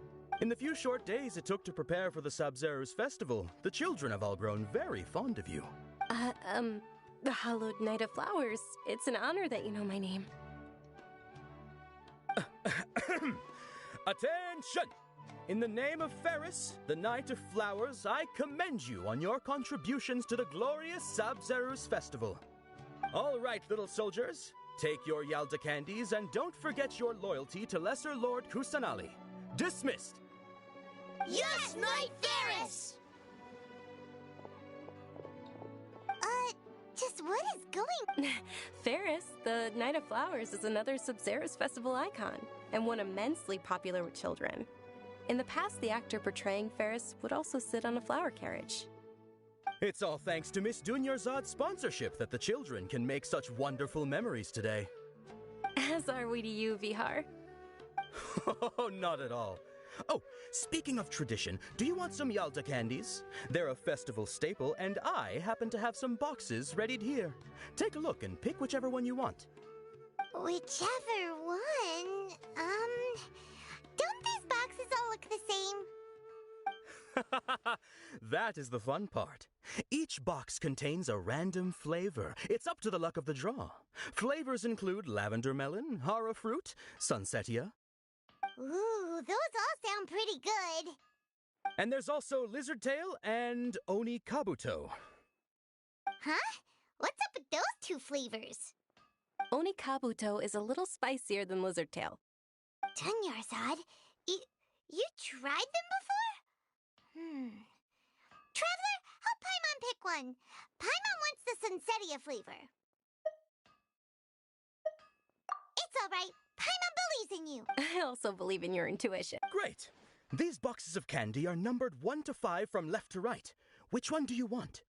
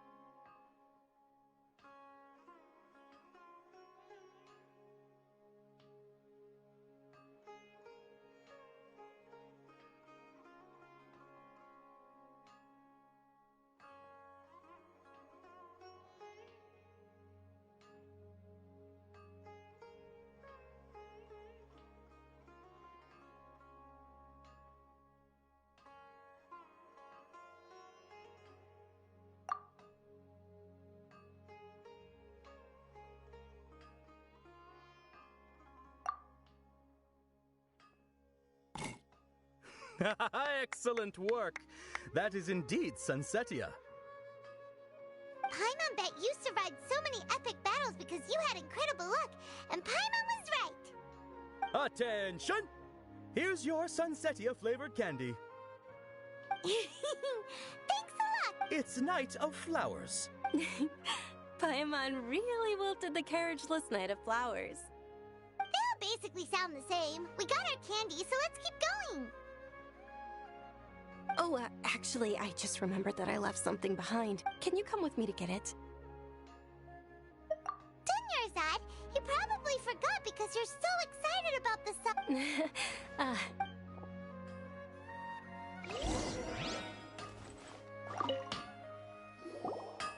Attention, young...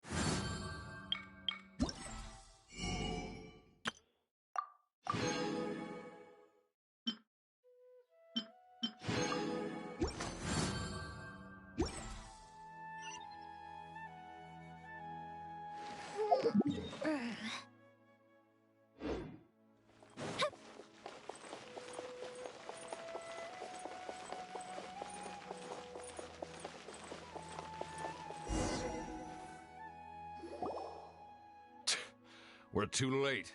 Who knew the little lady was such an early riser? I know, right? Hey, wait a minute. Boss, isn't that her? Oh, that most certainly is. We're in luck. She's walking right into our clutches. Those Eremites don't look like they're up to... Who are you? I don't believe the Homayanis... That's right. We haven't received any of their mora, but I wonder how much the Homayanis would shell out to get you back. They're a gang of kidnappers! Traveler, hurry and protect Dunyarzad!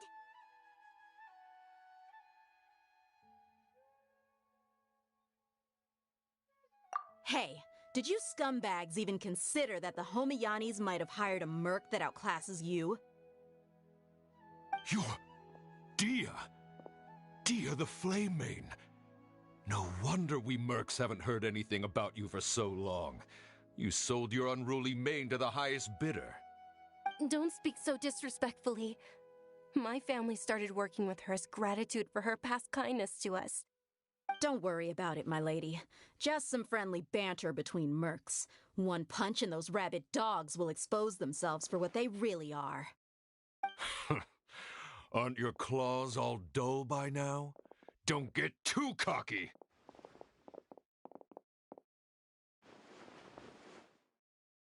Traveler, take Miss Dunyarzad to a safe location.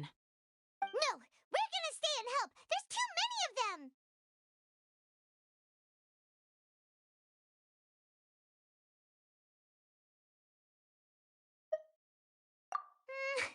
You're right. Please be careful, Dia. Don't waste your time worrying about me. This is my job. Look out for yourself. After I've wiped the floor with them, I'll go find you all.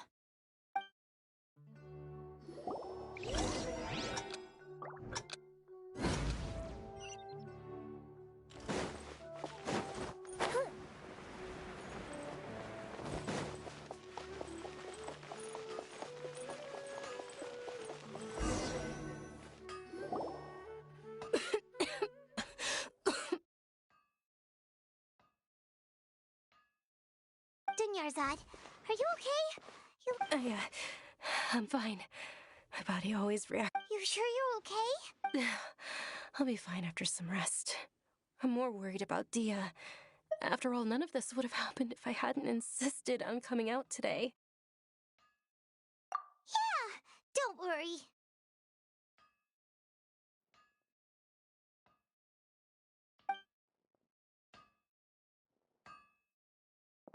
My lady, traveler, found ya.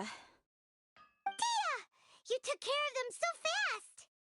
Any more of them? Or rather, did anyone follow you?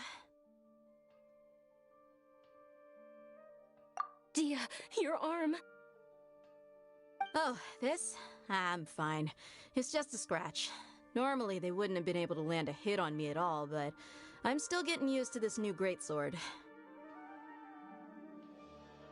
Please, let me take a closer look. Come on, it's nothing. Us mercs aren't as fragile as you think. Hold on, you said something about a new greatsword. What happened to the one you were using before? About that. Well, I sold it, because I was low on Mora. Stuff like this happens every now and then. It can't be. The anonymous donation that was used for the venue's final round of preparations?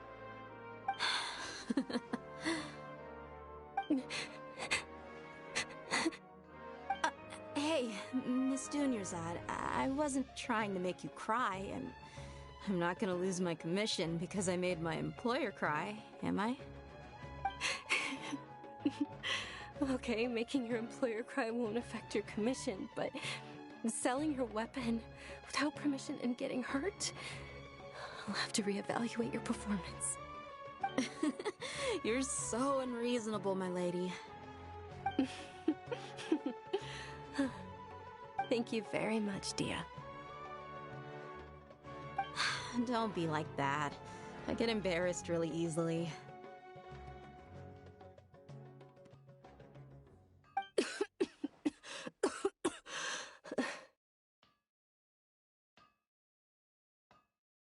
Are you feeling unwell again, Dunyarzad? My lady, your condition. Traveler, can you take her somewhere to rest? I'll look around the area to make sure we're safe from an ambush. Truly. I'm sorry for the trouble, everyone.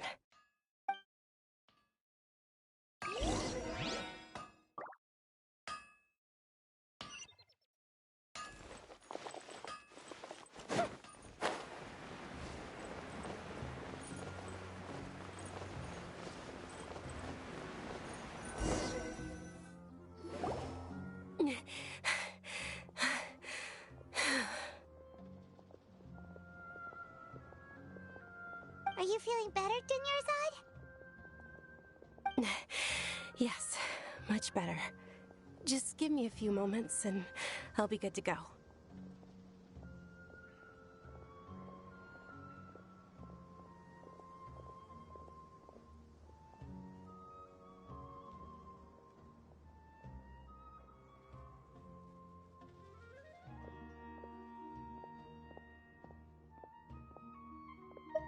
I didn't realize you were concerned about it. I guess I shouldn't continue to keep it a secret. I was actually born with Elazar. It's terminal now.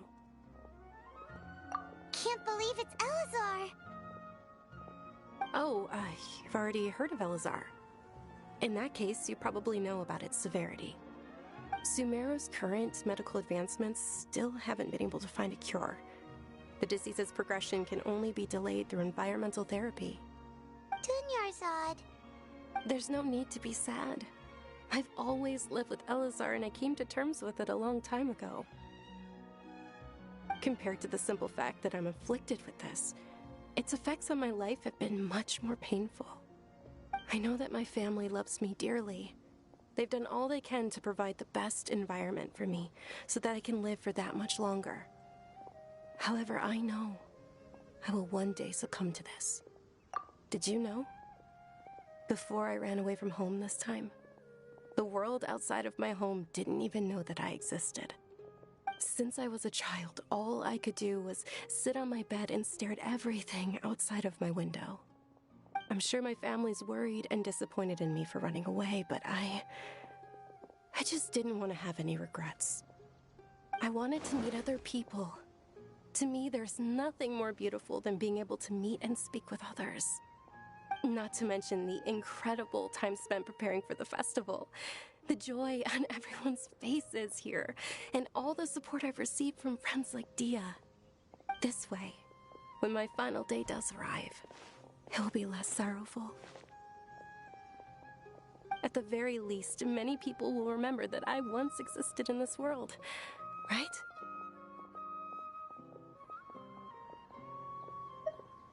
As long as you don't forget Paimon, Paimon also won't forget about you. No, even if you forget Paimon, Paimon will still remember you. Thank you two so much. I apologize for the depressing conversation. This is out of character for me. To be honest, Lesser Lord Kusanali gave me the courage to do all of this. If it weren't for her encouragement, I wouldn't have taken that first step. Thanks. There will always be frustrations in life, but I know that the point of living is not to leave... Oh, right! Isn't it almost time? Huh? Almost time for what? Isn't the Dance of Sub-Zerus about to begin? It's the part of the festival that I've been looking forward to the most. Nilu will recreate that legendary scene with her most splendid dancing. And the Sub-Zerus festival will conclude amid everyone's applause, and with that, my wish will also... Then what are we waiting for? Let's go to the stage! Yeah, we should still make it in time.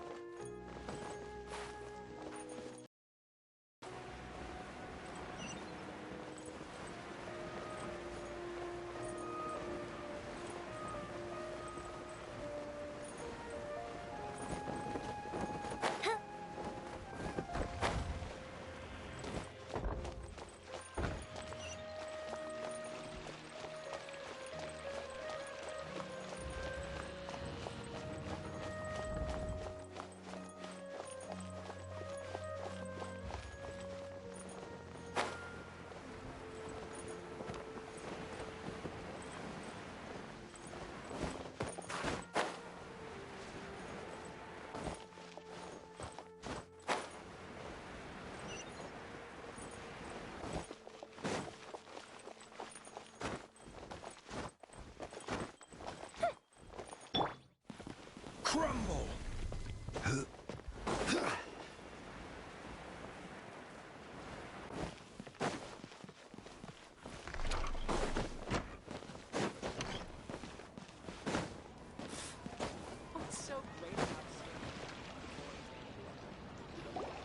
Were you not aware that the law prohibits this type of performance from taking place without prior permission? Over there!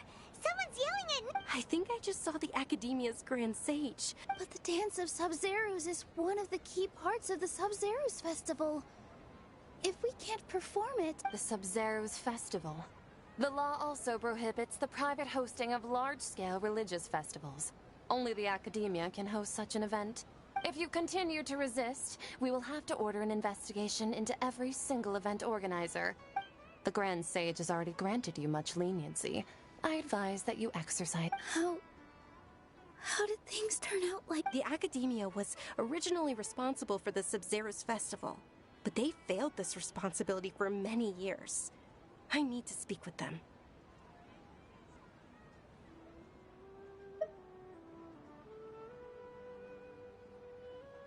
This is a hard pill to swallow, but you're right. Things with art, dance. Aren't you ashamed of pursuing such frivolous and meaningless activities in this land of knowledge and reason? Our Archon created the utopia that is Sumeru City for all scholars who sought validity, verity, and truth, while people like you wish to defile it. No. I believe that our Archon never rejected the arts. Even the goddess of flowers dedicated a dance to her.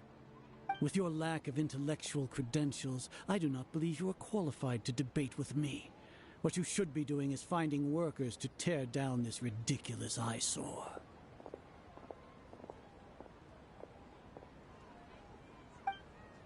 When we return, have the scribe draft an ordinance before the next Nyargarbaha Day that prohibits public art performances. We will announce it to the public later via the Akasha. Understood. I will inform him when I return.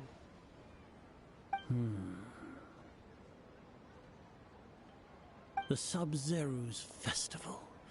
Go celebrate the birth of that god to your heart's content. Nilu, are you okay? Oh, Dunyarzad. You all saw that just now? The Grand Sage ordered us to stop the performance. Yeah. Let's go somewhere the Academia can't find us and perform there. But how do we let everyone know? And what about the atmosphere and the stage? Or we could get people to block them off so they can't interrupt the performance. No. They just threatened to investigate the organizers. If we were caught... Milu, it's all right. But you've been looking forward to the Dance of Sub-Zero so much. It's okay. Seeing you care this, it would be too risky to continue the Sumerize festival. If you say so. But you can sneak out for the next Sumerize festival, right? The next one. Yes. Okay. It's a promise. I can't believe this is how things turned out. Those heartless geezers. It really is okay. There's nothing we can do about it. Still, I'd be lying if I said I had no regrets. I would have loved to see Milu's dance. A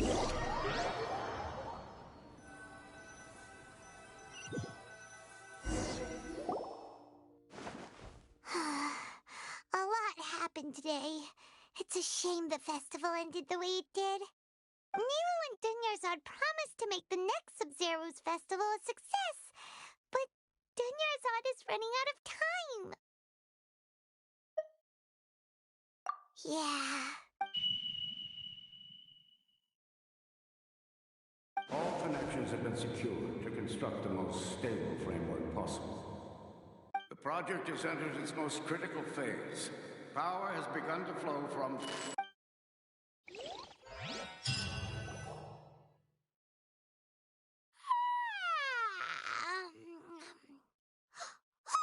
We're gonna be late! It's all because you wouldn't get out of bed! We should go meet Dunyarzad.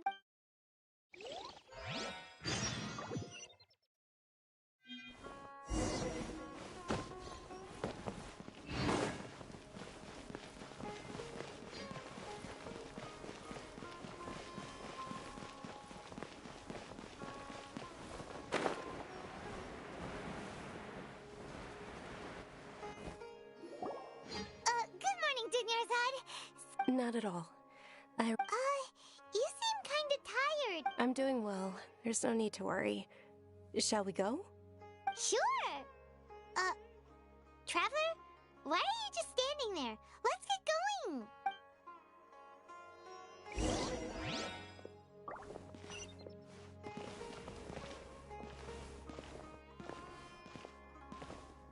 Ooh, they're selling food over that way. Let's go take a look.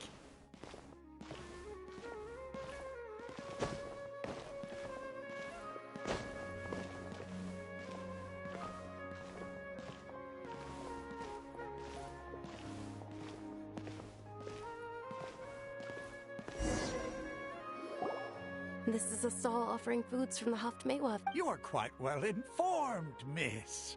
I thought most people nowadays wouldn't know. They're all plants! Oh, Paimon's a little Actually, what is the Haftmewa? It's one of the Sumerize festival's traditions. People used to set their tables with 7 different foods to symbolize the 7 virtues of the Dendroarchon.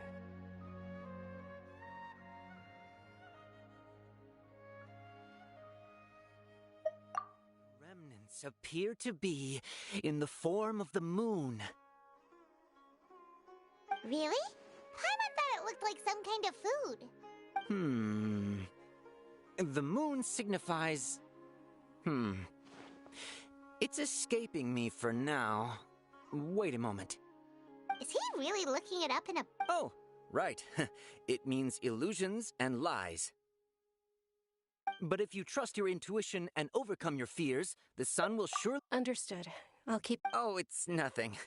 Guess that was still pretty interesting. So, where to next?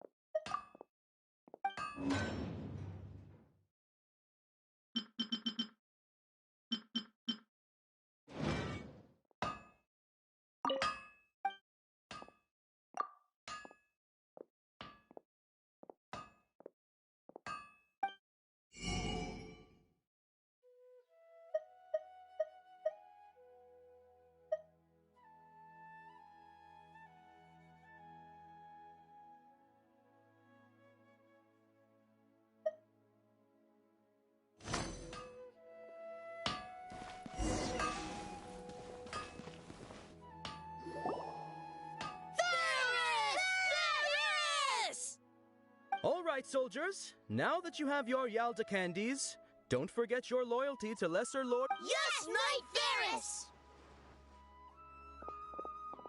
What's going on? Ferris, the Knight of Flowers, is another Sumerize festival icon and one immense... Oh, do you want some Yalda? What's to pick? Ooh! And there's also lizard... What? Traveler? Great! These boxes of candy are numbered 1 to 5. Ah, excellently chosen. Number 4 is indeed Sunsetia. Ha-ha! Paimon bet you had incredible luck, and Paimon was right!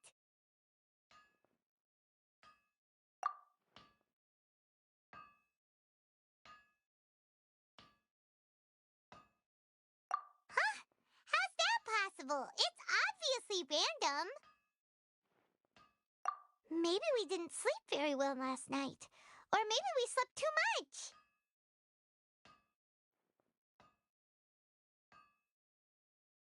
Oh, sure. Huh? Where are you going? You're just gonna walk off like that?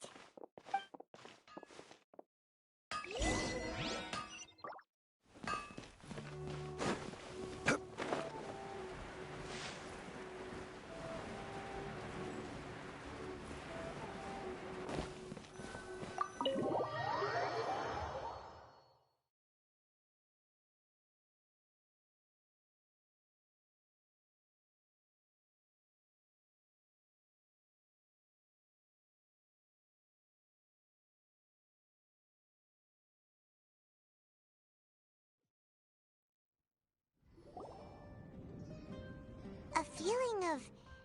Oh, Paimon knows what that is. It's when you feel like you've already experienced whatever is going on. In that case, Paimon also felt something like that today. But that's just her brick. So why'd you run here in such a hurry?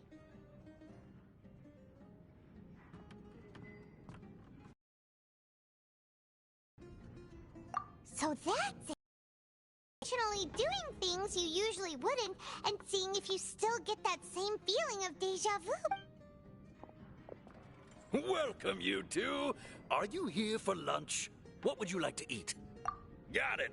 You don't look like you're from these parts, but I gotta say, you've got good taste. Charcoal-baked Angelina cake? Isn't it that... Oh, Paimon understands what you're trying to do.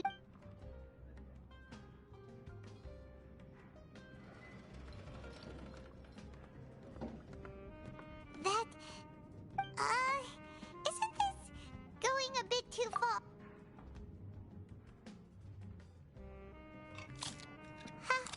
How was it? The look on your face is telling Paimon that it tasted off. Then, you mean... That's impossible! We were just talking about how So, would this be a case of taste bud deja vu? Paimon also gets the impression that we've been here many times, even though we aren't regulars. How about...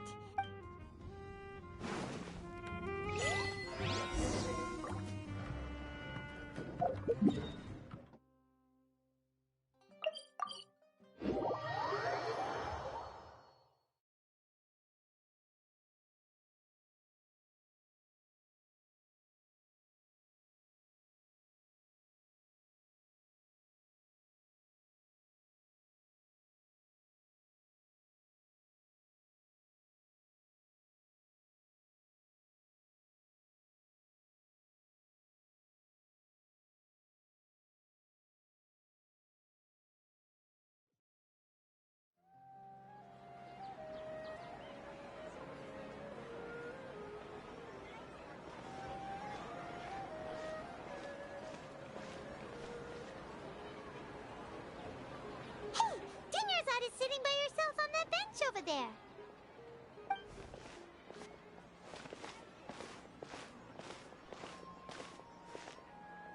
What a coincidence, Dunyarzad. We meet again. Oh, I ran into some kidnappers just now, but thankfully Dia came to my rescue. I started to feel unwell after that, so I sat down here. Kidnappers? Oh my goodness! I'm okay. Dia's arm got scratched, but it isn't serious. Whew. That's a big relief. But, Dunyarzad, you seem a little down today. Not at all. I've always been like this. Besides, no matter how amazing today may be, it is but a single day. After however many more days, my time will come to an end. Paimon doesn't quite follow you, and Paimon feels like something's really got you down right now. It really is fine. I don't mind.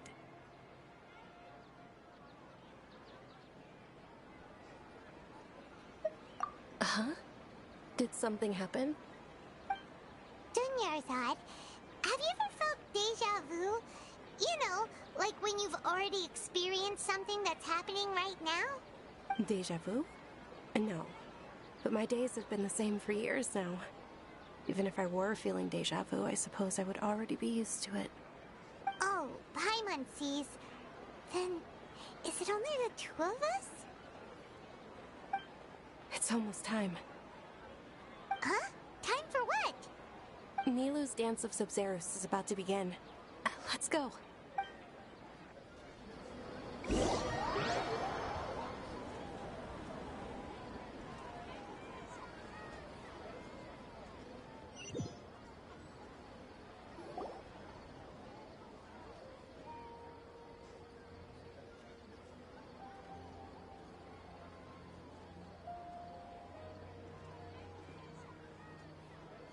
With your lack of intellectual credentials, I do not believe you are When we return, have the scribe draft an ordinance before the next Nyagarbaha day that prohibits public art performance. Understood. I will inform him when I... The Sumerize festival.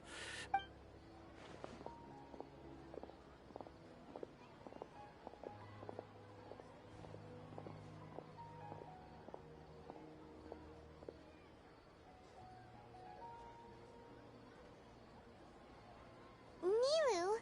Oh, Dunyarzad. It's okay. But you've been really looking forward to this. It truly is unfortunate, but I don't want to... True, but The next festival. Wait. No, nothing. I'll be heading back to rest.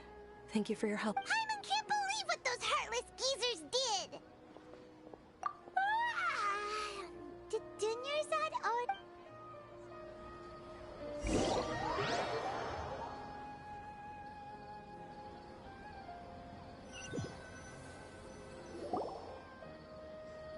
So, in the end, you still couldn't maybe it really was because of exhaustion. Same here. That's why Paimon stopped thinking about it halfway. Then, how about we settle in and get a good night's sleep? For now, we can chalk things up to exhaustion. We can do more thinking tomorrow.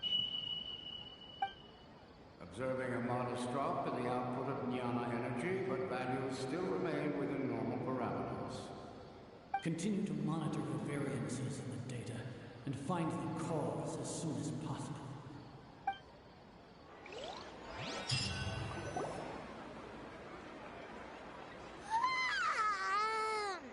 Why does Paimon feel so tired after so much sleep? Anyway.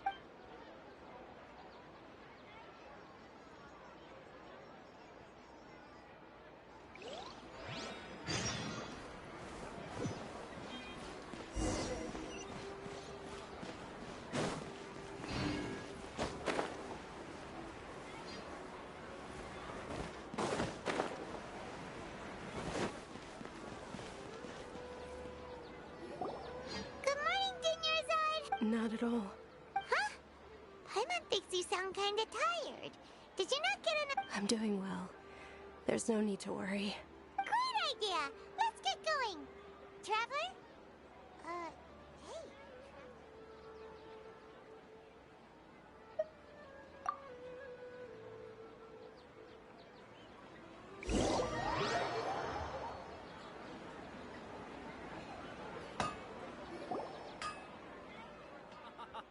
It's all thanks to Miss Dunyarzad's sponsorship that the children can enjoy the Sumerize festival. Oh, are you interested in Not much of it. It's not that simple. Each box contains a random flavor. It's up to the luck of... And there's also lizard... No problem. These boxes of candy are numbered 1 to 5 from left to right. Which one do you want?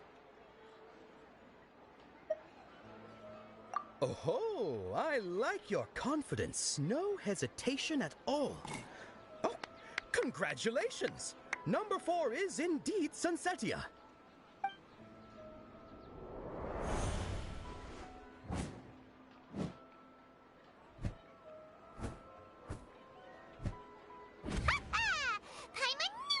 Had incredible luck. Paimon's not really interested in the other. Wait. How did you know? Don't tell me that you already knew which flavor was in each box. What? He was right about all of them? That couldn't have been luck. How is this possible? I packed all those boxes this morning and they've been sealed ever since. You couldn't have known beforehand. Mind reading? X-ray vision? Or some kind of magic... Tell us what's going on! Since when did you get superpowers? Traveler?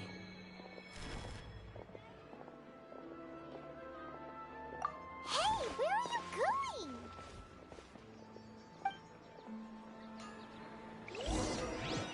What's going on? Did you see something? Us leaving Dunyarzad without...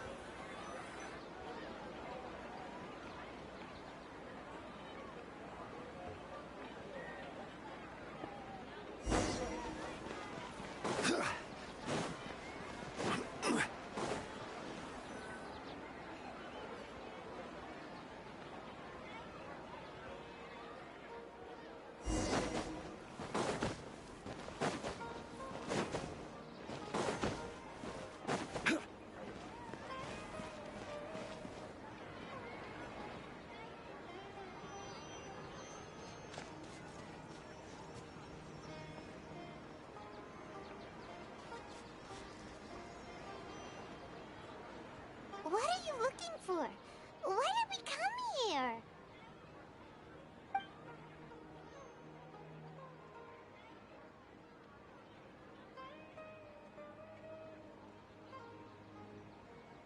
Traveler?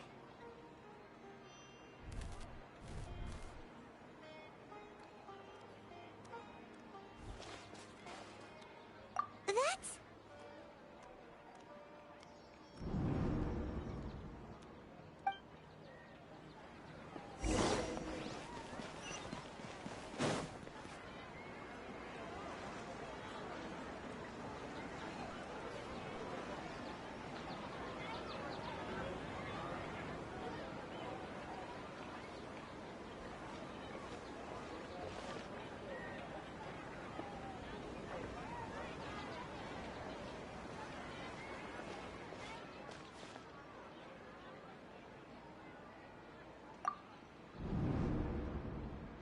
Look!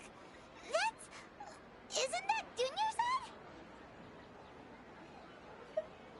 What's happening here? Why are there two Dunyarzads? You already know that this isn't your first Sumerize festival, don't you? I'm sure you already know how to use this. A knowledge capsule? Where did you get it? What's inside? You should use it too, Paimon. You know Paimon?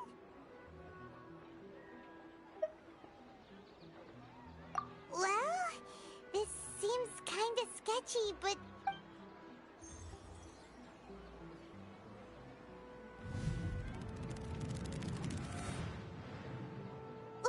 What the... This is our 20th time at the Sub-Zero's festival? Huh? No. The 30th? 40th? Just how many times have we been to the Sub-Zero's festival? Have we been trapped in a single day? If it weren't for you, we wouldn't have even realized. What the heck was inside that knowledge capsule? Your memories are still scrambled? Try your best to remember. This isn't the first time we've met, and I answered that question a long time ago. Let Paimon think. Oh, it's coming back. Meeting you was the real catalyst for restoring our memories, and the knowledge capsule was just your means of showing our minds the way. What about everyone else? Why are you only helping the two of us? Your sense of deja vu is stronger than everyone else's, yes? As for an explanation, you two received the blessing of Dendro, and you also have special, sensitive constitutions. It was as if a single sheet of paper was separating those memories from your consciousness. A familiar question. I think this is the 7th time you asked that. As you can see, she isn't doing well. You probably sensed it too. The Dunyarzad you were just with is different from the first Dunyarzad you met. That first Dunyarzad is in front of you right now, and she doesn't have a lot of time left.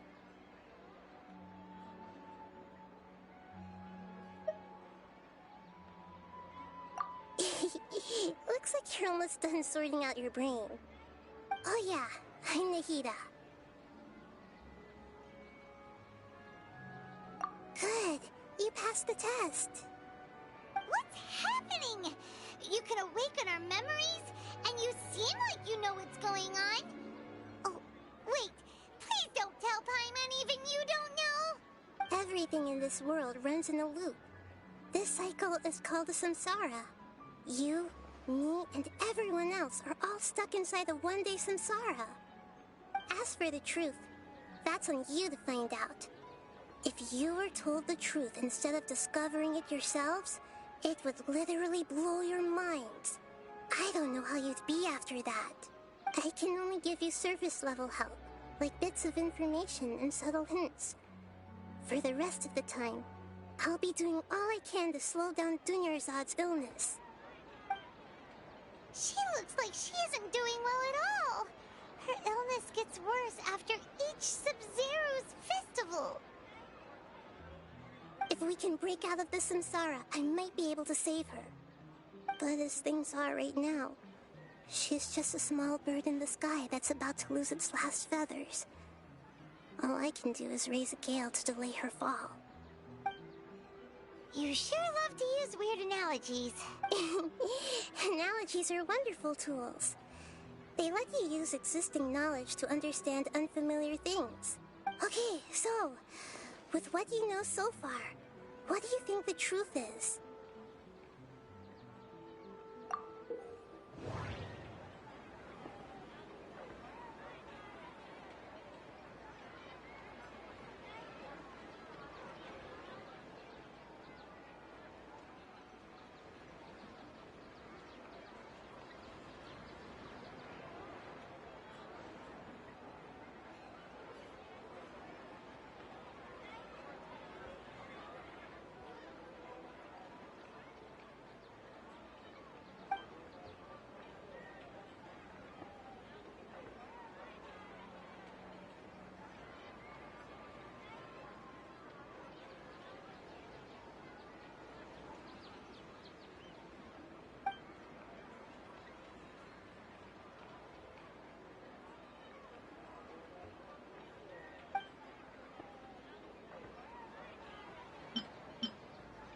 The moon, illusions, and lies. What do they all mean?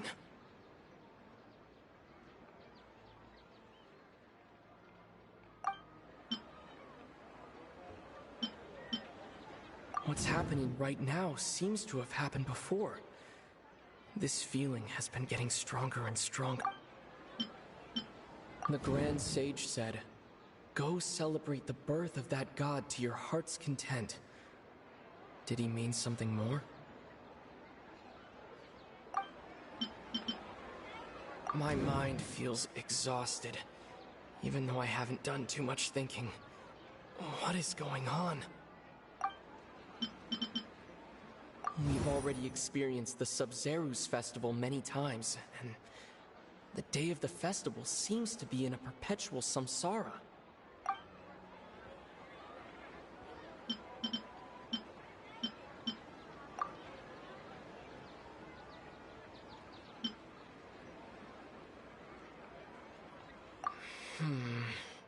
I can't seem to cohesively piece everything together.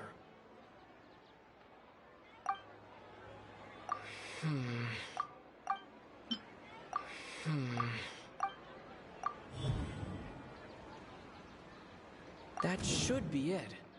The flow of time is endlessly cycling within one single day.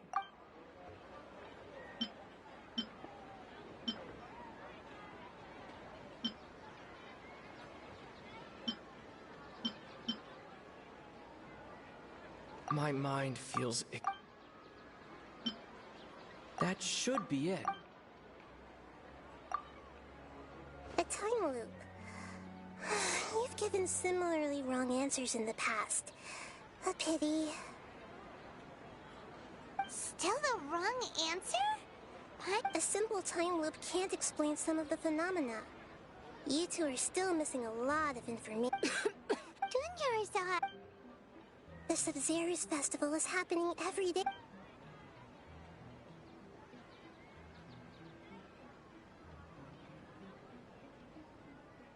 Let's think about our current situation.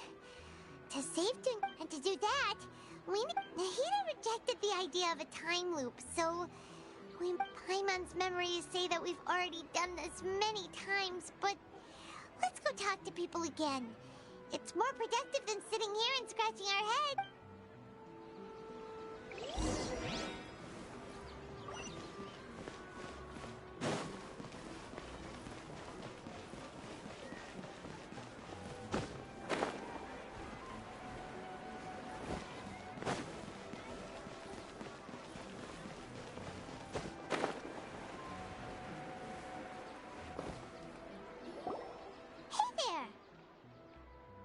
Hey, it's you guys again. Where's your cultured friend? I see. Did you come back to buy something? I guarantee the freshness of my products. I harvested them from the forest Huh? What brought this about? I hurried back from the forest yesterday, and I'm selling produce here today. I haven't felt... To put it another way, if you really think about it, was yesterday truly yesterday? Did you actually come back from the forest yesterday? What kind of philosophical nonsense? Didn't you know that no one dreams in Sumeru? Go somewhere else if you want to find someone to daydream with. He actually has a point. Is this a dream? True. It's so weird that anyway, if this all really were just a dream, we would have woken up a long time ago. Let's keep asking around.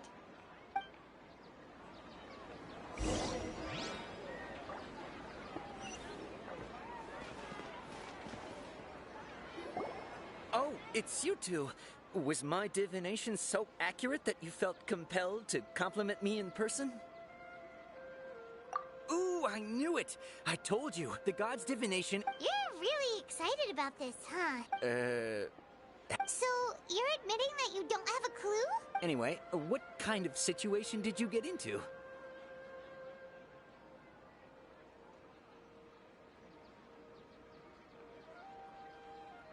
Huh? Hold on a second. I thought you guys just lost your wallet or fell for a scam. What you just said... Are you serious? Does that kind of thing actually happen in real life? I knew you weren't going to believe it. Marvelous. Truly marvelous. I believe you. Recall the interpretation of your divination. The moon, illusions, and lies. It really felt like an omen. When you say it like that, the divination does sound like it's related to what's going on. I believe that the Archon's revelations are never more than vague hints. Anything more specific is beyond the reach of mere mortals. The book only says, if you trust your instincts and overcome your fears. So that's how it is. Looks like fortune-telling is just fortune-telling. It's no... We haven't made any progress. Who else can we talk to?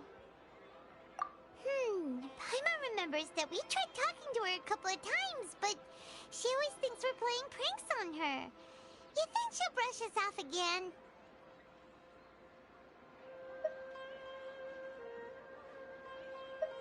Yeah, if we tap into Dia's strong sense of responsibility as a mercenary, then she'll At this time of day, Dia's probably just finished beating up those kidnappers.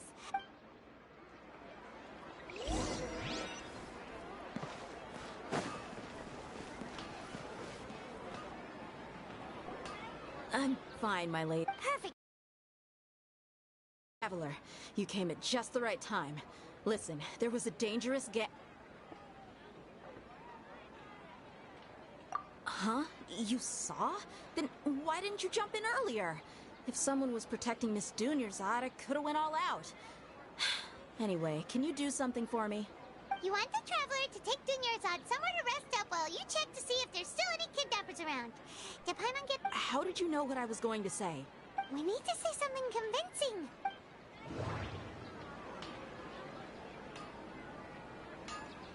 People in Sumeru don't dream.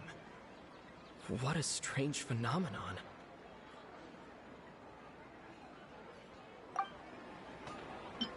Dia sold her greatsword to raise additional funds. And then she was injured because she wasn't used to her new weapon.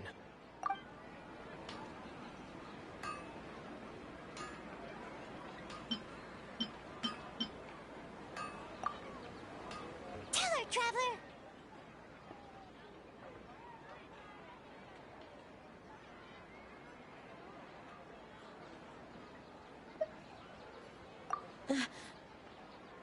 I didn't tell anyone about that.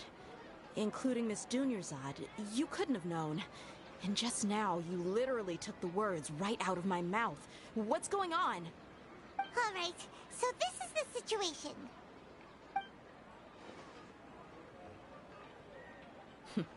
It's kinda hard to believe what you just told me. First, let me make something clear. Most of us desert dwellers might not be the scholarly type, but we do have basic common sense. She's quieter than usual. Uninterested in anything and really gloomy.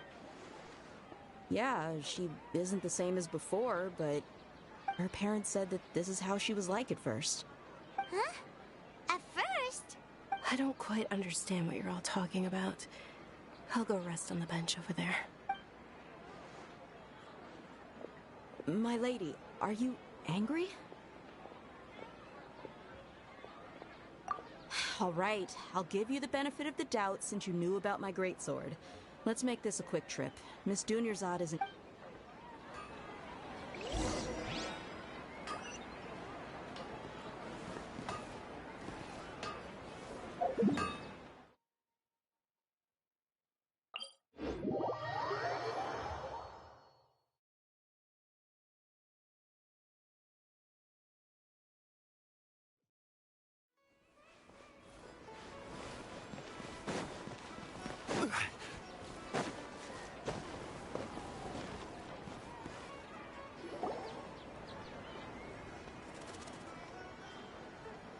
Nahida!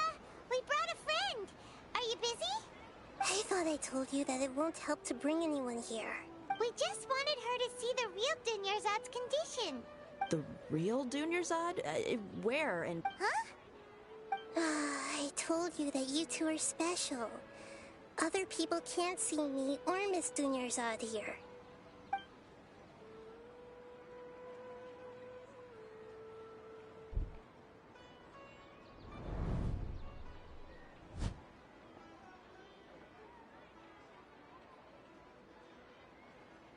Hold on. Over there. Is that? Wow. How perceptive. Does she have invisible antennae? Miss Dunyarzad, she's lying down here, isn't she? How's she doing? Her condition's really bad, and she's basically in a coma. How did you know she was here? I can sense her aura.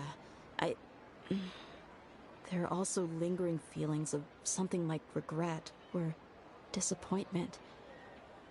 Do you believe us now? The Sumerize festival has been repeating itself. So, you think the sages are behind this? Yeah, they've always been against us. Wouldn't surprise me if they're using the Akasha to intentionally repeat the Sumerize festival as a sick joke. You have a point. Aside from the Dendro Archon, the Academia's sages are the only ones in Sumeru who could pull off something like this. Maybe there's more to the Akasha than we know. Right. Didn't you awaken our memories using something that looked like a knowledge capsule? That means you must know something about the Akasha. The Akasha relies on the power of a gnosis to operate, as it is the manifestation of the God of Wisdom's power.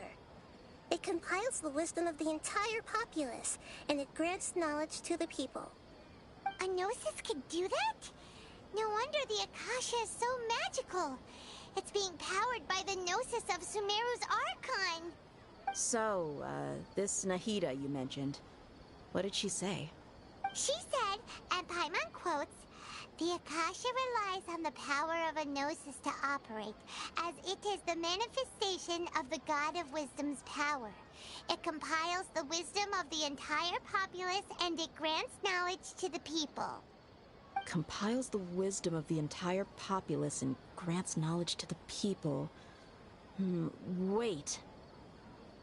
I get the grants knowledge part. That's what people have always used the Akasha for.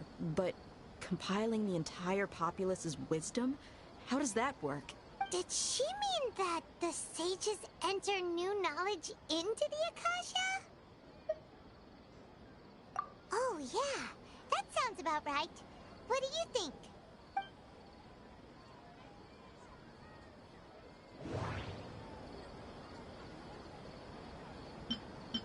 My mind feels exhausted, even though I haven't... What's happening right now seems to have happened before. This feeling has been getting stronger and stronger. people in Sumeru don't dream. What a strange phenomenon. Okay, Nahida said the Akasha relies on the power of a gnosis to operate, as it is the manifestation of the God of Wisdom's power. It compiles the wisdom of the entire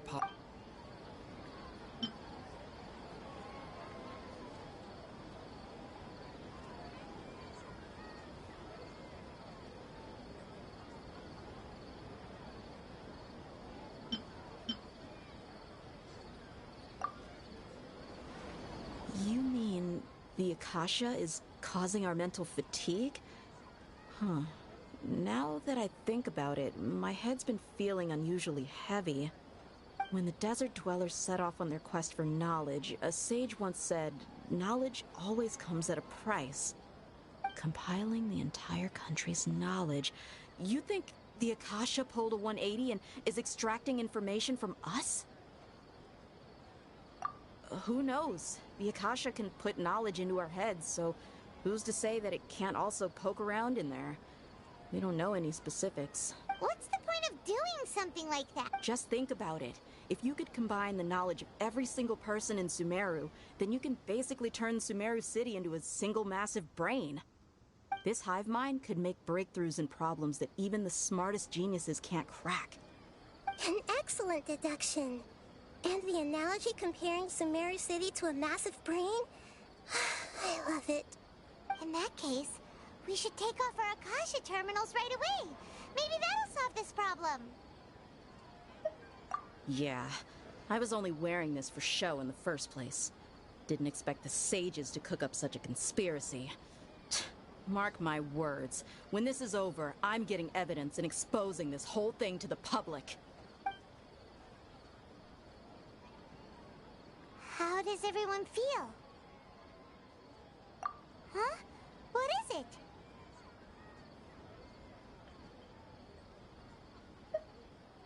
Oh, that! Paimon knows what you're talking about. It's a single soft beep that sounds like it's coming from the Akasha terminal. The sound of a beep. Could it be a prompt tone for when the Akasha is operating? That's probably an important clue. We weren't using our terminals, but we heard a beep anyway.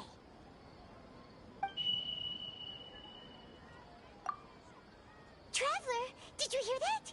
I heard it too. Our ears aren't messing with us. There was definitely a beep, but it sounded like it was coming from inside my head. We took off our Akasha terminals.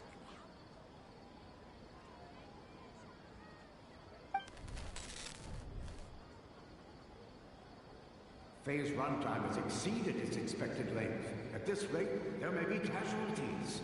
But we cannot lose all of our progress.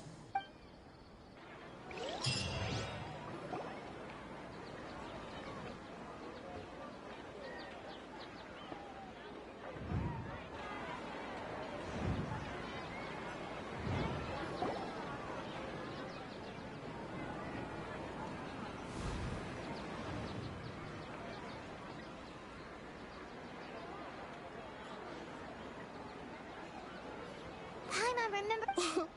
Good. You adapted quickly this time. We definitely took off our Akasha terminals last night, but we still heard that beep. Why is that?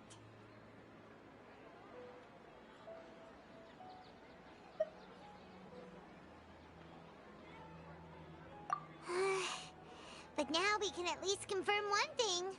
The Akasha definitely has something to do with whatever's trapping us in this site. Oh, Paimon doesn't get it. Why would the Akasha go this far if all... It's extremely difficult for lab rats in an experiment to understand why they're being treated the way they are. If we're lab rats, then what are you? Nahida, you've never told us anything about yourself.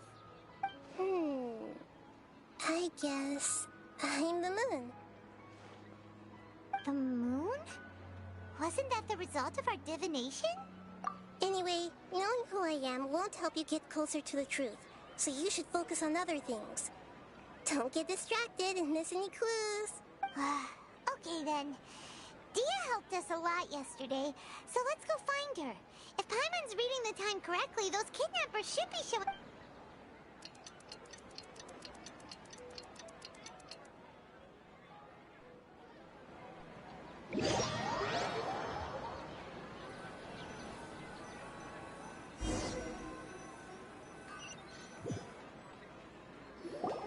Ah, there you are. I've already taken care of those kidnappers. My lady, did you get hurt? Huh? Dia? What's wrong? Why are you both gawking at me like that? You didn't get hurt this time. Huh? What do you mean this time? Why are you so surprised that I managed to get out unscathed? Those kids were amateurs.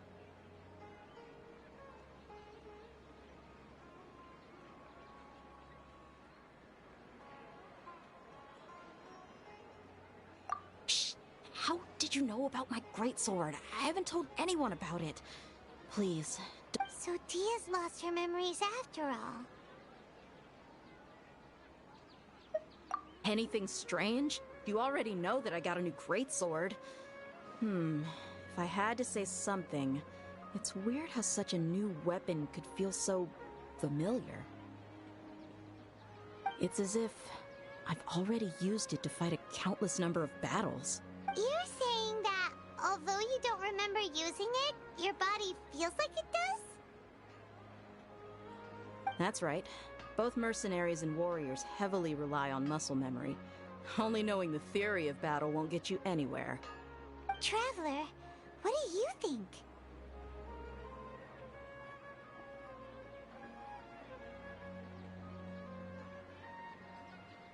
Yeah! Paimon's feeling really hopeful. Oh, you're right!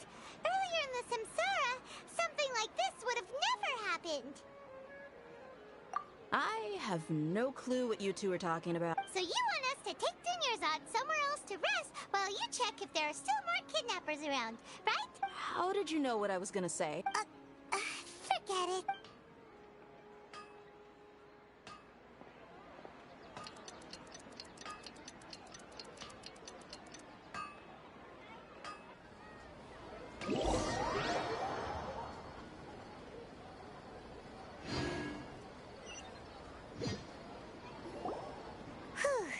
It's finally nighttime. Aside from Dia not getting injured, everything seems to have stayed the same. Listen, Nahida, we found out that Dia got out just fine today, even though she got injured every other time she fought the kidnapper. Do you think the Samsara has been broken? Have we saved Dunyarzad? Really? Good job on all that progress. Get some good sleep Hey! What kind of an answer is... Tomorrow will come. Everyone assumes this is common knowledge, but the only way you can know that for sure is if you experience tomorrow. How many todays has it been? Is it possible that today will be followed by yesterday? Does tomorrow truly exist as anything beyond a made-up concept? It's even possible that this entire world is a lie, and the history of the whole world has just been one endless Sumerize festival. Okay, no more! That's why it makes no sense to waste your energy thinking about things you will learn tomorrow. Get some good rest. You know, use the bathroom and flush your anxiety dookie away. Huh? Hold on, what did you just say? Did Paimon... Huh? People always say they feel a sense of relief after they take a duk-duk. That's why I suggested you could try that. Is that so strange? It's so strange and so against common sense that... Paimon's at a loss for words. You were sounding kind of smart just a minute ago. Yeah, even though it's happy and lively at the Sumerize festival every day, it feels like it's been a long time since we've really gotten to relax. Continue the harvest. Compared to what we stand to achieve, these sacrifices are trivial.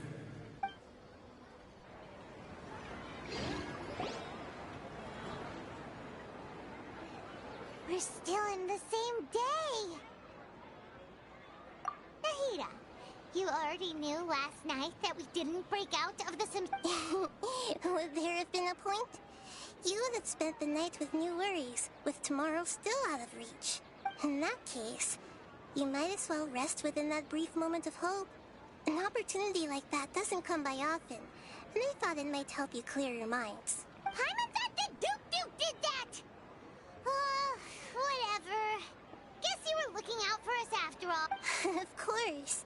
In the time we've been together, you two have been everything to me. Paimon's flattered and everything, but maybe you're taking things a little fast.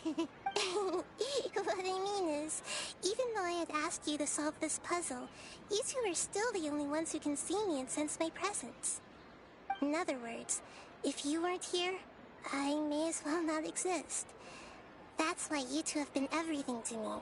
Get it? Nahira's talking about confusing stuff. Anyway, that's enough chit-chat. So, Traveler, did the new clues yesterday help you gain a new understanding of the situation? Huh? Why are you scrapping your previous theory?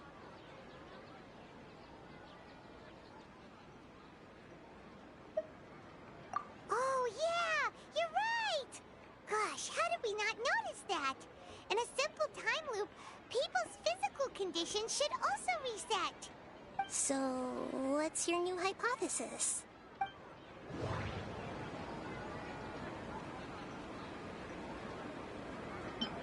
Mercenaries rely heavily on muscle memory, and Dia was able to use her experiences to avoid injury in later samsara cycles. The beep is a prompt tone for Akasha operations. We still hear it every night, even though we removed our Akasha terminals.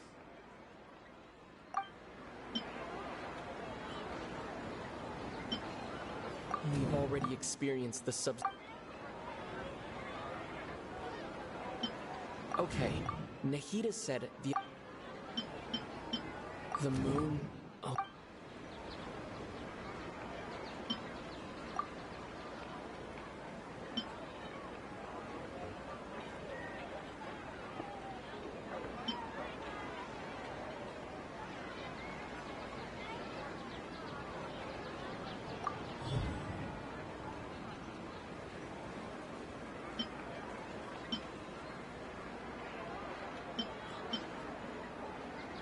If all our memories of a day are erased at the end of that day, then we would unwittingly relive the same day again and again.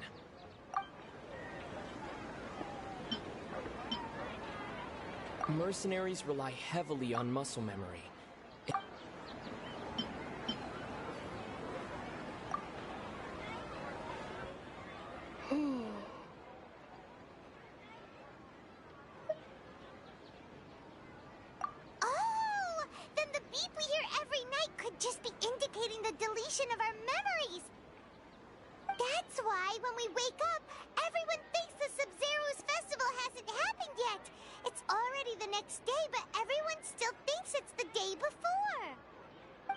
Muscle memory can't be erased.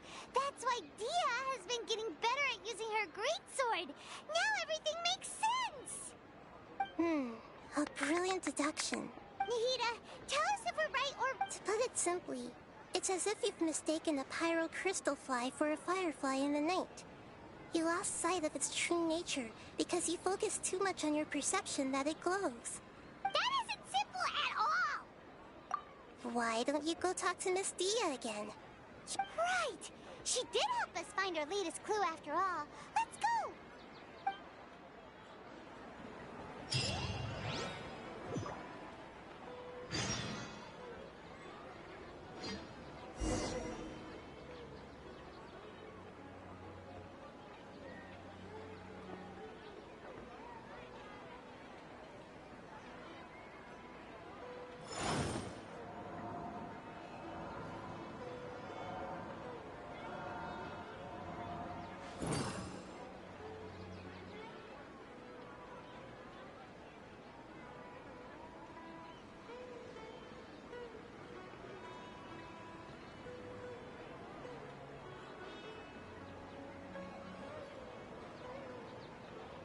Osmanthus wine tastes the same as I remember. But where are those?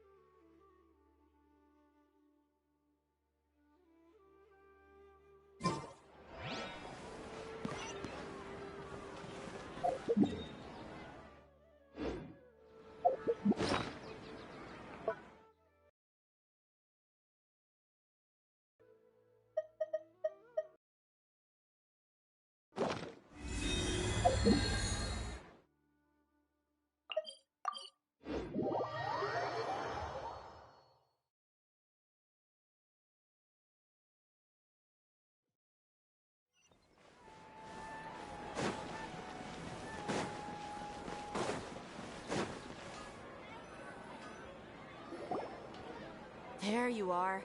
Really took me a while to find you. As expected, Dia also didn't Get hurt? Why would I? Don't I? Well, you're still getting used to your new Huh. Truth be told, I also think it's pretty strange. It just suddenly felt so familiar in my hands and... wait a second! How did you know I got a new greatsword to begin with? I didn't tell anyone about it. Traveler, could you explain the situation to her today? Paimon's gotten a little sick of doing it.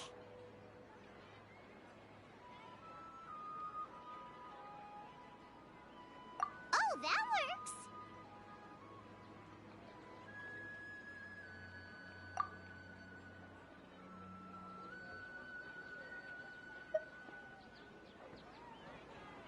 What happened to you guys while I was gone? Did you get brainwashed by some cult? Don't think too hard about it. Just take what we're saying at face value. All right then, let me get this straight. You're telling me that my body's already gotten used to this great sword, but my brain just doesn't remember it? Yes, your memory's being erased every day. Then I'd have to disagree. That's impossible. Oh? Why do you think that? If we've actually been reliving the Sumerize festival day after day, then what happened to the things we used, the money we spent, the food we ate? Common sense says my wallet should have emptied itself a long time ago. There's no way I wouldn't have noticed that.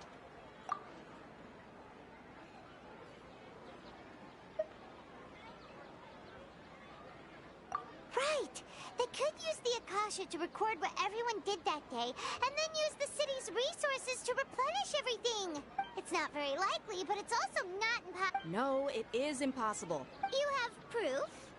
You two are surprisingly serious about this nonsensical Come with me, Miss Dunyarzad. Please come along as well. I still can't guarantee...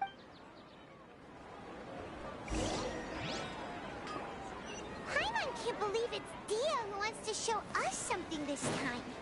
2 days ago, we were the ones taking her to see Dunyarzad.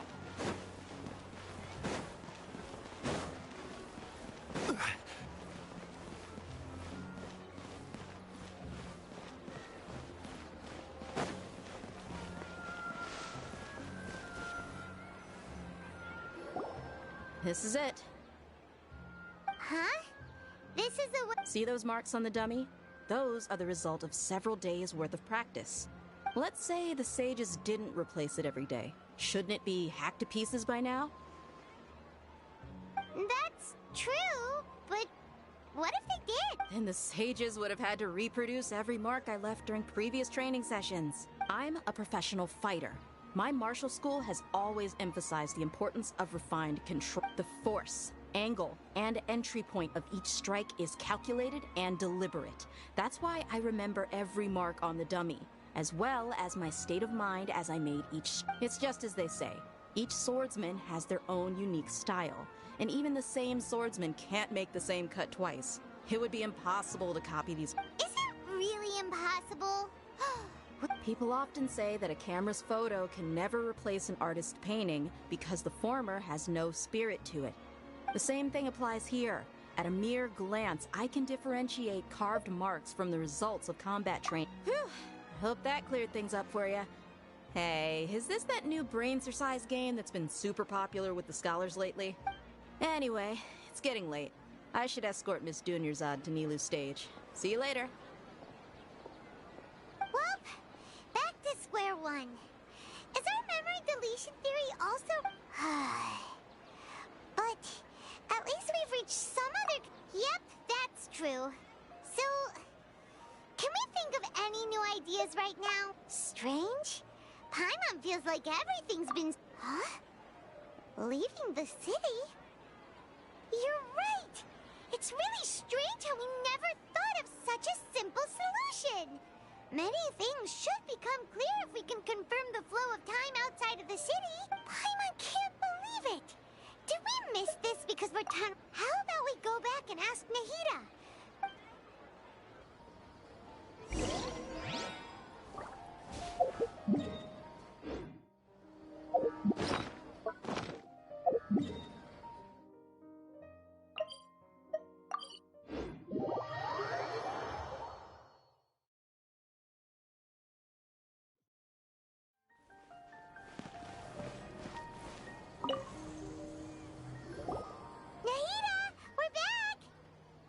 Early today. Did you find something new? Sort of. We're mostly sure now that we're not in a time loop. And we also aren't in the real world. Leaving the city. As far as I remember, you've mentioned your... We did? But we don't remember anything. What happened after we talked about those plans? What did we say when we got back? Let me think. I don't think you ever actually told me what the outcome was. Oh, it's probably more accurate to say that both times you never came back the whole night. But you two sometimes stay out the entire night anyway, so at the time, I didn't think too much about it. It is true that sometimes we lose track of time during our investigations. Before we know it, it'll already be the next day. But still, neither of us remember anything about leaving town. Really? That's kind of strange. In theory, I should have already awakened all your memory. Yep. Something here's definitely fishy. Let's get to the bottom of this tomorrow.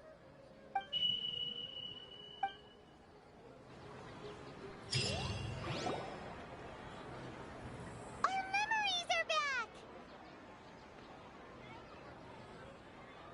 About that... Well, where should Paimon begin? Traveler, aside from your memories that were just restored, I have another message for you. Listen to it and you'll understand. Can't go back. There are countless spaces here. Our Sumerize festival in Sumeru City is just one of them. Traveler, you should be missing 2 days worth of memories. Paimon will fill you in. It's time to carry out our plan from yesterday. Okay, let's go!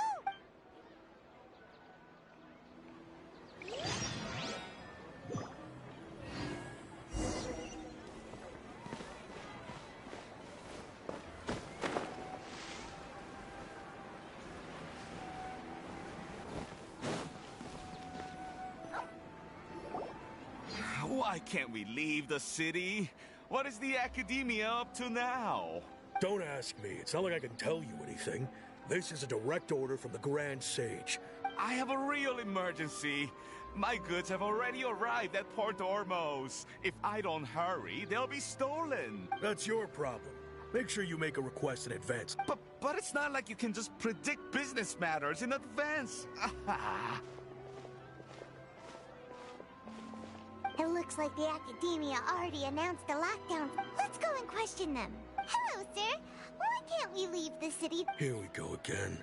Don't ask me. We just received an order that no one is allowed to enter or exit Sumeru today. They didn't tell us anything else. Angering me won't get you anywhere. If I had that kind of insider info, I would have left this stupid post long ago. It looks like he really doesn't know. If we can't get anything out of him, let's take matters into our own hands. This is a good spot, and the guard hasn't noticed us at all. Let's hurry! Huh? Why?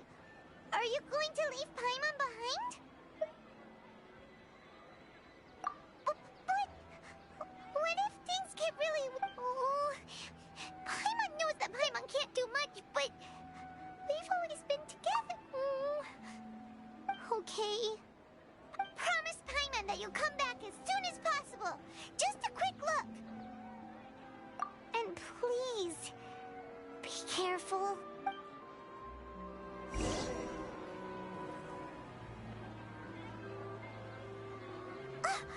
Memories!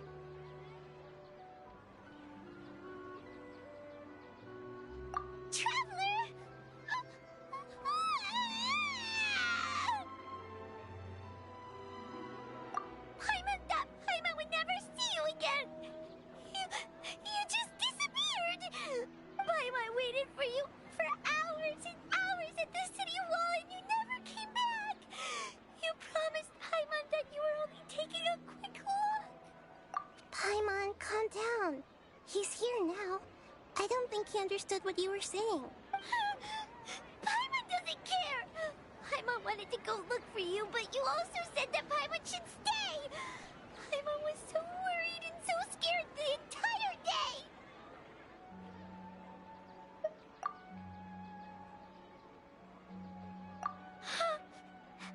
Okay. Paimon will forgive you. The most important thing is that you didn't actually Okay. Paimon, can you tell us your perspective of what really happened yesterday? I see. Using two people's different perspectives. After that, you left the city. Paimon kept her eyes on you the whole time, but then you disappeared in an instant.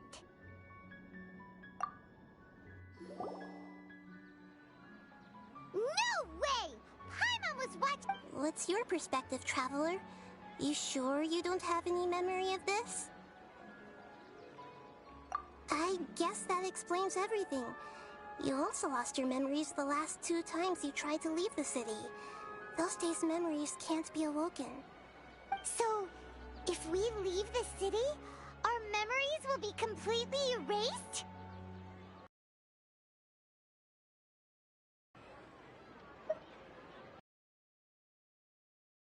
Sounds like something big outside of the city is being hidden on purpose. But this way, we'll also never discover what's outside. Something like a message? But how can we send it back? Don't look at me like that. I'm not used to being stared at. Well... Okay. You want something that can pass on messages, right? Give me some time and take care of Dunyarzad for me. Yep! Now we're talking!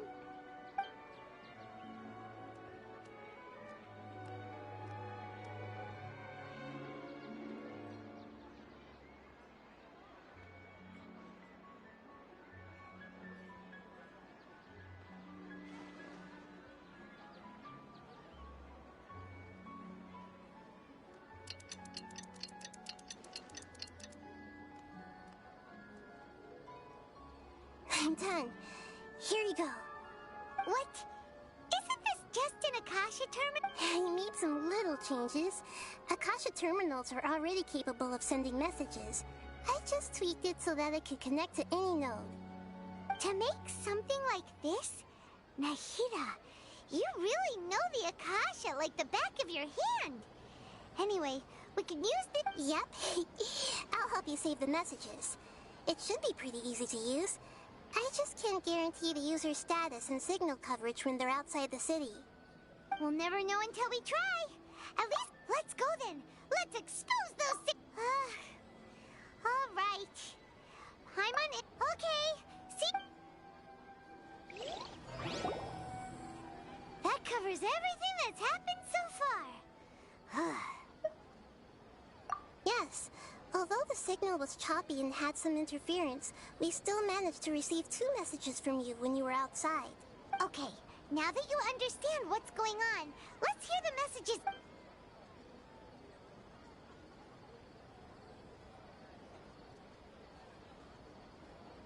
Can't go back. There are countless spaces here. Our Sumerize festival in Sumeru City is just one of them. I've entered another space. Before me are flowing sandstone and howling fish. Impossible and surreal sights. All these spaces are empty except for the occasional ones that contain mute puppets rather than people. I can't sense any human presence.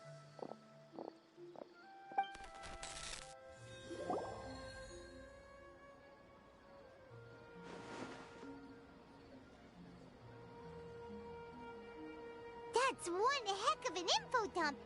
It sounds like you left the Sumerize city space when you set foot outside of the walls. But everything looked completely normal when Paimon was looking out from the inside. That's unbelievable. And if we take your word for it, the other spaces all had very weird... There's another part here. I only received it last night. These spaces have been disappearing one after the other, absorbed by something like a sun in the sky. And now, even the final space has also disappeared. Behind me, a lot of spaces just appeared again from thin air. I get it now. Those spaces are actually...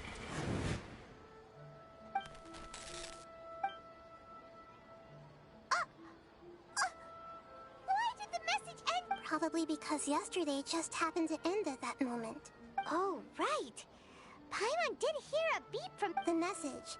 It should have come from the Traveler's Akasha terminal. After the beep, Traveler said even the final space has also disappeared. Traveler, what do you think that final space could have been?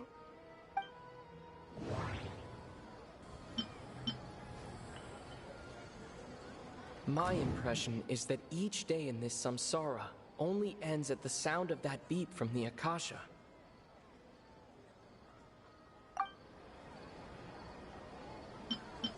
All the bizarre spaces I saw outside the city had one thing in common: a lack of human presence.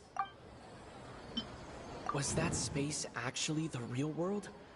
But wouldn't a real space just randomly disappearing like that be catastrophic?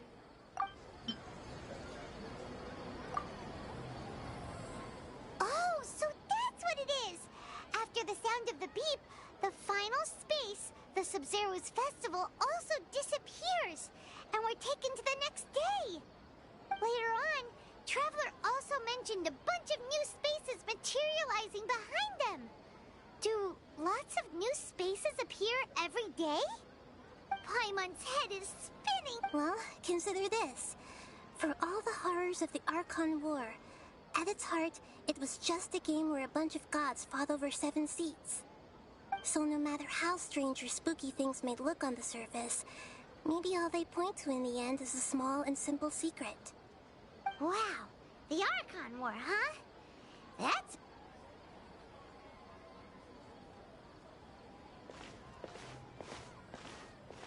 Hey! Where are you going?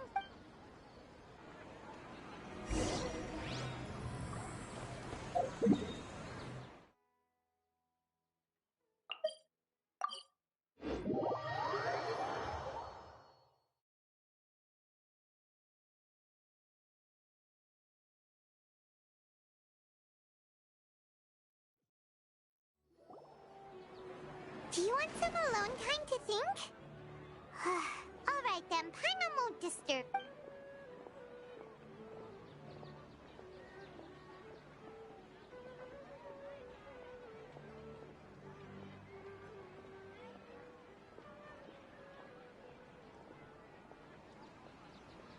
The dance of Sumerize is about to begin. I'm going to go watch it. Okay. Why don't you go ahead, Dunyarzad? We still have some other stuff. Okay then. See you later. Have you figured it out yet, Traveler? Time... Awesome! What is it? Paimon wants to know. Oh, wait.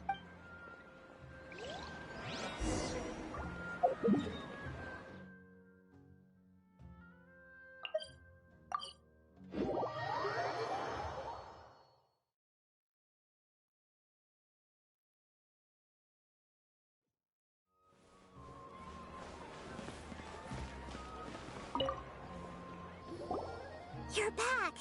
I've been waiting forever for you two. Judging by the looks on your faces, are you ready to take your Sumerize exam and graduate from the festival?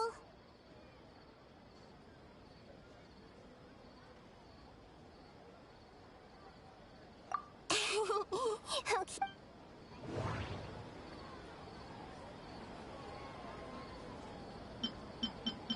People in Sumeru don't dream. What a strange phenomenon.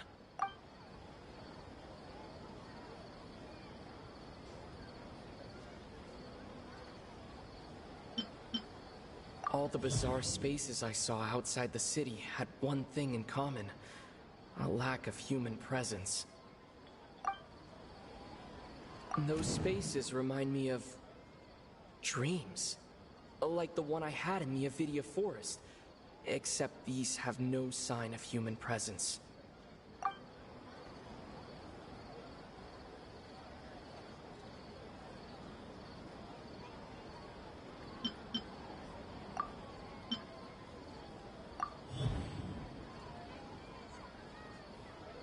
We are all in a dream. It isn't that the people of Sumeru don't dream. Rather, the Akasha is taking their dreams from them.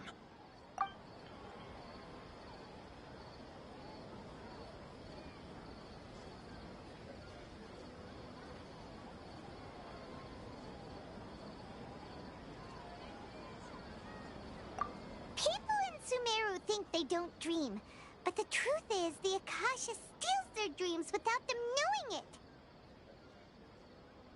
And those spaces with no human presence are stolen dreams without their host. That would explain why they sounded so weird when he was trying to describe them.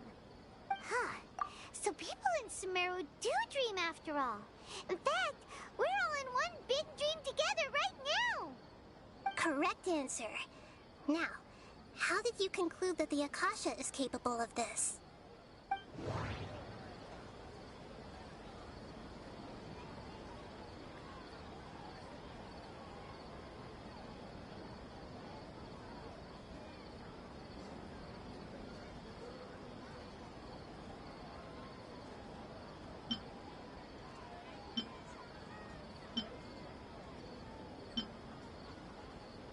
It compiles the wisdom of the entire populace.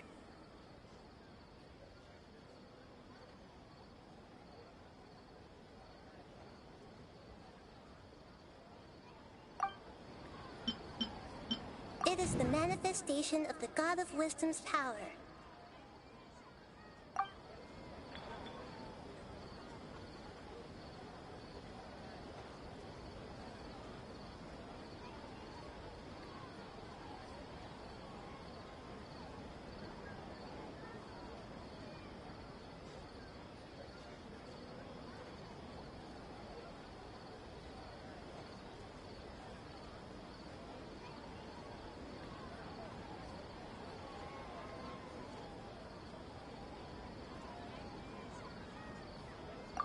Oh, okay. Those dream-controlling creatures in the forest also get their power from the Dendro Archon, right? That would explain why the Akasha has the ability to control people's dreams, too. But is stealing everyone's dreams really how the Akasha compiles their wisdom? Isn't there anything more to it than that? Dreams are fantastical, complex, and full of imagination. People's brains are the most active when they're dreaming. In other words, dreams are rich bundles of human wisdom. So in other words, the complete opposite of how Hypatia understood it. Paimon remembers her saying that the sages think dreams are foolish delusions, and the fact that no one dreams. The real story is that the sages from the academia are using the Akasha to steal people's dreams for their own use, huh? Oh? By the sounds of it, you understand the current situation pretty well. So then, what about the Samsara?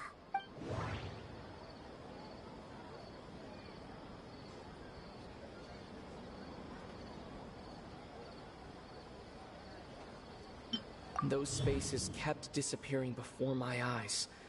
But as soon as that beep sounded, many more spaces materialized.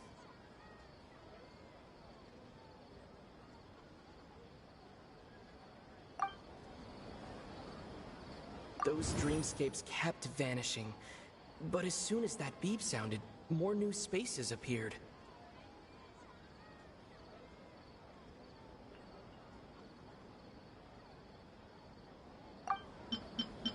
We've already experienced the Sumerize festival many times, and the day of the festival seems to be in a perpetual samsara.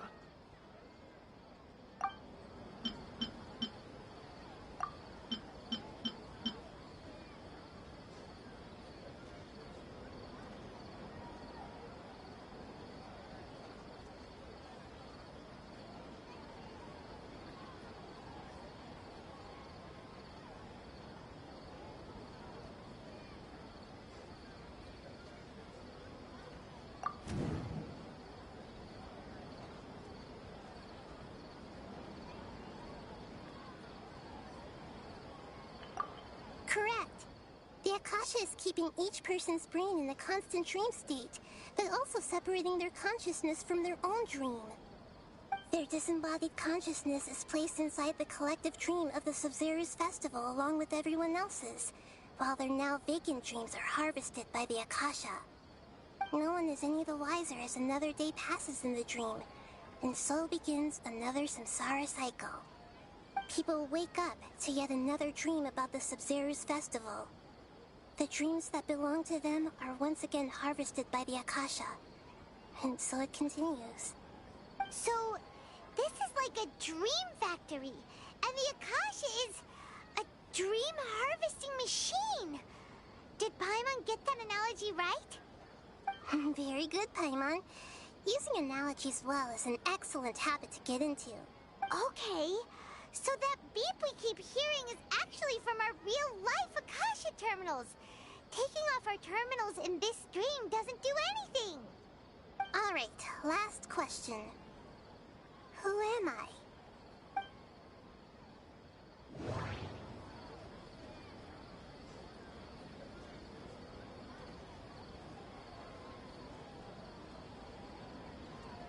They say that alchemical divination is the Dendro Archon's divine revelation. So then, if Nahida has referred to herself as the moon... So you noticed. I thought that one would be the hardest question. That's why I put it last. That wasn't hard at all. Even Paimon guessed that. Everything about you is different. We just didn't want to expose you is all. Now that you mention it, Nahida, you've been hinting to us since the very beginning. It's funny, thinking back to when we were asking all over the place for info about Lesser Lord Kusanali. Paimon didn't expect to meet you like this. Yes, those can wait until we're back in real life. On the other hand, I'd be happy to answer any more questions you have about here and now.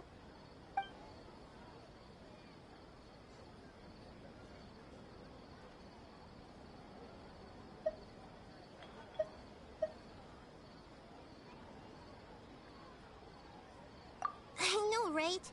Why did they have to base this dream on my birthday? Could it really just be a coincidence? Even you don't know the reason? Wow, now that's strange. The Academia sages are determined to harvest lots of dreams in a short time, no matter the cost. They have to be up to no good. Unfortunately, I don't know anything about it. Traveler, do you have any information?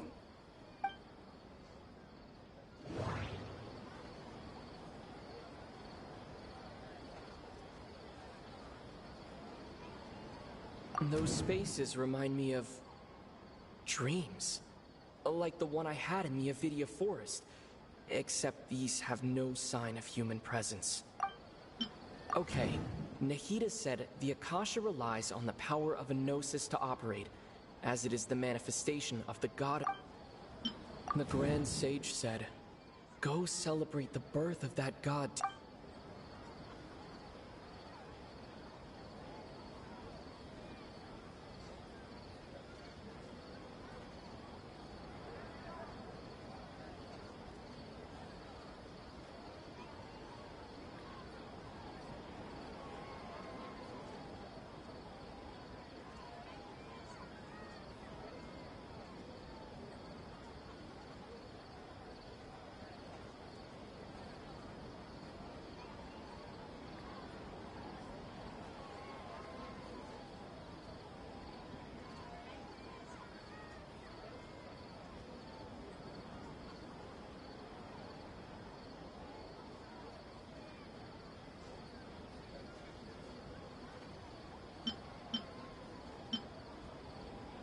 Okay, Nahida said the Akasha relies on the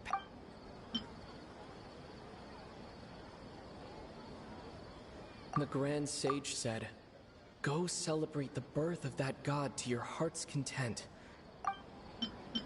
Those spaces remind me of... dream.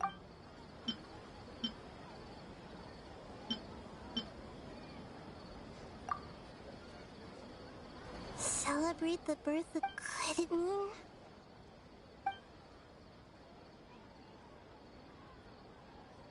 You asked me this question before. My answer was, now that you know this is all a dream, this answer should hopefully make more sense. Have you heard the saying, don't wake a sleepwalker? Likewise, if someone suddenly had told you all this instead of you learning it on your own, your notion of reality and dream would be thrown into irreversible confusion. I couldn't expose you to that kind. That's why I could only give you very subtle hints and some suggestions. Long story short, I'm really sorry I had to keep you guessing.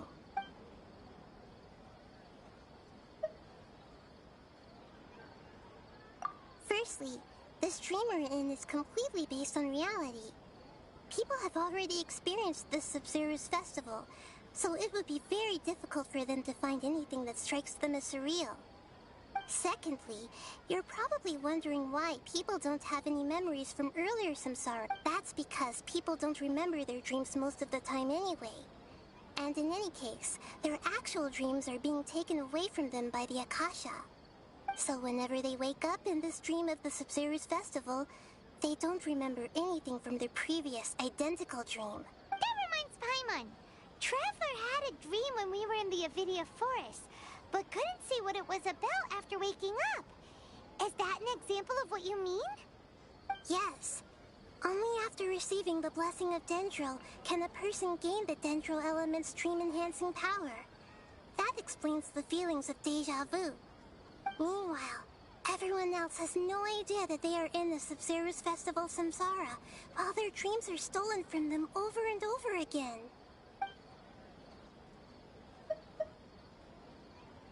Can humans really keep dreaming forever like this? Will it ever end? And if so, when? You might say your mental fatigue has already answered this question. Eventually, there's only so much that people can tolerate. Especially those whose health is compromised to begin with, like Dunyarzad. This relentless exploitation takes an even harder toll on them. People's lives are at stake here, and nobody knows a thing! We've got to put a stop to this! I know, right? Why did they have... Even you don't know the reason? The Academia sages are... Traveler, do you...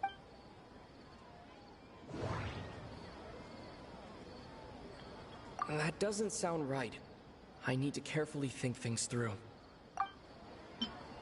That doesn't sound right. Celebrate the birth... Could it mean...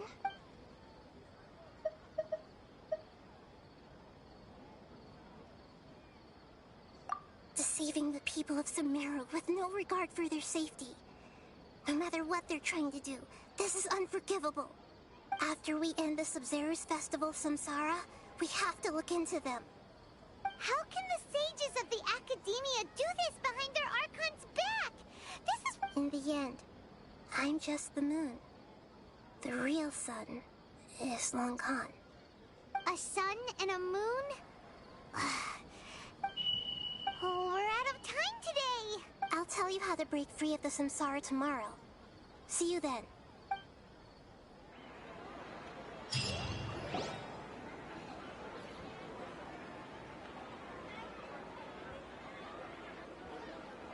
Good morning, Nahida. Wait. Now that Paimon remembers everything, should we instead say good morning, Lesser Lord Kusanali? Hey! What's wrong, Nahida? You don't look too good. I'm afraid that what you're thinking right now is correct. Did Dunyarzad already disappear? The real Dunyarzad's consciousness has indeed disappeared. It can no longer endure the constant dream harvesting.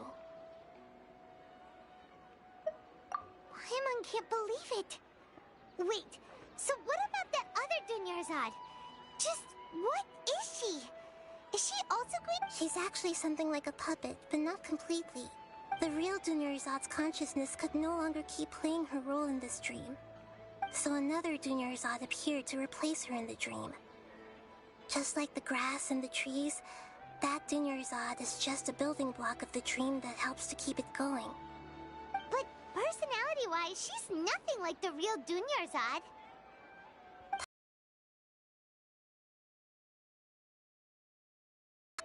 After all, they're just there as filler. You know, speaking of which, the old Dunyarzad might not have been too different from a puppet. Dunyarzad truly believed that she met you within her consciousness, and it was you who inspired her. So you do remember her after all. Yes. Back then, her family was overly protective of her. No one cared about her personality or thoughts. It was as if she only lived to stall her Elazar. I just gave her a little wisdom so she could look at life in a new way. So that she could be her own person. But even so, she's still... far from it. I'm still a long way off from being a real Archon. I couldn't even save her. If I were a competent Archon, I wouldn't have let my most faithful follower die at the Sumerize festival with so many regrets. Please don't beat yourself up over it, Nahida. It's the sage's fault. I'm not beating myself. Don't be like that, Nahida. Even real Archons are still allowed to be sad. To prevent more tragedies like this, we must end the samsara as soon as possible. Great, but how do we do that? Although the Sumerize festival dream is under the Akasha's control, only humans can dream. Even the Akasha is unable to create them. That means this dream belongs to a host who created it. Huh? So, how should we find that person? Well, if this is someone's dream, then everything here must come from deep within their consciousness.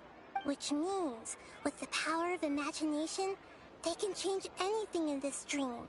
Imagination? Imagination means breaking through what you perceive as normal. Like when a server at a tavern brings a plate to you, you'd naturally assume that food is on it.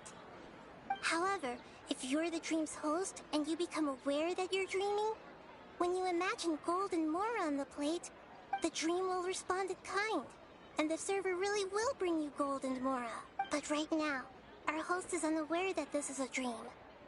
No matter how many times they're served, it will always be food. Find some way to make that person realize that they're dreaming. Usually, once that happens, the person will wake up and the dream samsara will be broken. How are we going to find them, though? If it could... And even if we did find them, how are we supposed to make them... After all, like you said, don't wake a sleepwalker. It's extremely difficult, yes. But the only ones who can do it are you two. Remember, everything you've achieved up to this point has... As for me, during this time, I'll be out of town. Out of town? Are you going to that place full of dreams where the Traveler went? Yes. I want to try something. There must still be a small wisp of possibility. Hurry and go. Dreams are supposed to be fantastical, romantic, and full of pleasant surprises. Unnecessary things like this samsara need to end. Paimon's still a little upset that we've come this far only for Dunyarzad to... She was such a good person, with such a simple wish. But fate, yeah. But we mustn't lose hope. Paimon's wondering, do you think the sages would get one of their own to be the host of this stream? Feels like it would be easier to control it that way, no?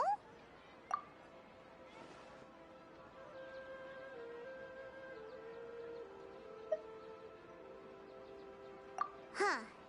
That's true. Plus, the sages probably weren't counting on there being other factors beyond their control. Like Nahida. And so, who do you think the host of the dream is?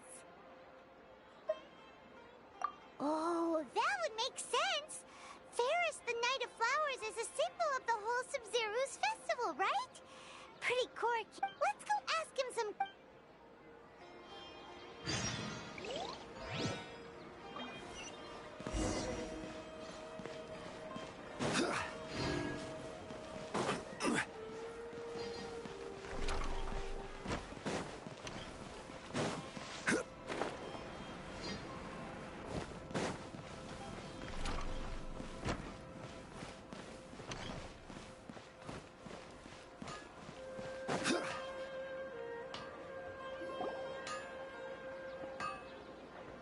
you're back.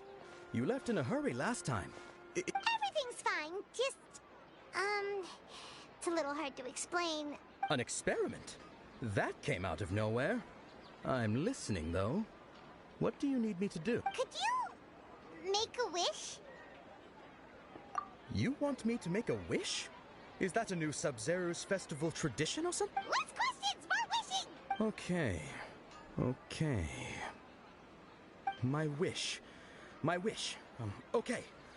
I'm a little nervous saying this out loud, but I want Miss Dunyarzad to be happy. Oh. I noticed earlier that she looked a bit down, and she wasn't really talking to anyone. She just doesn't seem like herself. She's always so gentle and kind, and all the kids love her.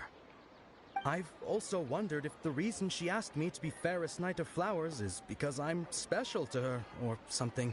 So, you have a crush on Dunyarzad? Oh, is it that obvious? After what I just said, I guess it is. When she placed the hat of the Knight of Flowers onto my head, she said to me, I want everyone... What she didn't realize was that I'm not that interested in how everyone else feels. In that moment, I just wanted to be her Knight of Flowers for the rest of my life. 50 years? 100 years? Okay, yeah, that was a bit much. Felt like the right moment to get it off my chest, but that was pretty embarrassing. Okay, I'm ready to make my wish. I would like Miss Dunyarzad to appear in front of me right now with a smile on her face. Here goes. Please come true. I'm gonna open my eyes. Oh, you're... What? Faki? Sorry, but only one portion of Yalda candies per person. Back home you go. Nice try, you two. Anyway, never mind. I don't need to see her appear right in front of me. As long as she's happy. Guess he isn't the host of this dream after all. Should have expected it wouldn't be this easy.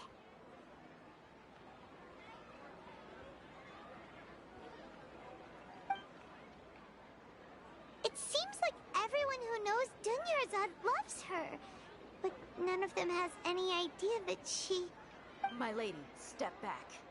That sounds like Dia! Oh, right. This is when Huh? But Dia can handle them! Hey, Traveler!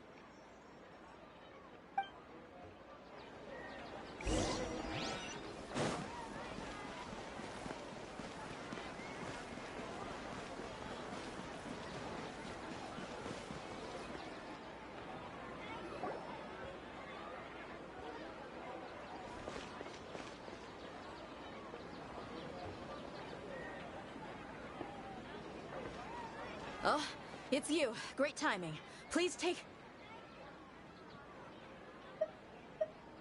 Hey, this is my job. The homie Yanni's pay me, not you. You... fine, alright. Knock yourself out. Why are you so worked up anyway? It's not like I don't trust your fighting skills. Anyway, watch yourself.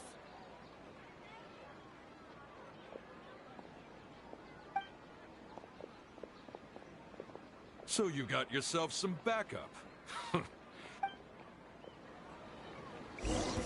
That's close enough. Solidified, eh? Oz, reveal thyself! Time for a light show!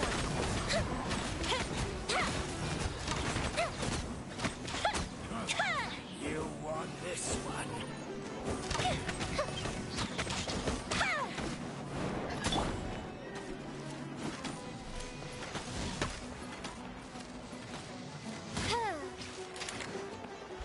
Take that! By royal decree!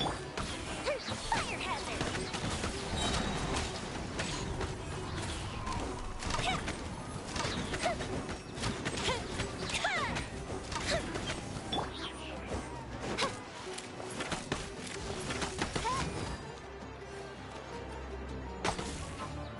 I'll be back. Traveler, were you just taking your anger out on those guys? You and Nahida both. Oh, and speaking of her, Paimon just remembered something. Remember how during the first Sub-Zero's festival, before the Samsara started, we came here with Dunyarzad because she wanted to pick something up? She said it was because she had forgotten something. Okay, so Paimon's memory is working so far. Anyway, Paimon also remembers that she is staying somewhere around here. Yeah, even if it's only a tiny clue. This is the place! It's rude to enter other people's spaces without permission, but... Hey! The windows are unlocked! Okay. Paimon's gonna take a peek in...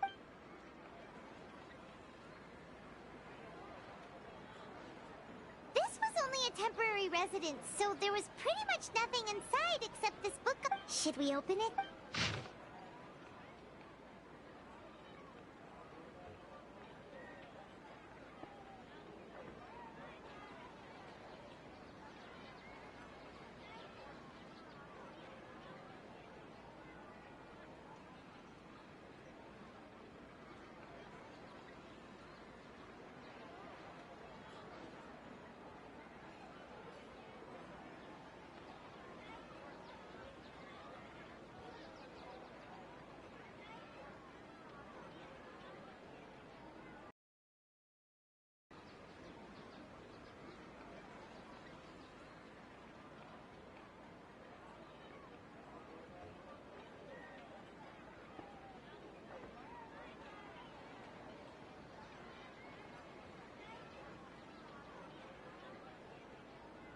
Wow.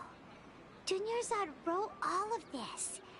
So even though she was also busy preparing for the Sub-Zeros, she must have wanted to give this to us as a... If we hadn't found this book, we never would have known. But now that we know, we can't even thank her. Hey! Where are you off to?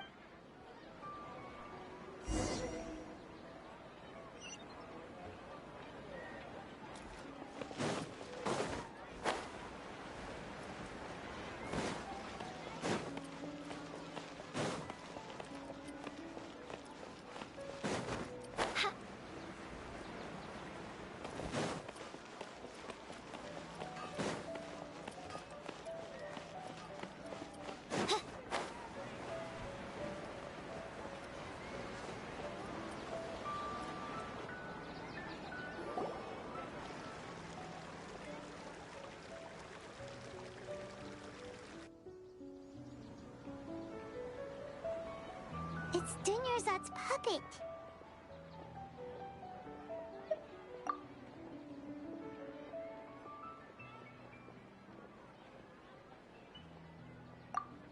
Traveler? You must be exhausted. Come to think of it, we've been stuck in this place for a really, really long time. Heck, even the last time we were chatting happily with Dunyarzad feels like an eternity ago.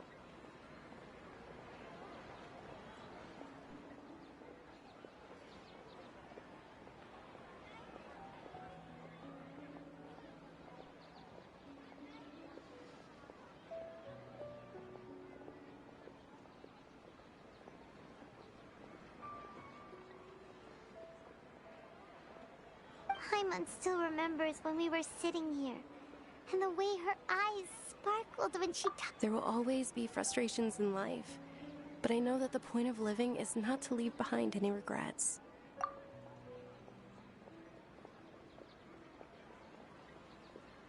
That was what the real Dunyarzad said, wasn't it? Does that mean... Yes, Traveler. What is it?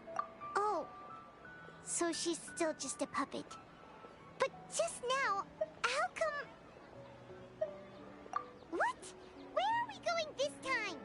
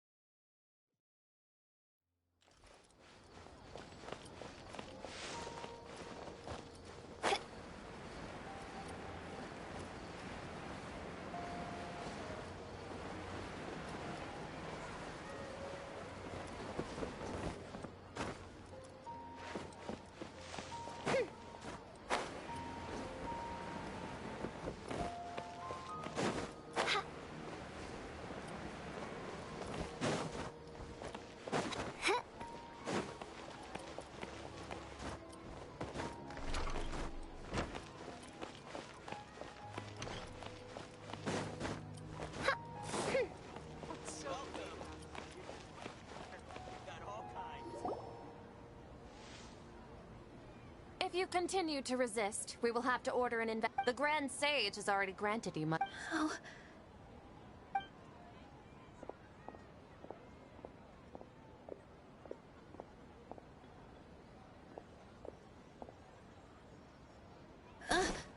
Traveler? You don't... Traveler? Traveler? What the heck are you doing? If you get arrested by the Academia, that's another day gone to waste!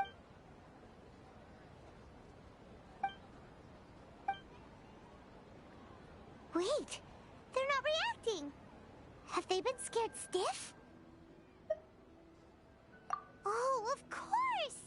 If this is the Sage's plan, they wouldn't put themselves through this. So they're just substitutes.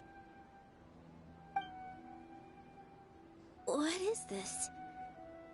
What happened to the Grand Sage and his entourage?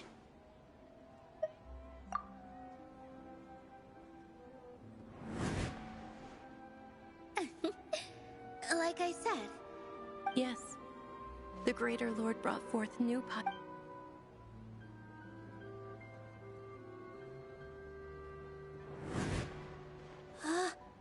That beautiful shade of purple. Aren't these flowers real Padisaras? Just like the ones from the legend? I didn't even notice.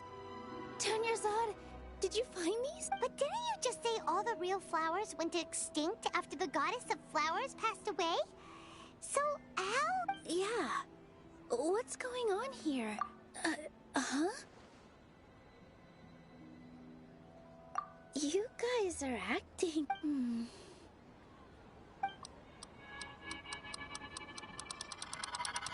Hey!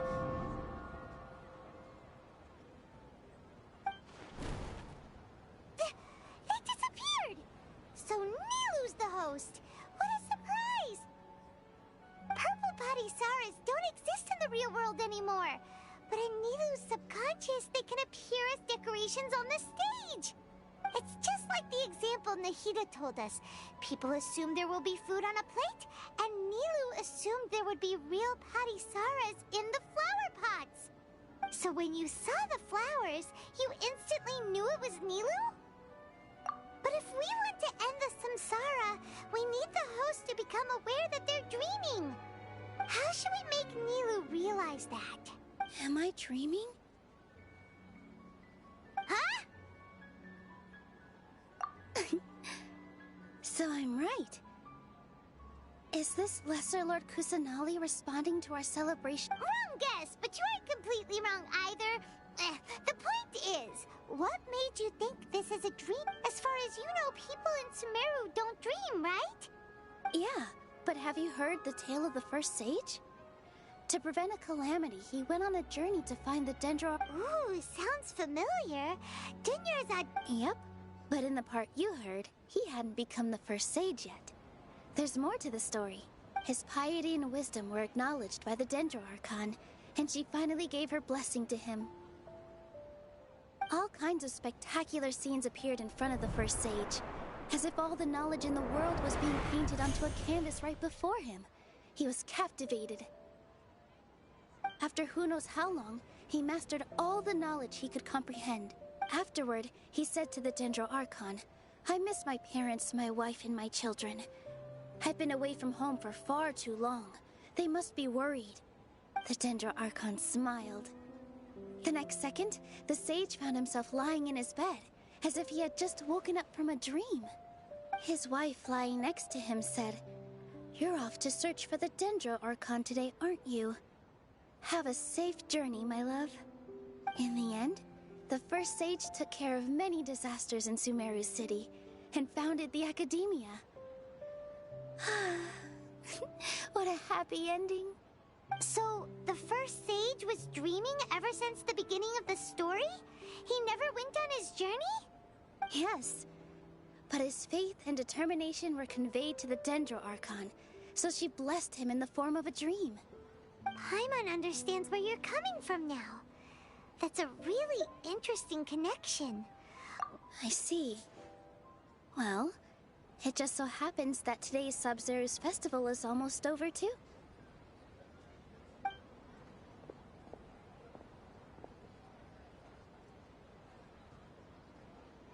Since we're in a dream, let's make this final dance of Sub-Zeros as beautiful as we can.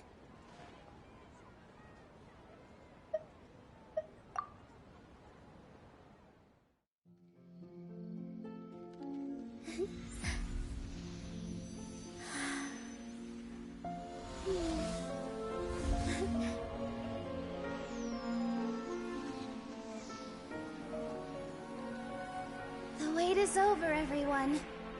I dedicate this to our god, the Dance of Sub-Zeros.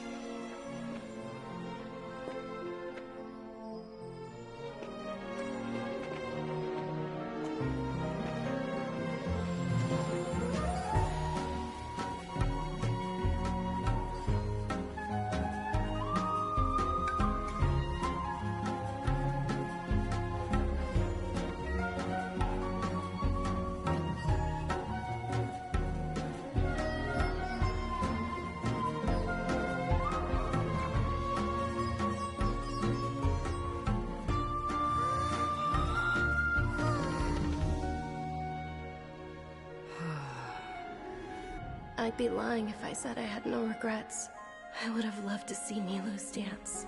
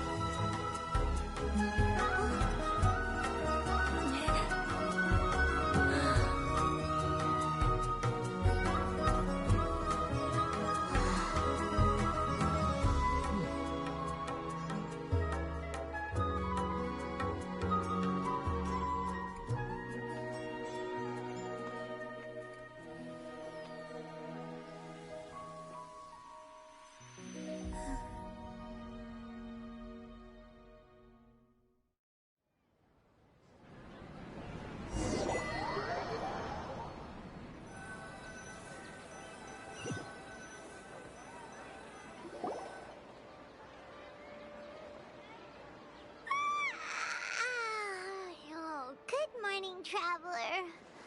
Oh, Paimon feels like she's been asleep for the long... Paimon's head feels super heavy. Did we oversleep? Do you even remember going to sleep last night? Paimon thinks it was... the Sub-Zero's festival! Have we finally escaped from the Sub-Zero? Quick! Take off your Akasha terminal!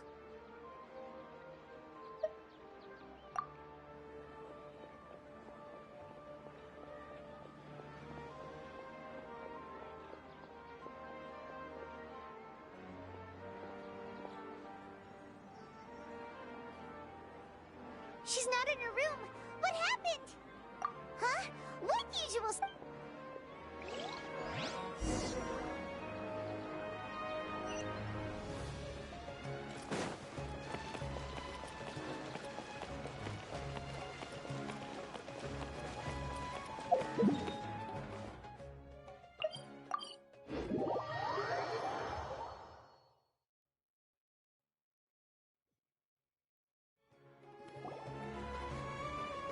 Well done, Traveler and Paimon. And thank you, Dunyarzad, for organizing the Sub-Zeros festival for me. I'm sorry, who are... Dunyarzad! You're okay! Oh, don't scare us like that! Oh, Traveler Paimon. I have something amazing to tell you. I just had a dream. And I saw Nilou...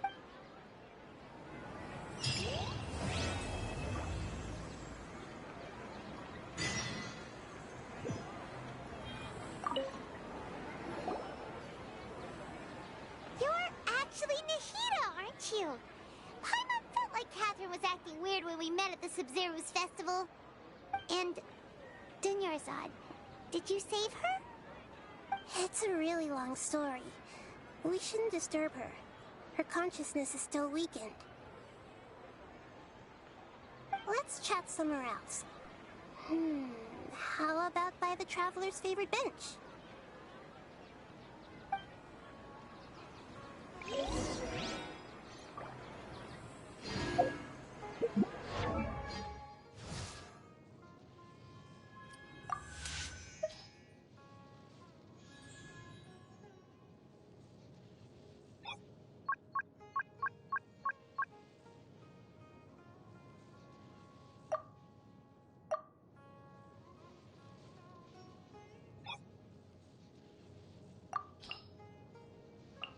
I created another universe and founded paradise. For I, Fischl,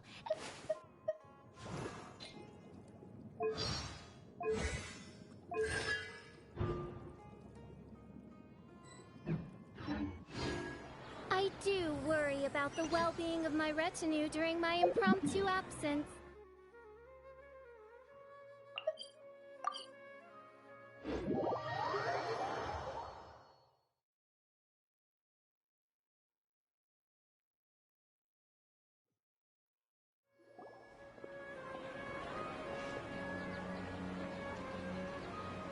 Let's talk about Dunyarzad first. It's such a relief that she's all right. After we parted on the last day of the Sumerize festival, I left the city and saw what the traveler had described. Among the countless dreams, I found one that was growing fainter and fainter. This proved my suspicion. Once Dunyarzad could no longer bear the Akasha harvesting her dreams, her consciousness began to dissipate. But this also meant it escaped the Akasha's control. Such a small fragment of consciousness can't last for very long, though. It will return to its original dream, where both will gradually fade until they completely disappear. I used all the power I had to keep her dying dream alive as long as possible, but it still wouldn't have lasted for much longer if it hadn't been for you two breaking the samsara. So it looks like we did manage to save Dunyarzad in the end. Not a moment. Huh? Why are you two smiling so happily? I thought you'd be so moved that you'd start crying. I need to spend more time observing human emotions. Both are fine. Everyone reacts differently. All right. You two must have a lot of other questions for me, right? After all, you saved my faithful believer. As your reward, I will answer any and all questions. At the Avidia forest, there was this incense that made the traveler fall unconscious and dream of a huge tree and a red sky. You also heard someone's voice, right? It said world and forget me. Yeah, so you do know. We've been wanting to ask you what that was about, and if the red sky was related to Conria. It seems like the traveler established a connection to Irminsul. That was a message left by Greater Lord Rukkhadevata's residual consciousness in Irminsul.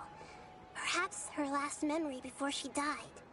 As you two probably know, Greater Lord Rukkhadevata disappeared after the disaster in Conria. The timings of these events do line up, so your suspicions are reasonable. A message from Greater Lord Rukkhadevata? We thought it was from King Deshret. King Deshret? That god who died even longer ago? Some present-day desert dwellers still worship him. You probably just heard some of their conspiracies. Okay, so what does the message mean? I still haven't managed to decipher it. Even the Akasha isn't currently capable of doing that. Greater Lord Rukkhadevata's residual consciousness in Irminsul seems to be contaminated with something that has a very dangerous aura to it. Many devoted scholars go mad as soon as they connect their consciousness. I've warned the Academia about this many times, but people still keep falling victim to it. But I believe this is the key to saving Irminsul. That's why I've kept trying to decipher it. So the tree in the vision was Irminsul? Oh, Tainari also said that Irminsul is sick. Is it because of the contaminated consciousness? But even if you can't figure out what that vision was all about, it seems like our search for you was all in vain. The traveler wasn't affected after coming in contact with that consciousness. I've never seen anyone like that. With you here, we may have a chance at deciphering it. No, we must decipher its secrets. I've already eliminated all other factors that might affect Irminsul. This is the only one left. This puzzle has life and death at stake. It could determine Irminsul's fate, as well as Tevat's.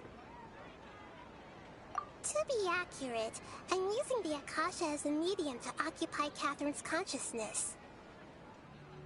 How did you do that? Poor Catherine. Does this mean you can also occupy other people's consciousnesses? Theoretically, I can enter anyone's mind as long as they're wearing their Akasha terminal.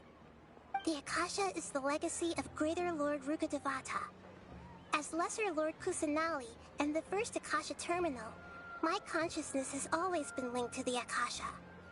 I've always respected my people's free will, so I've never actually occupied their consciousness.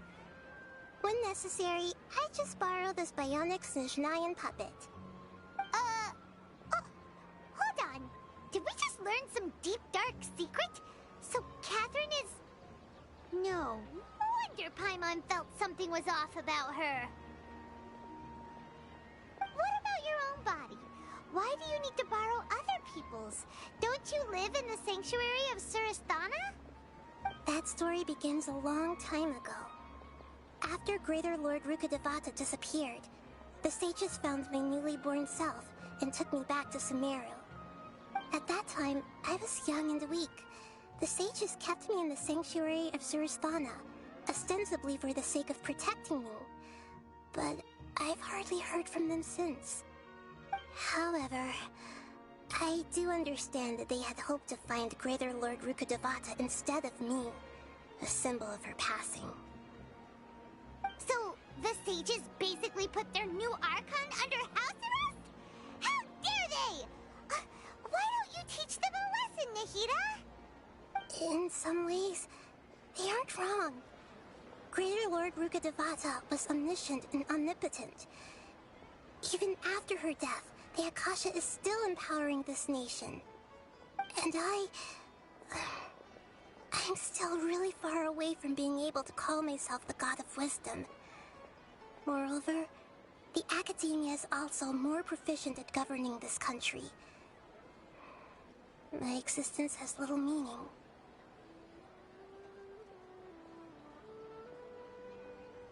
Yeah, you got a lot of believers. Just look at the Sumerize festival. Everyone who showed up truly loves you. Thank you for the kind words.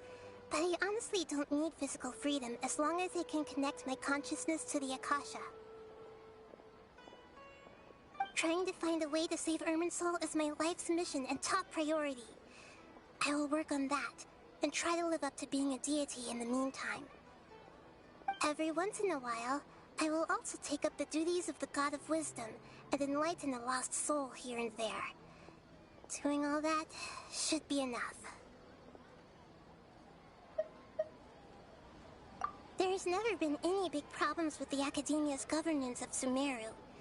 This is the first time I've seen them step out of line.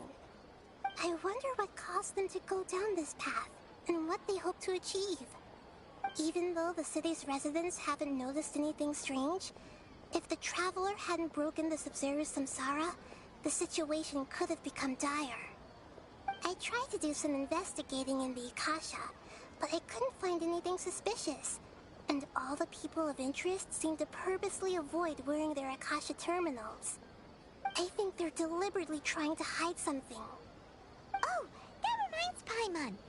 In Gandharvaville, there was a sage who had invited Tainari to join some kind of project. Could it be related? Regardless, I need to first investigate the sage's motives, make things right, and punish them if needed.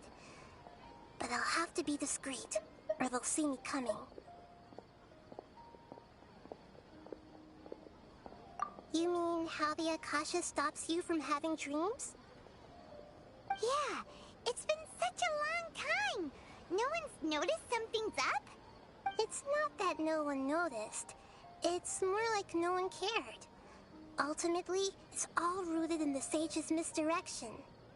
Misdirection? The sages convinced everyone to believe that being unable to dream is a sign of rationality and wisdom. Not dreaming is a badge of honor in Sumeru. Even if the truth is that their dreams are being reaped by the Akasha. With their propaganda in place, the sages can maximize their use of the Akasha to facilitate their research. Besides, Greater Lord Rukkhadevata must have created the Akasha in the hopes that it could be used to its full potential. That's why I've never come out strongly against this. Anyway, the perspective advocated by the sages drowned out any voices of doubt. By now, even those who never use Akasha terminals find it too shameful and embarrassing to talk about their dreams.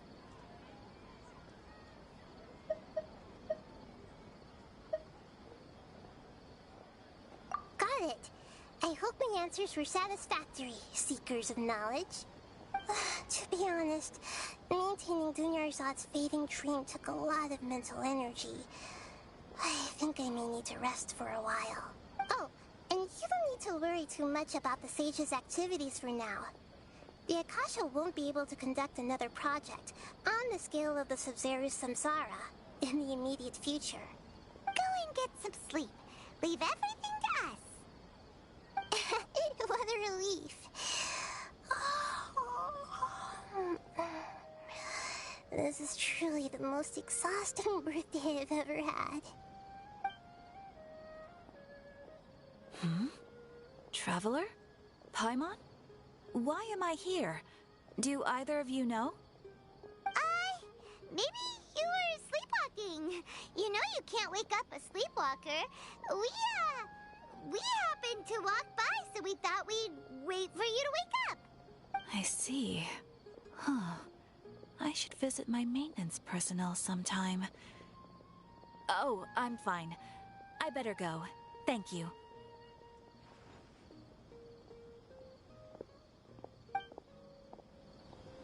We've spent quite some time in Sumeru City, but ever since we last said goodbye to Lesser Lord Kusanali, we haven't heard anything from her. Oh, we can't just keep waiting around like this. Let's go find Catherine and pick up some work so we can at least keep ourselves busy.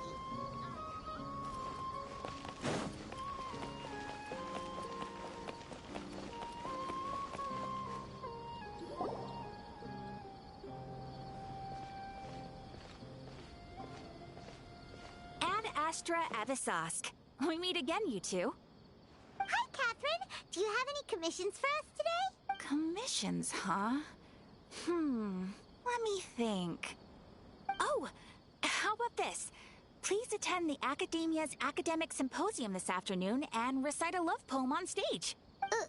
Wait, say what? And if possible, please also use your camera to capture the reaction of the audience upon finishing the poem. Huh? What kind of commission is that? I see. It appears that you're not interested in this commission. In that case, please go to Port Armos and convince the Eremites there to spend some time volunteering at the local orphanage. Hey, that's not any better. I'm sure the mercenaries will have some interesting reactions as well. Paimon's gotta ask, just who exactly has been submitting these commissions to the Adventurers Guild? Oh, the commissioner? Well, actually, I just wanted to see the two of you in action. Was it so obvious? I was hoping you would actually take one of those commissions. That kind of chance to observe humans doesn't come by often. Ah, so it's Nahida. Paimon just knew Catherine wouldn't crack those kinds of jokes. When did you get into her head? From when she said, Ad Astra Abisask. So it's been you this whole time? Are you done resting up, Nahida? Yes.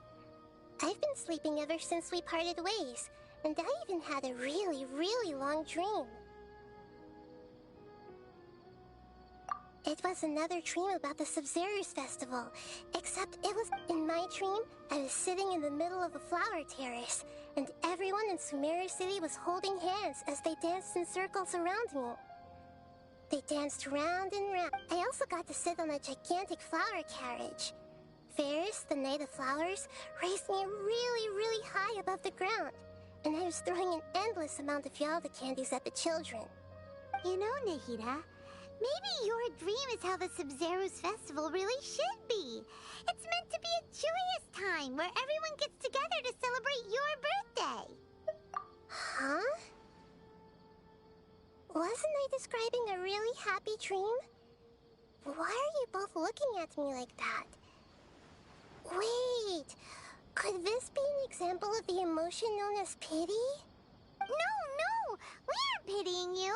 That would only make everything worse. We just don't want you to feel too sad. By the way, have you had a chance to visit Dunyarzad? How's she doing?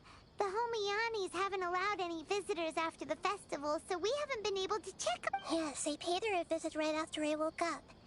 She was resting at the time. Her condition is stabilized. However, since Elazar is a manifestation of the withering on the human body, we can only cure it by finding a way to take care of Irminsul's own withering.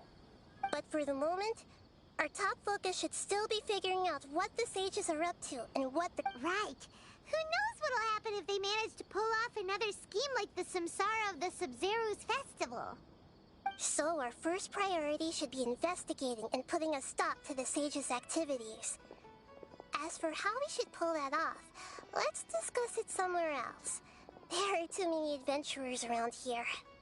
Oh, good point. Sorry, adventurers. We're gonna be borrowing Catherine for a little while.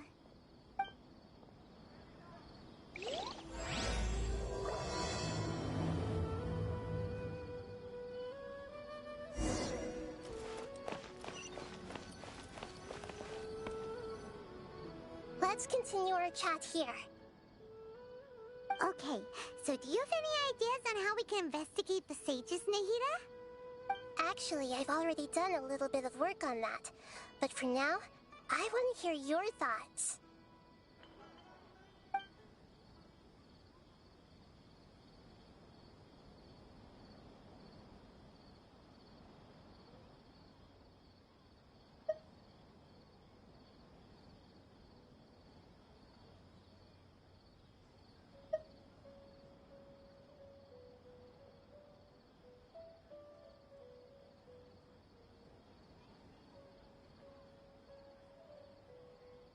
We're in the dark as of now. Since we still don't know anything about their goals, any rash move could tip them off and lead to terrible consequences. After all, every person in Sumerize City is one of their hostages. I've already tried that, but all the key members of the Academia, even the core of 30 Guard, it seems that from the very beginning, they've been guarding against info leaks from the Akasha. Of course, it could also be because they're wary of me. Have you already caught the sage's attention? I'm guessing not yet, but distrusting me would make perfect sense if they've ever paid attention to the urban legends about me. In any case, I probably can't take over their minds directly. No way, that's too risky. You mean it'd be too easy to get caught? No, it's not that. We shouldn't involve innocent students in this. A single mistake could completely ruin their lives.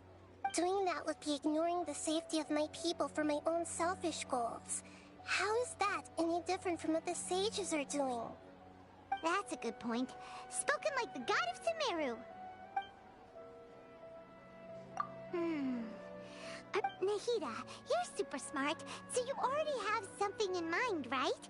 Don't keep us in suspense. Spill the beans. According to a popular theory from the Vahumana Darshan of the Academia, rejecting impractical motions at the beginning of a planning session will give more weight to the actual proposal. Okay, but aren't you the god of wisdom? You don't have to use that kind of gimmick to make us take your ideas seriously. Well, I've been thinking that if I can't directly possess the leaders, and if I can't get ordinary people involved, then I should find someone who's already involved, but hasn't decided to side with the sages. You're saying we should recruit a spy? That does sound like it could work. Oh, before coming back, we met someone named Al-Haytham. He seems like he acts alone, and he likes doing stuff behind the Academia's back. They probably aren't in cahoots. Actually, I already have someone in mind. Do you still remember that female scholar named Setaria? Setaria! Paimon remembers now! Isn't she the one who's always tripped? We ran into her basically every time the Sumerize festival repeated itself. You could even say we're old enemies by now. Paimon still remembers the smug and mean way she always spoke to Nilou. I've always liked observing all kinds of people, and Setaria has always stood out. She was born in the desert and was hailed as their greatest genius. Her academic gifts allowed her special admission into the academia, and also gave her the opportunity to serve as the sage's assistant. Oh, Paimon didn't know she was from the desert. She must be pretty special then. Paimon feels like most of the desert dwellers around the city are working as mercenaries. The name Setaria means star. When she lived in the desert, she shone like the brightest star in the night sky. Later on, she was chosen by the sun. The star was given a place in the daytime sky to complement the sun's dazzling light. Soon after, the star witnessed the sun scorching the earth, which brought forth many disasters. The star began to waver. Instead of staying beside such a sun, wouldn't it be better to return and light up part of the night sky? But in the end, she couldn't give up the radiance of daytime.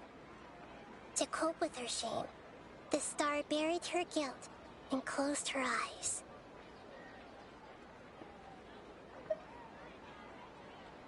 From the sound of it, Setaria's just hung up on the research opportunities here.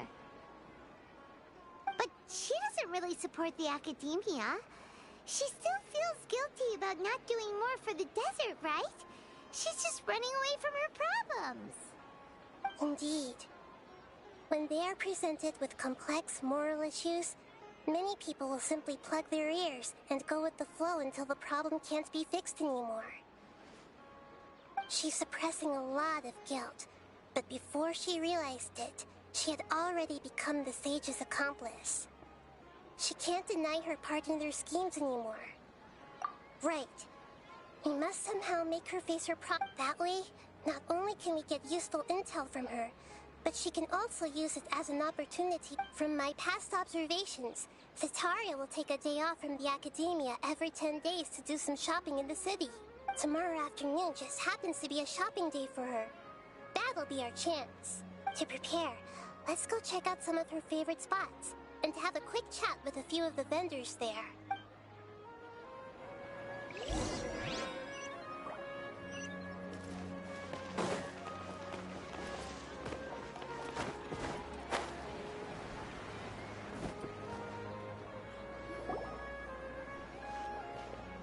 This should be Setaria's favorite fortune-telling spot. So should we ask the fortune teller about Setaria? No, I already have enough information on Setaria. The most important thing now is for you to pay attention to the vendor's talking style and key characteristics. Talking style and... My poor lost lambs. Have you become troubled over your fates? The divine voice of wisdom often echoes between mine ears. If thou be blessed today by the gods, I may be able to show you the way. Huh? Really? Nahida, you've been whispering things to her? Shh. My friend here has some doubts regarding his future. Can we get a fortune reading for him?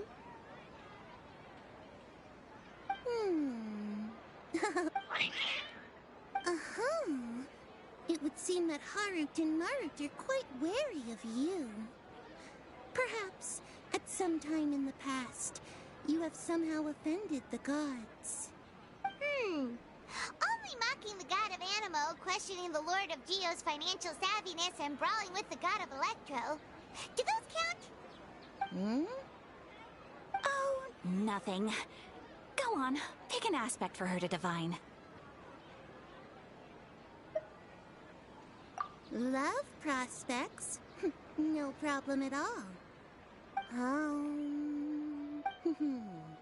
The gods have...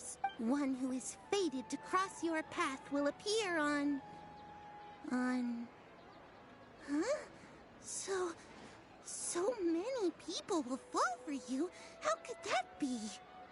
Harut, Marut, did you two spoil my divination?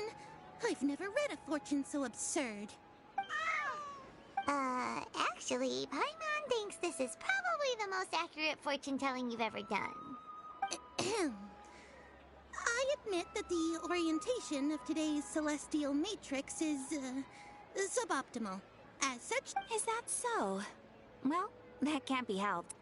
If you were to bring some food offerings for Harut and Marut on your next visit, perhaps they could help you reverse the wheels of fate.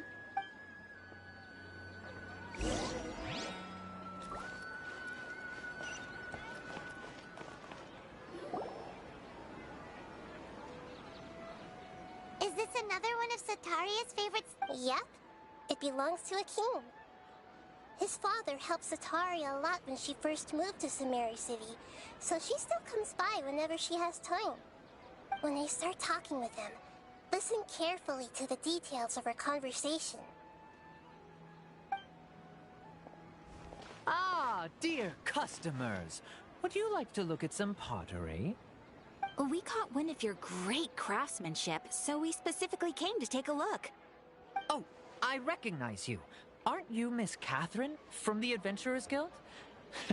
Sounds like I'm in for some big business. Speaking of, where did you learn this trade? I suppose you could say it all started with my dad. He's a mason by trade, but I picked up an interest in clay while apprenticing for him. After that, I began making pottery by myself in secret, and I simply changed trades when my works turned out well. Although it's a pity that I'm no longer making much use of the knowledge provided to me by the Akasha. That's nice. You're making a living doing something you love. So is your father still working as a mason? Oh no, not anymore. A few years back, he fell from a roof and broke his leg. Since he had already saved enough Mora over all these years, he's just enjoying the retired life in Port Ormos nowadays. I see. We wish him peace and happiness in his retirement. I'll have someone in charge of logistics at the guild come by another day for some goods. We'll leave you to it. Take care now. No problem. Rest easy, all our goods are sure to meet your every need.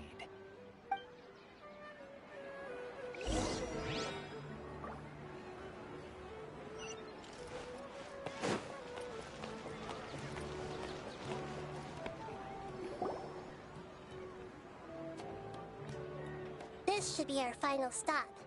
Sataria's always thinking of this restaurant when she's working at the academia, so she always comes by whenever she's out in the city. Nahida, you've really thought of everything. It's my duty to protect Sumerize citizens, after all. Hi there. I feel like I've seen you down by the docks before. Huh? Sorry, I don't quite remember. If I recall, you were having a discussion with someone about shipbuilding at the time. Ah, that's right! I've always been really interested in feats of marine engineering. After all, I grew up in Liyue Harbor and spent my entire childhood staring at the ships going in and out of the port. I came to Sumeru to study, but failed to make it into the academia due to my lack of talent. But I'm still discussing all kinds of problems with different scholars, and I'm continuing to study and perform research from the restaurant's basement. I'm sure I'll get to the academia after their next round of exams. What an admirable spirit for learning. Amazing. Sure, but you'll find hardworking people wherever you go. So this restaurant has a basement as well? Huh. First I've heard of it. That's right. It's not usually open to patrons. Most of the time, employees use it for breaks or to hold private events. I see. Guess that makes sense. Well, good luck with your studies, Miss Chishan. Thank you so much. As long as I can make it into the academia as an official student, I'll be happy.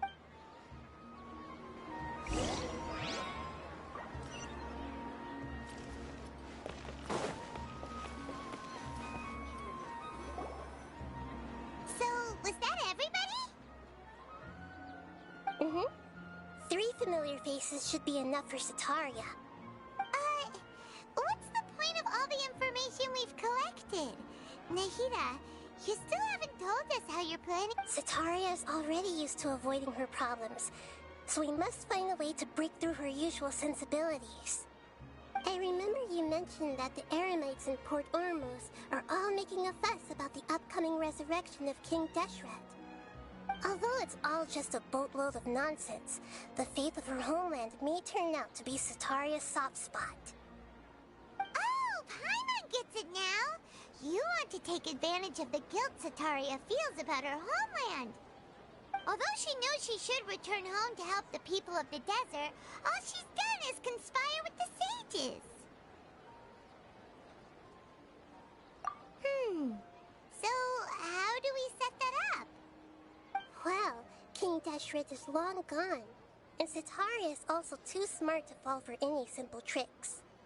If we simply engaged her under the guise of King Deshret's believers, she would definitely be wary of us, and we may not get anywhere.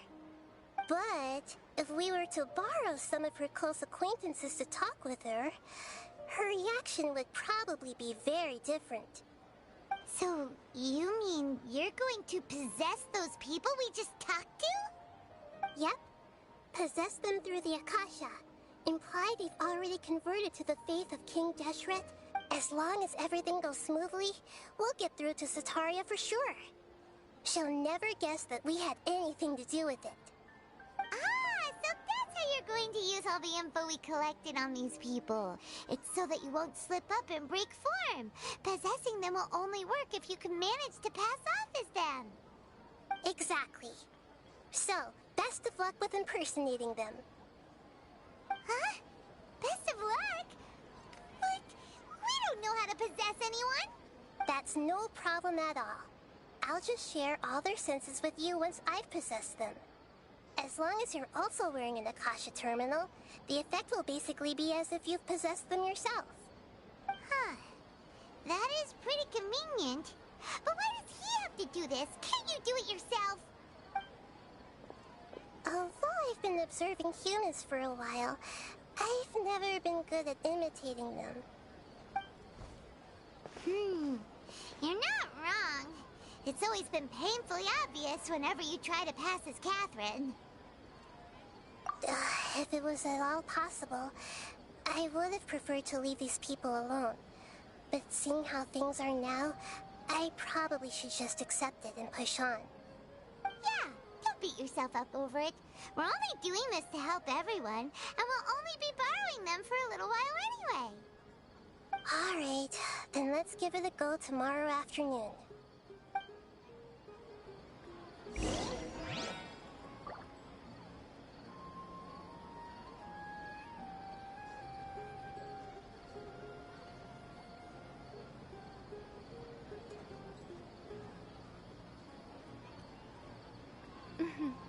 May the glory of the Prinzessin bring light to this world.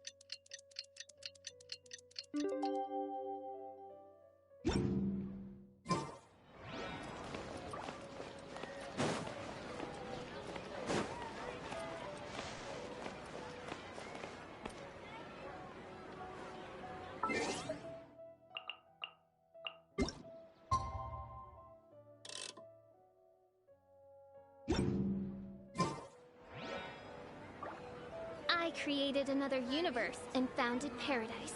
For I, Fischl, am the Prinzessin de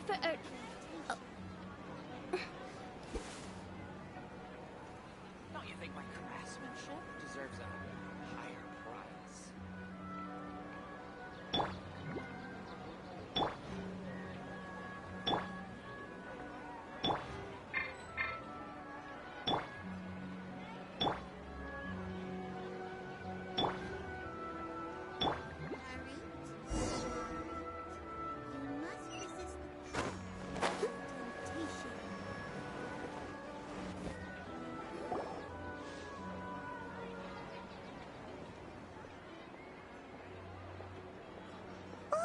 Here she comes! Satori is here! Let's quietly follow her. Once she starts talking to her acquaintances, we'll find a safe spot to begin possessing them. As for how we'll sway her to our side, I'll leave that to you. I trust you'll know what to say. Paimon's starting to feel kinda nervous. Okay, let's go. Looks like they've already started talking. Let's find a hiding spot and get started.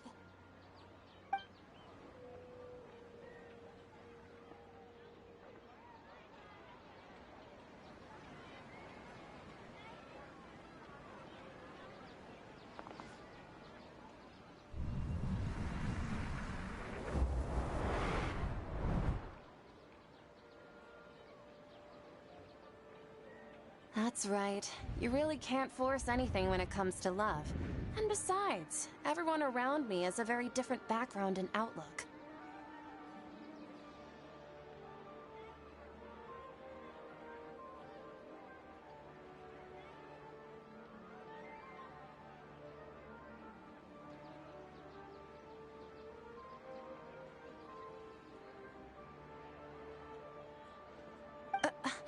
Are you still listening to— Oh, of course I'm listening. You were talking about troubles with your love life, right? I heard everything you said. Okay then. You just seemed a little distracted for a moment there. Strange. Your cats seem pretty worked up. Is something wrong? I always thought they were quiet, happy kitties. Oh, what are their names again? Ah, that's right. They are just little darlings, aren't they? Harut and Marut.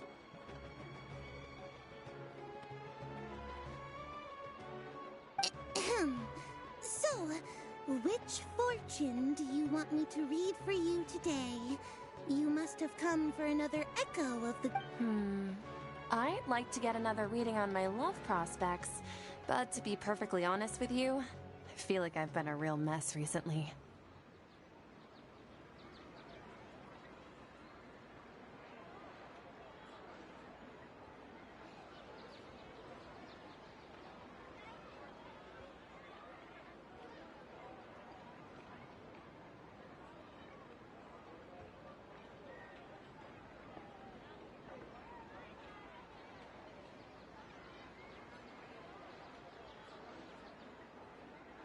A mess? Well, I hear you. No,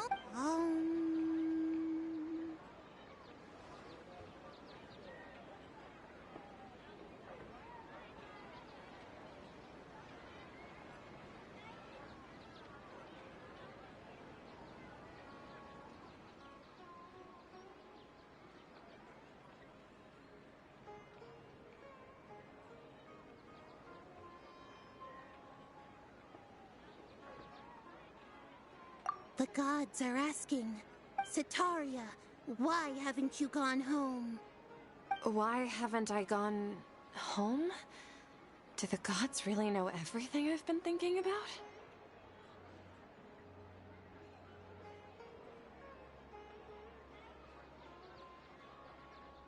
Sitaria, why don't you... I'm sorry. I know I failed the gods. Please pass on my most sincere apology. And, if I may ask, Nabia, is there a specific god who's speaking to you right now?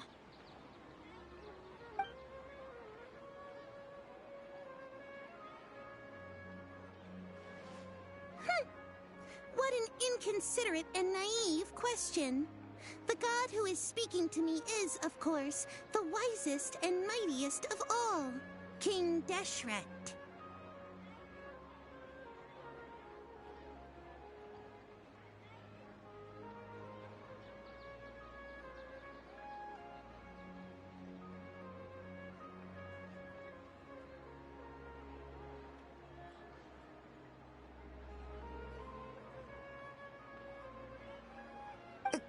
King Deshret? Even though news of King Deshret's resurrection has been spreading like wildfire, it's all just a misinformation campaign from the Academia. What insolence! I am King Deshret's most loyal believer. Do you wish to refute his voice of wisdom?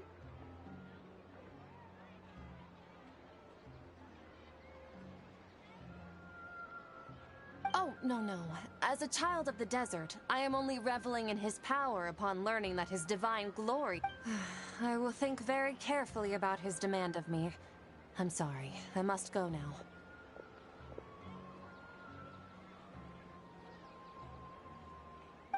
Wait!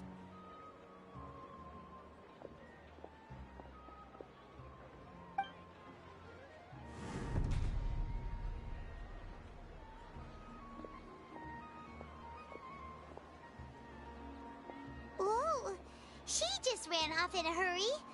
She looked pretty upset, too.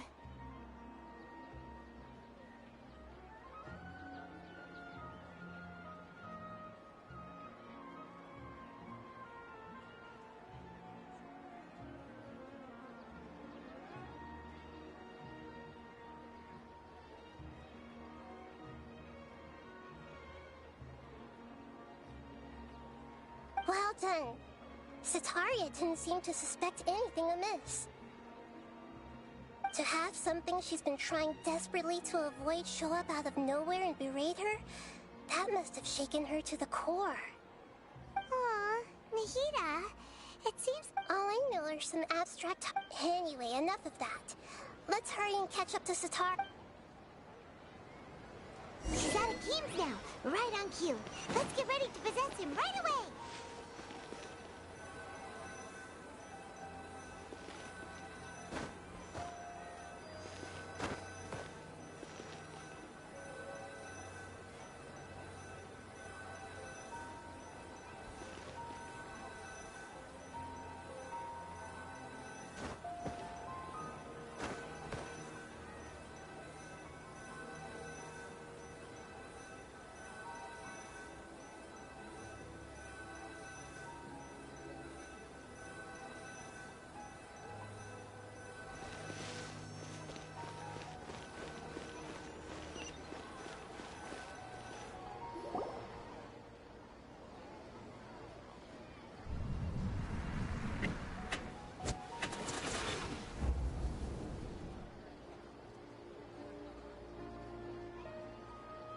It's okay.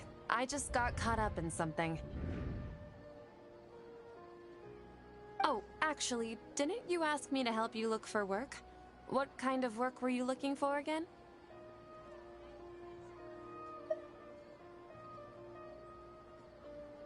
Oh, right. Your old man's craft. How could I forget? Speaking of, how's he doing? Is he feeling any better?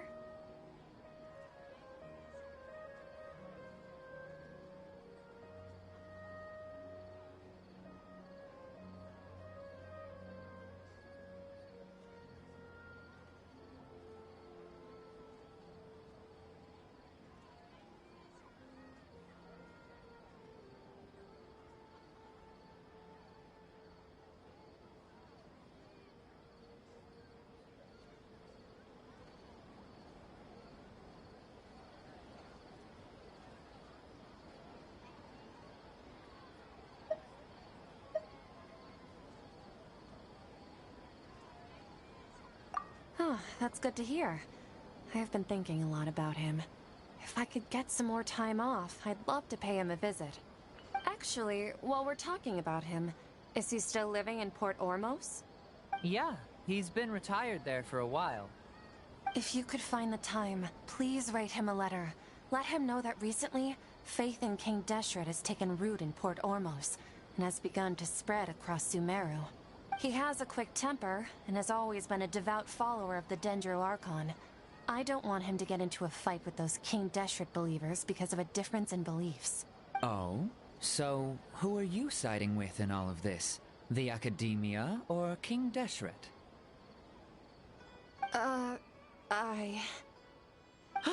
I'm so jealous of you.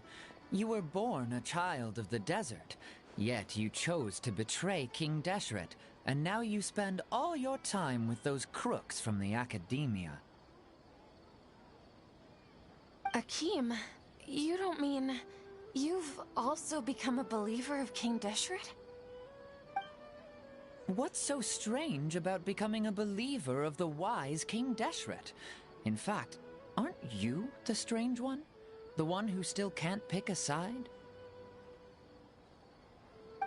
Can't pick a side? Me? Whoa! Paimon had no idea you'd be so good at this!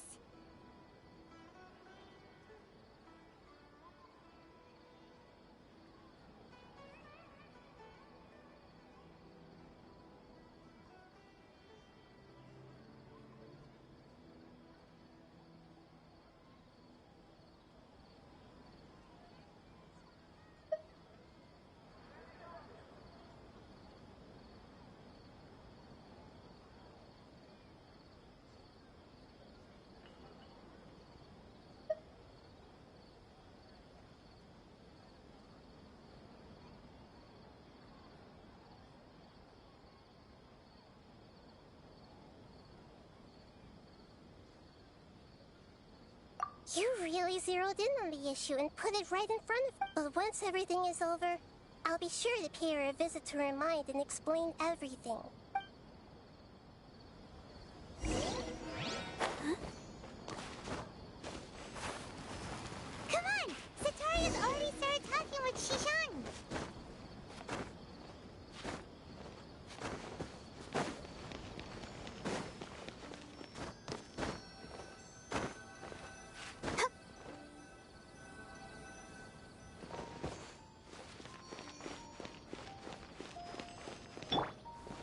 Rise!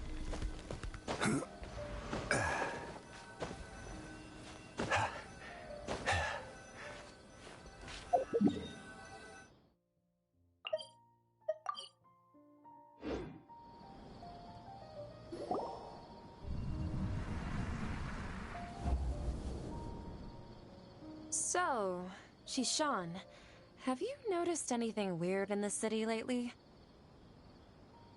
Like, as if someone was trying to preach to you about something?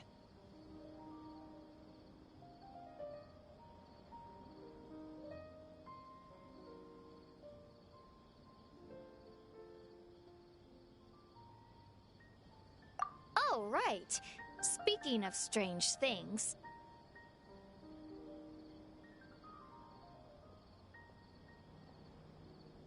I celebrated the Sumerize festival so many times that I lost count. That was really weird. Wait, how could you be aware of that? That should be impossible. Nothing in the report indicated anything like that. Are you still failing to realize that the Academia's lowly tricks could never deceive all of Sumeria's citizens? Shishan, don't tell me that you've converted to King Deshret as well. What an absurd question. You make it sound like I should be ashamed for becoming a believer of King Deshret. In reality, shouldn't you be the one who is ashamed? You, who works side by side with the Academia, and treated people as nothing more than experimental subjects? Please, please stop!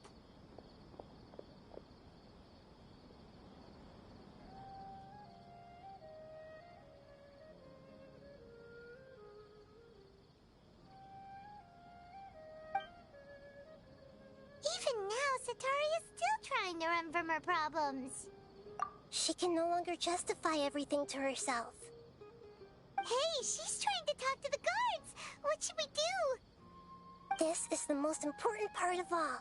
Quick, get ready. Mercenary, you're a member of the Corps of 30, correct? Please help me pass a message to the Matcha right away. The situation in the city is getting out of control. Please, try to remain calm, miss. Tell me what's happening in the city.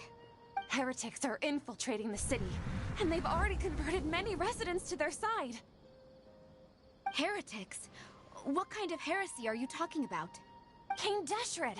Many people I know have suddenly started believing in him, but he's long dead. It's impossible. Miss Zetaria, nothing is impossible. You know my name? King Deshret is immortal, and all who defy him will one day pay the price. You must face the truth, Zetaria. You tread a treacherous path, and the longer you ignore it, the tighter the Academia's grasp on you will become, and the deeper you will be ensnared. Child of King Deshret, never forget that the desert that belongs to you lies elsewhere. What's so strange about becoming a believer of the wise King Deshret? In fact, aren't you the strange one? The one who still can't pick a side? What an absurd question. You make it sound like I should be ashamed for becoming a believer of King Deshret.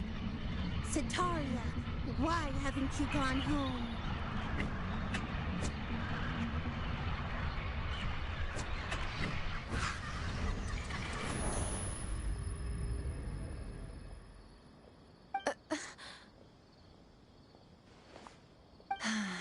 It seems that no matter where I run, I only keep finding more believers of King Deshret. I have to say, this is a familiar feeling. I've also been running from my guilt this whole time. Guilt over my part in the Sage's plans, and from ignoring the letters from the children of my homeland. But no matter how much I may try to ignore or get rid of it, my guilt always comes back.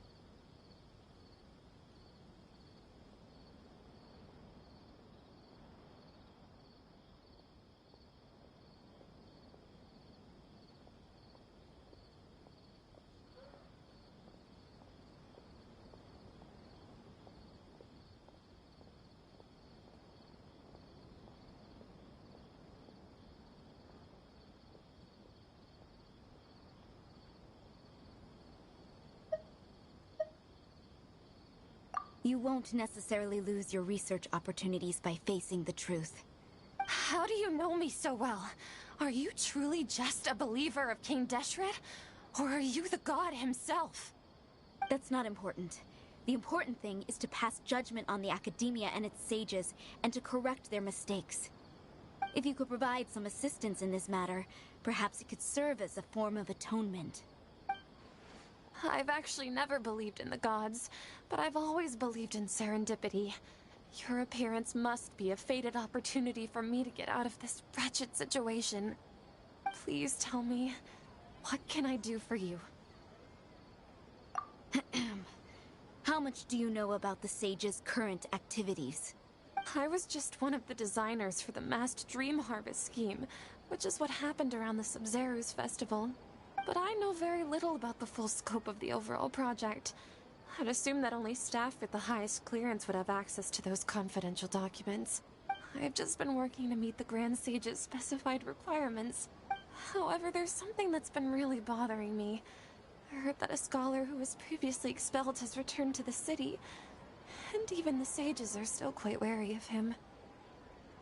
To fight against the Academia, we will need to figure out the nature and the purpose of their work. Is there a way for us to get access to the confidential documents you mentioned? It should be possible if we're willing to take some risks. After all, I'm an assistant to the Grand Sage, and I've been working on many tasks outside of the project. One thing, though, I won't be able to transfer the documents to you through the Akasha once I get my hands on them.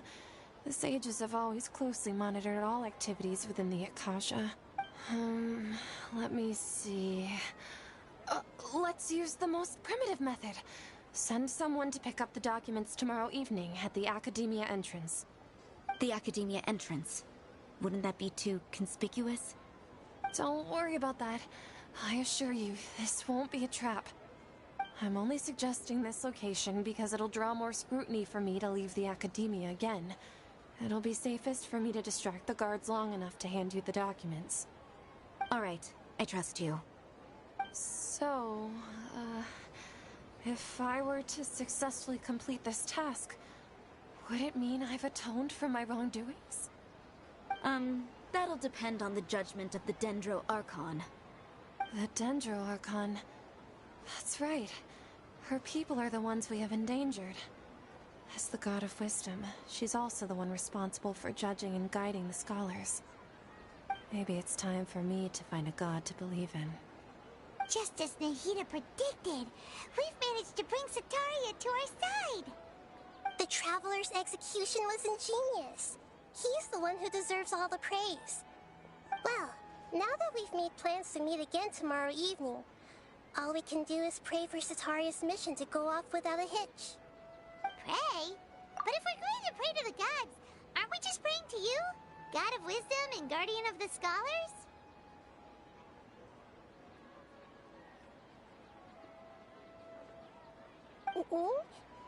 No. The truth is the true Guardian of Scholars. I've always believed that. Anyway, let's meet again tomorrow evening at the Adventurers Guild. There are so many local specialties in Sumerize.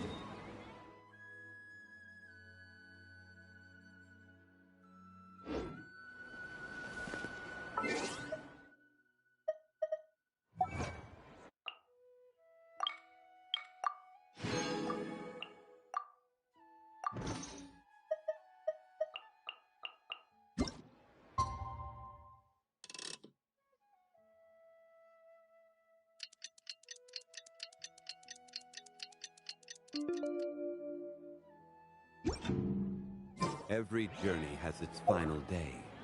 Don't rush.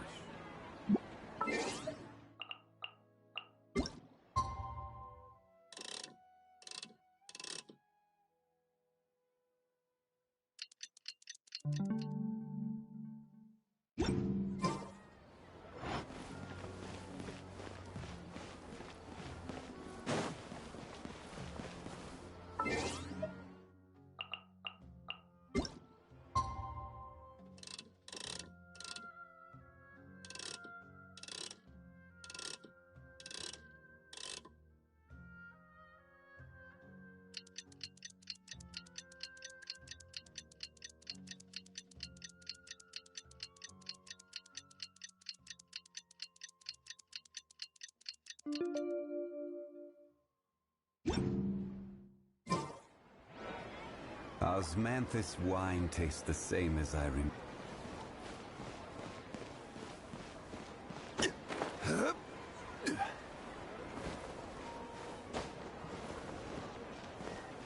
Don't you think my craftsmanship deserves a higher price?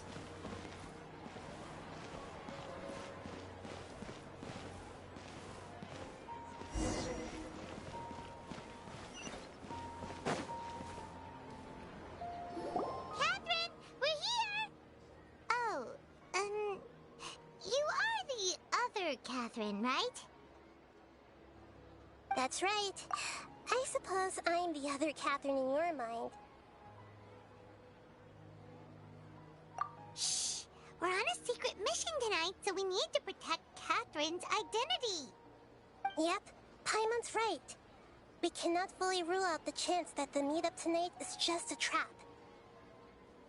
If something were to happen, my existence may be the only trump card we'll be able to play. After all, the Academia should still be unable to confirm the existence of my consciousness in the outside world. Yep, exactly. Just what Paimon was thinking. Anyway, enough about that. Let's just make sure to be on our guard. Off? What do you feel is off? It's the middle of the night. Of course it's quiet. No, I think he's right. If you look around, there seems to be fewer people on the streets. I'm not sure if this is the case for the entire city, though. Huh. Maybe it's just a coincidence.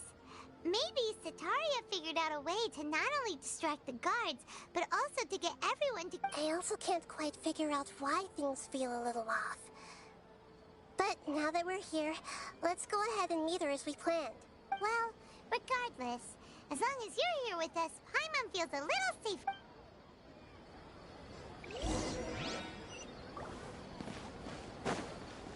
Huh. There really aren't many people out right now.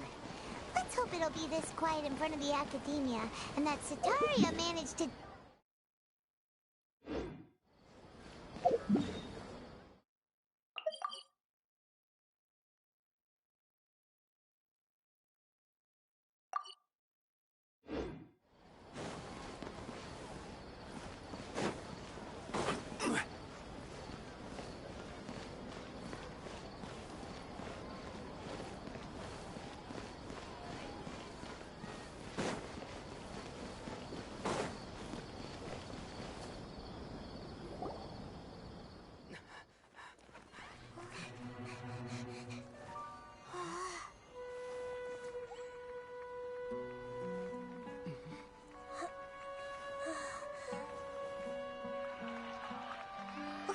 What are all these people doing here at this hour of the night? Ah, the triumphant hero returns at last. And to a rather spectacular welcome, even if I do say so myself. You're the outcast, expelled from the Academia. Indeed I am. Although these days they tend to call me the Doctor.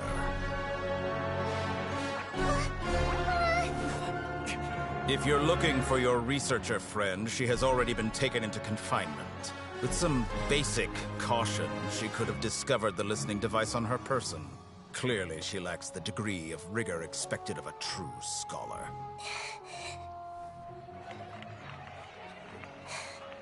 The people of Sumerize City. What have you done to them? I simply made some minor adjustments to their Akasha terminals. Now they can deposit information directly into the subconscious. As you can see, all these lovely people now believe this traveler is a hero who has just saved the world. My experiment is a success. And now it seems they can no longer hold back their sheer adoration. No, what should we do? These are all just regular people. Leave now. You need to get out of here. But that guy's a Fatui Harbinger. We can't just leave you here. Nor can I abandon the people of Sumeru.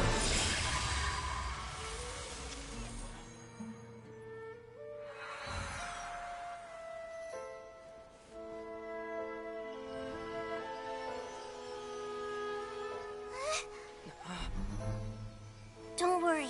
We'll meet again outside of the city.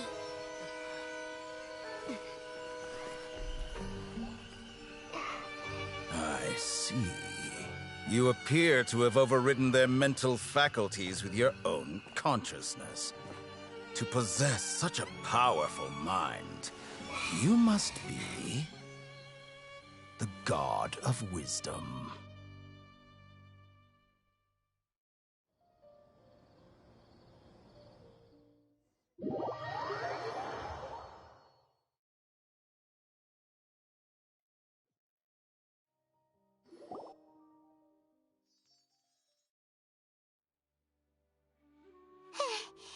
This should be far enough. Paimon needs to catch her breath first. Is Nahida going to be okay? We only made it out because of her.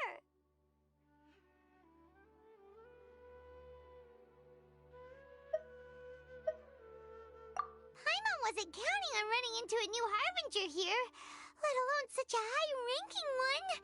That guy was... He called himself the Doctor. Remember, Tainari told us about him, and that even the sages are wary of him. Yep, sounds like she must have been talking about the Doctor.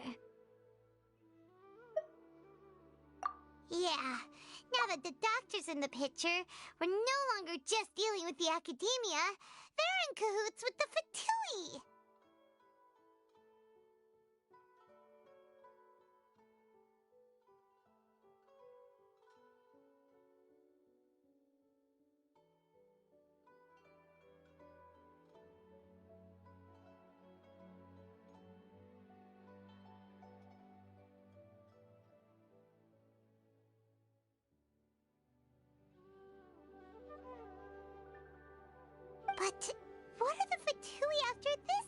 time.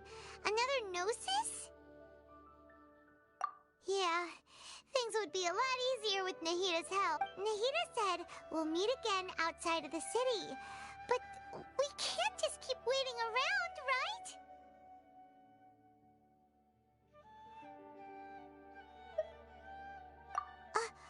You mean... Oh, right! Wasn't he invited by the sages? Even though he turned it down at the time, he might still know there's no time to lose. Let's go to good...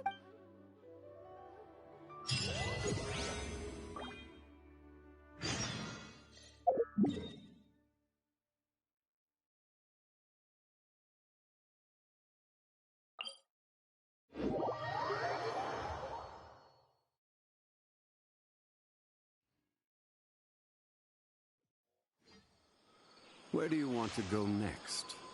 If you'd like to see Liyue's tourist spots, I have a few references.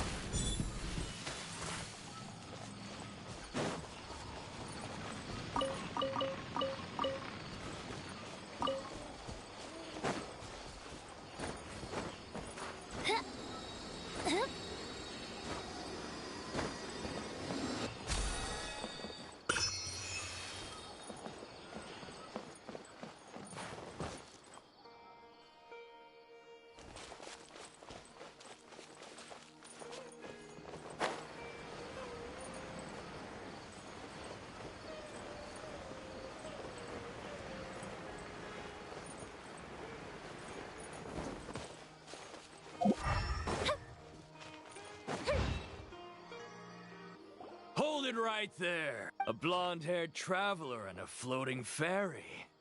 We've got you, all right. Take a look around. You've... Are you mercenaries from the... Corps of 30? We're nothing like those government lapdogs. We are an elite brigade that commands the highest commission rate in all of Sumer. The outcast? An outcast from the academia? But why wouldn't the doctor just send the Fatui after us?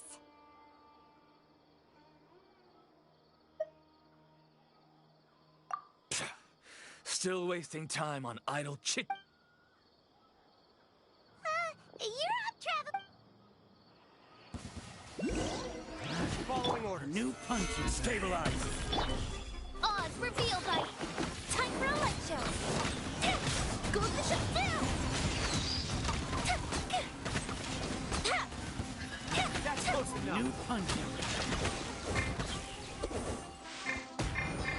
Where do you think you're going? Order guide you.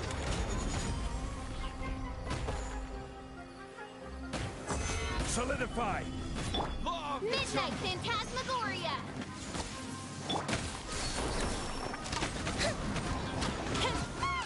It isn't over yet. Here comes reinforcements.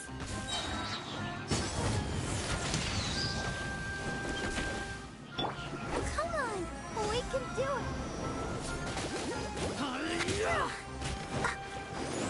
Take that!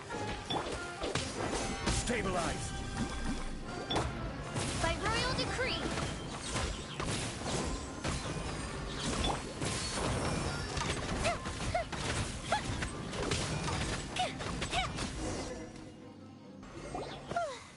That was pretty rough. Is that what elite mercenaries are like? Yeah, looks like we'll have to keep... But this doctor guy seems like a pretty tough opponent. He knew exactly where to set up an ambush. Did he predict that we would try to find Kainari?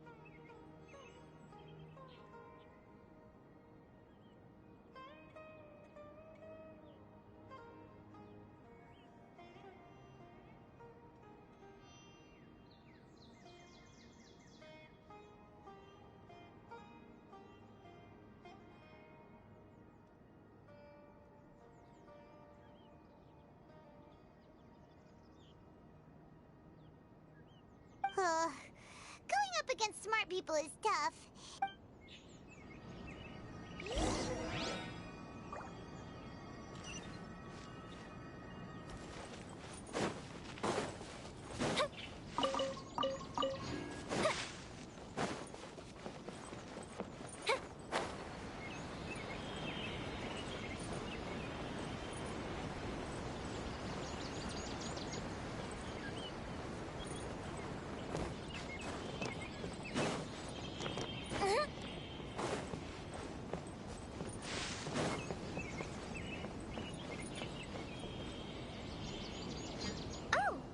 Traveler and Paimon. What are you two doing back here? Kale! It's nice to see you again! To be honest, I'm not doing too well. My Elazar has been progressing at a faster rate lately. I'm finding it harder to complete more intricate tasks. As a result, Master Tainari is taking me off the patrol schedule. He will only allow me to stay here and coordinate other people's tasks. Oh, Kale!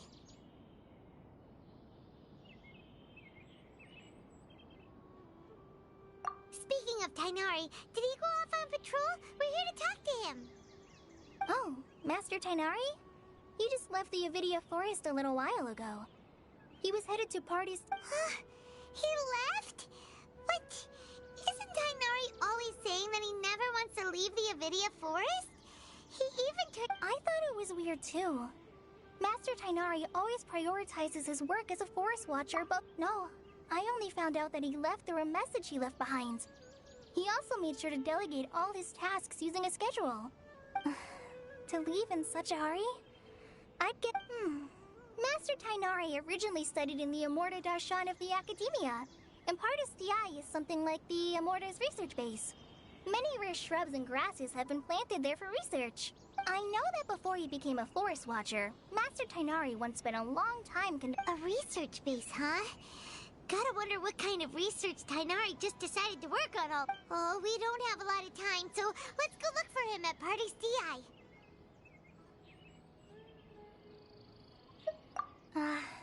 Don't worry. I'm fine. Got it. Will do. See you later.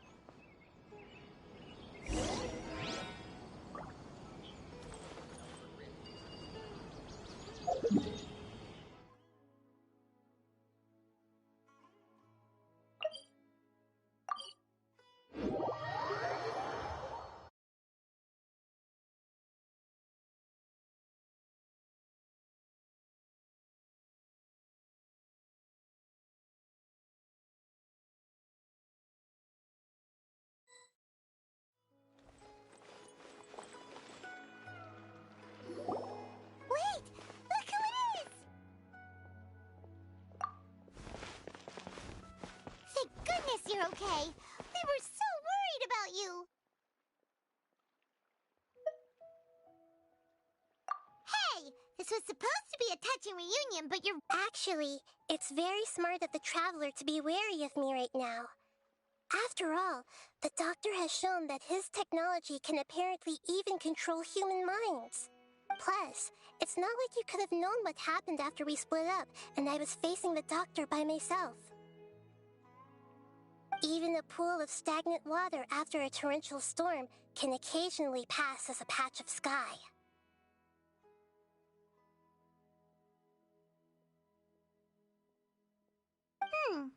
Paimon feels like only the real Nahida could come up with such an obscure analogy.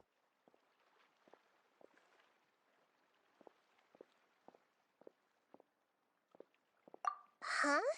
But I wasn't trying to win your trust or anything.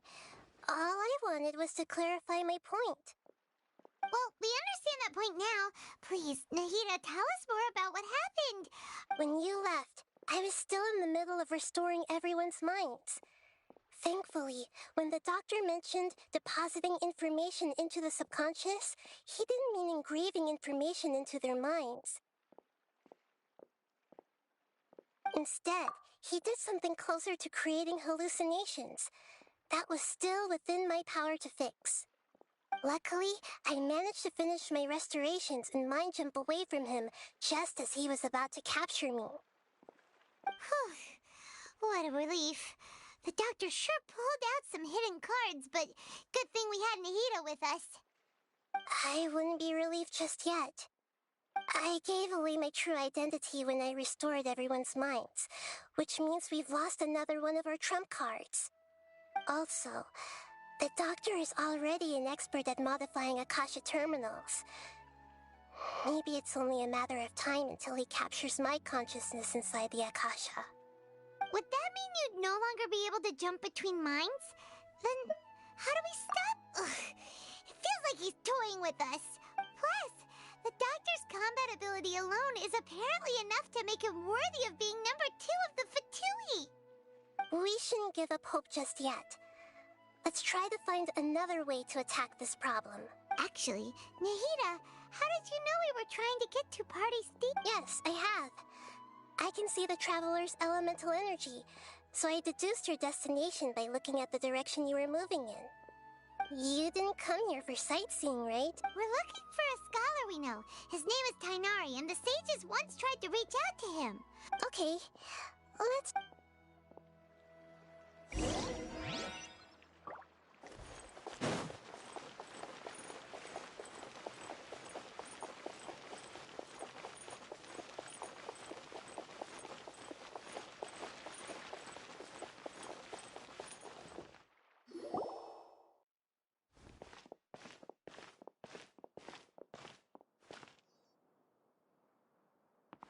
Traveler?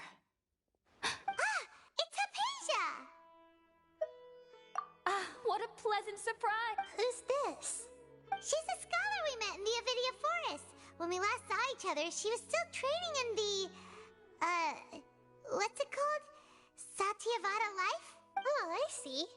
That's right, we're old friends. You've come at just the right time. Ever since I've come here, hardly anyone has even talked to me.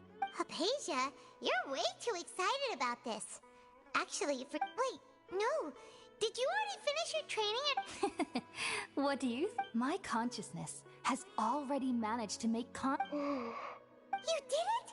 Congratulations! It's so exhilarating when my consciousness made contact with the gods. That sounds incredible! Oh, all right. Actually, please wait. Remember? I promised to help you understand what you... My current self has not only gained true insight, but I can even help you establish a... You can do that? I've never heard of anything like that, but if you want to give it a try, I'll do my best to protect your consciousness during the process. Hold on. I brought some spirit borneal with me. This is we're using that in... All right now. Hold my hand. I'll help you establish a... Okay. Ready?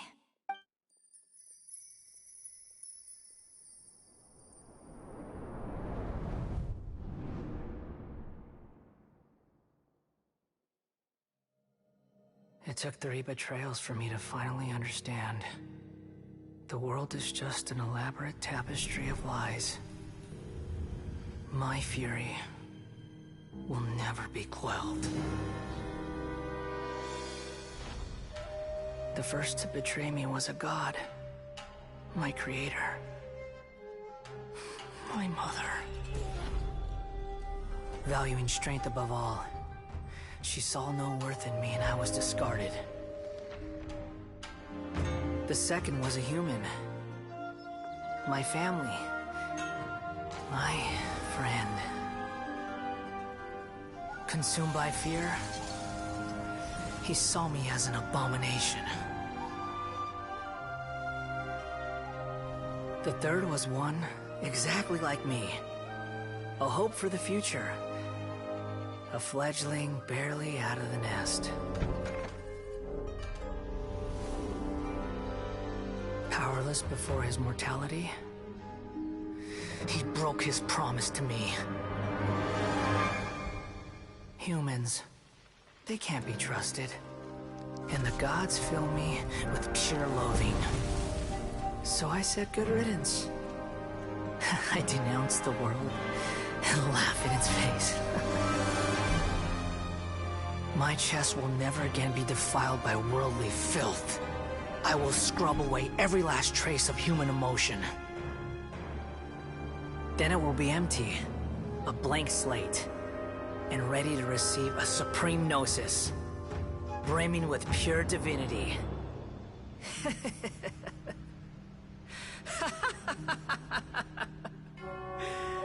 There is no need to fear. The pain will be brief. Your era is coming to an end.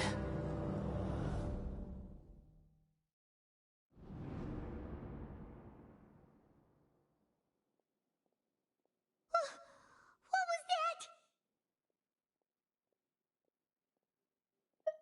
Did we actually just see the Balladeer's memories? Everything matches what we know about him, but how is he connected to the divine consciousness that Hypatia was taught? You saw it, right? You felt it, right? Such a majestic god! Such a noble will! Alas, shame. If only that which beats within my chest wasn't a filthy mortal heart. Oh, great and Do you understand now? I'm afraid this is no Purna life, but rather... You! Why are you so mean to me? Why is everyone hiding from me? I found divine wisdom. Shouldn't I receive praise and honor? Hypatia? That's how I always thought everything should be. Wait, have I already lost my mind?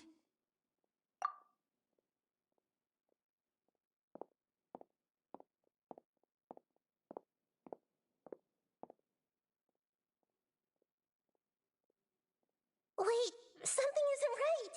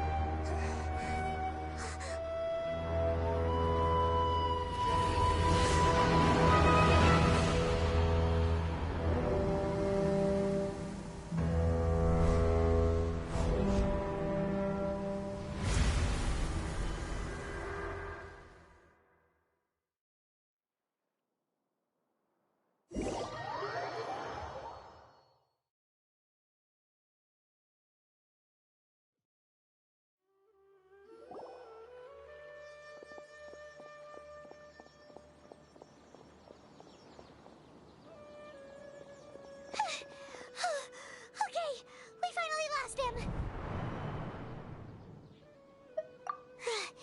Are you okay, Nahida? Oh, the Traveler's back?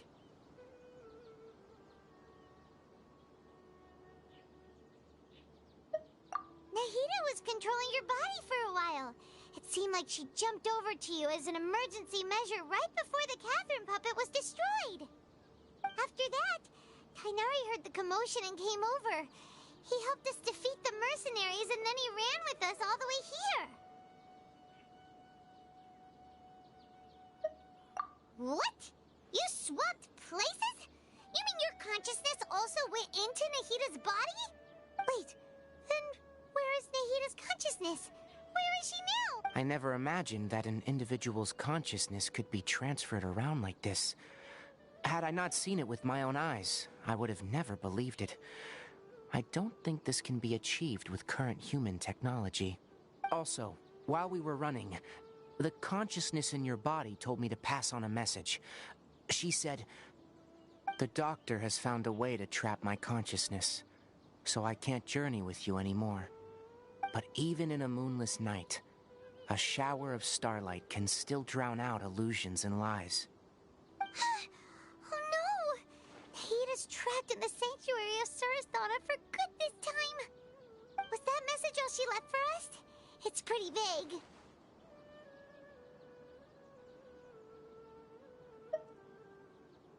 Oh, that makes sense! Since the doctor captured her, she won't be able to say anything without him knowing. She's being extra careful. Even in a moonless night, a shower of starlight can still drown out illusions and lies. Huh. Paimon knows the moon illusions and lies are from the alchemical divination. Didn't Nahida use a starlight analogy before? It had something to do with Sataria.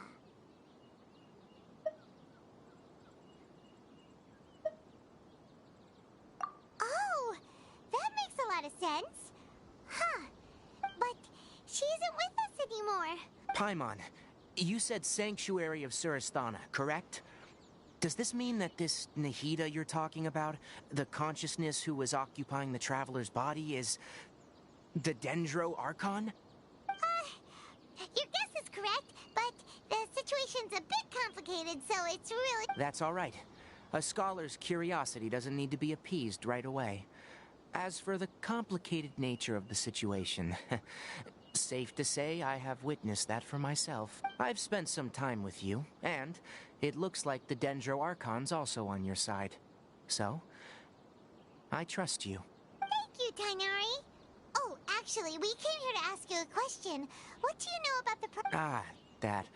While I was indeed invited to join that project, the sages were always secretive about its scope and goals, so I eventually declined. All I know is that the project has something to do with the restoration of Irminsul. Huh? Did you see something when you were in Nahida's body? What? Do you have any evidence?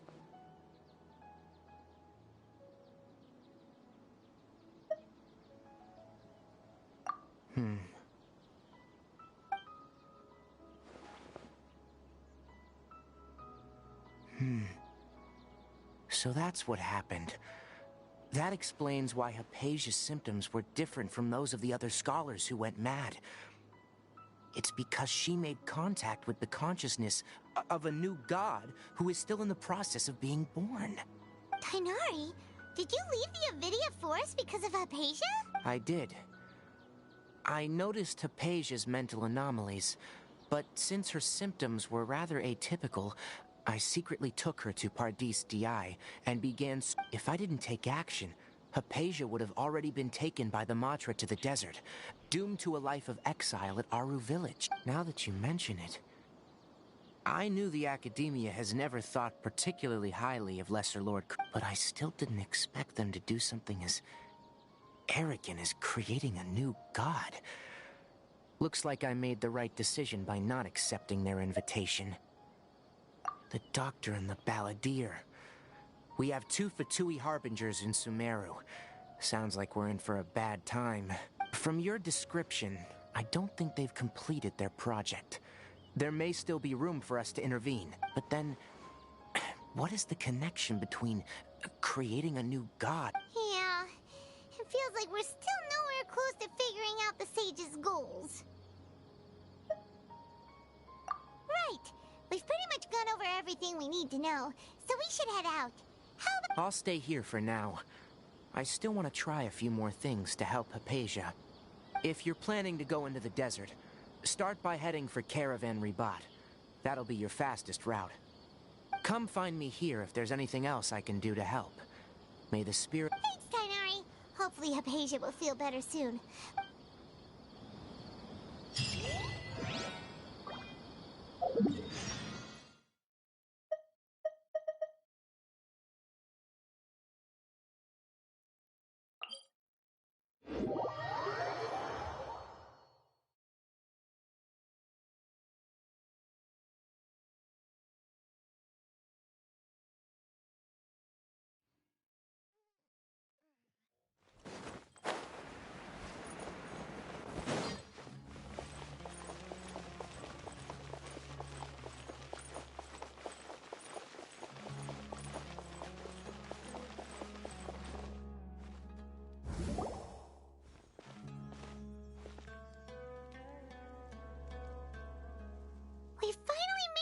Caravan Rebot.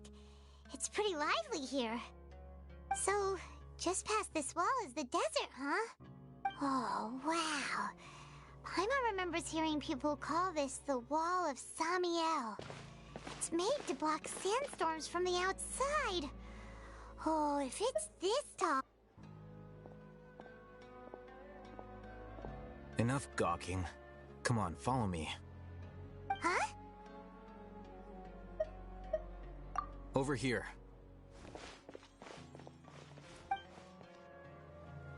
Oh, Hatham went that way! Let's hurry up and follow him. Wonder what he's up to.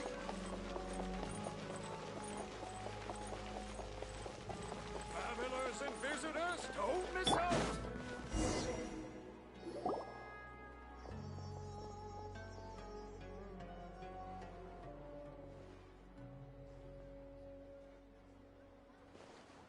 What the... Where did he go? How did we lose him? They were just here a second ago. More Eremite mercenaries? Who are they working for this time? You were too careless. You should have noticed those hopeless amateurs trailing you a long time ago.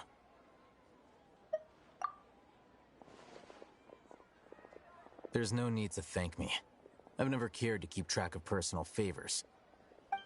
All I did was correct a mistake I happened to come across. It's a habit I developed at the Academia. You really gave Paimon a scare, Alhaitham. We never thought we'd run into you here. Last time we met at Port Ormos, didn't you say you were going back to the Academia? Wait, don't tell Paimon that you're here to take us back on their orders. Oh, so you've already landed yourselves on the Academia's hit list. I can't say that I didn't expect it. However, had I wished to turn you over to the Academia, don't you think you'd already be the Eremites' honored guests by now? Oh, right. You do have a point. I have no interest in running errands for that project. As a scholar, I've always belonged to the camp that promotes researcher autonomy. And these days, you're more fascinating than anything the sages can offer. Not quite. To tell you the truth, I'm still investigating the Everyone says the capsule originated in the desert and was eventually moved to Port Ormos. If I am to get to the bottom of this, I must understand how... Which brings me back to you, and why you're so The leader of Ain al-Ahmar used the Divine Knowledge Capsule right in front of you, and upon seeing him, your expression became perplexed, and you were lost in thought for quite some time. To have that kind of reaction, I think you must have realized something. Alhaitham, you really have a ridiculous eye for detail. What kind of person even notices a So that's your answer. Well, I do work for the Academia after all. So considering that, it is indeed wise to keep... But that does prove you do have some Divine Knowledge Capsule. Am I right?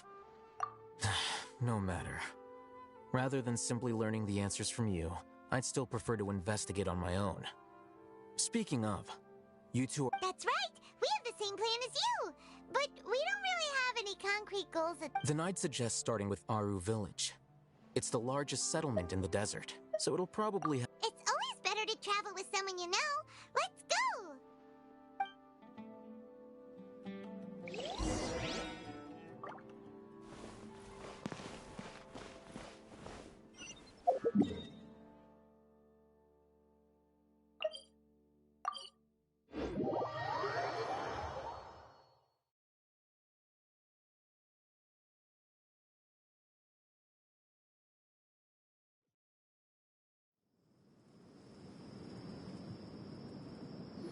Before us lies Aru Village, the safe haven of the desert folk.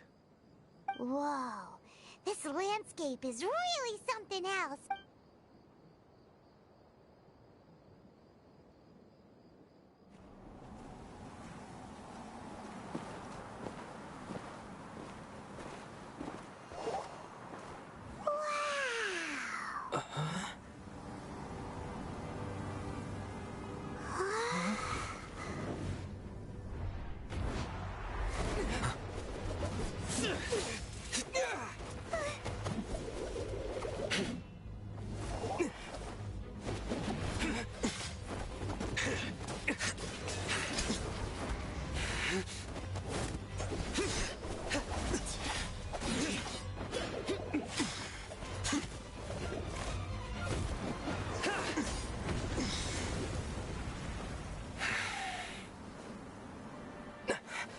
Sino.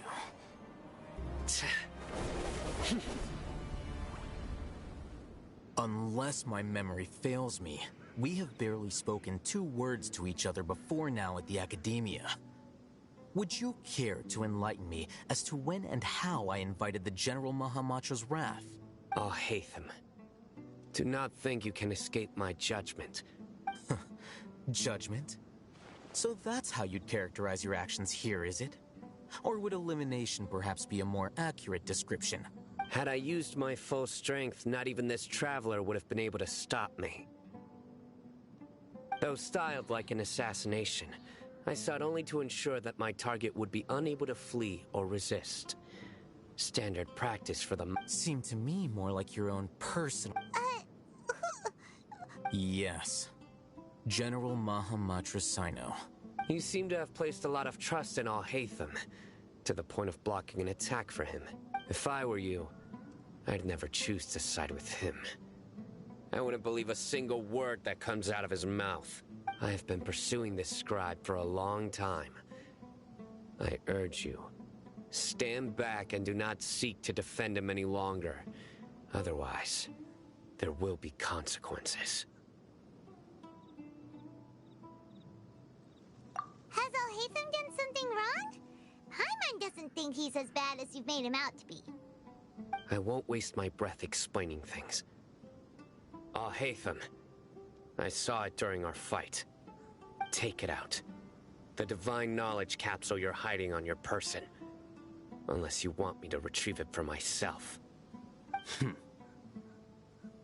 Very perceptive of you. Nothing escapes a Matra's senses. Wait, the divine knowledge capsule? Didn't it fall into the Matra's hands in Port Ormos?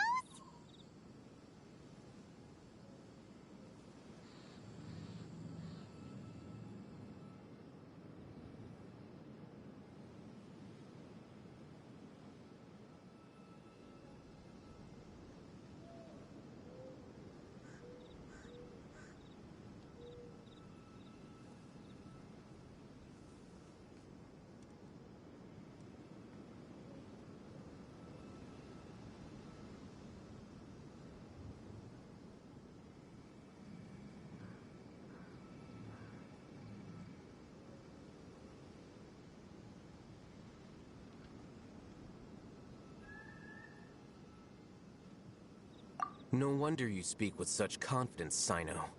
But I must admit, I'm very curious. What does this capsule mean to you? And why, as General Mahamatra of the Academia, are you all alone in the desert? As far as I'm aware, the other Matra have been speculating about your disappearance. Have you been given a mission that's, let's say, morally dubious? If I was the real target of your mission, what was stopping you from simply using your authority and resources to judge me within the walls of the Academia? I should have known you'd be difficult to deal with. You two! Ugh! Ahem. Well, look at you two, acting all tough and self-righteous over there. Wait, Dia?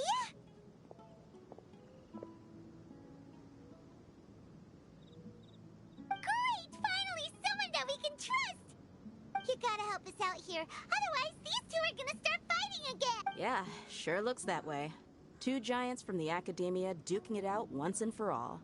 Not something you get to see every day, that's... Listen, I know you academic types love to fill up your big brains with self-righteous morality and lord your empty rules and virtues over each other. But how dare you bring your petty disputes into the safe haven of Aru Village? It seems like someone's gonna have to beat some sense into your thick skulls until you finally learn to respect these grounds.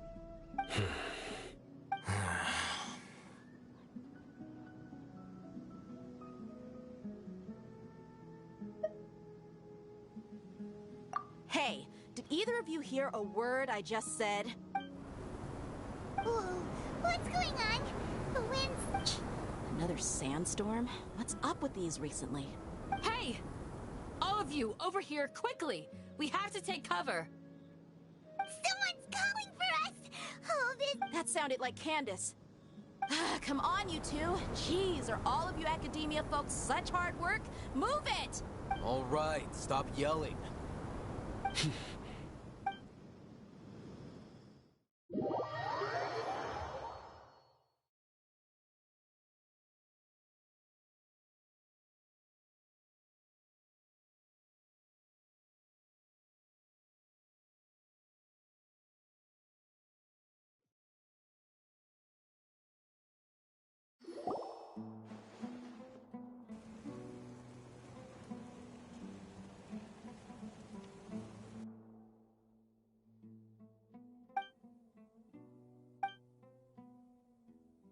Well... Hey, wanna play sardines with 3 people who wanna tear each other limb from limb? Sure, why not? Sounds fun. The air is so thick and heavy. Paimon can hardly keep floating anymore. My sincere apologies, everyone. This is the home of our village chief. I will have to ask you to make do with this small room until the sandstorm dies down. Please, let me introduce myself. I am Candace, protector of Aru village. Our savior! Nice to meet you, Candace. The name's Paimon. There's no need to thank me. It's only Wow, she's so gentle and caring, like a nice older sister. All right. Now that we're all better acquainted, we should return to the topic at hand. As a guardian charged with the responsibility to protect my fellow villagers from harm, I was observing your conflict from afar. And now that you have set foot within our village itself, it is all the more my responsibility to make absolutely sure that you pose no threat whatsoever to us. So please, have an honest and sincere conversation with one another, and put your hostile feelings to rest.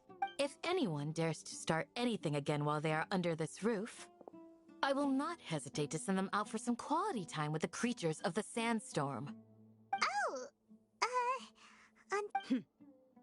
And that goes for you too, Miss Dia.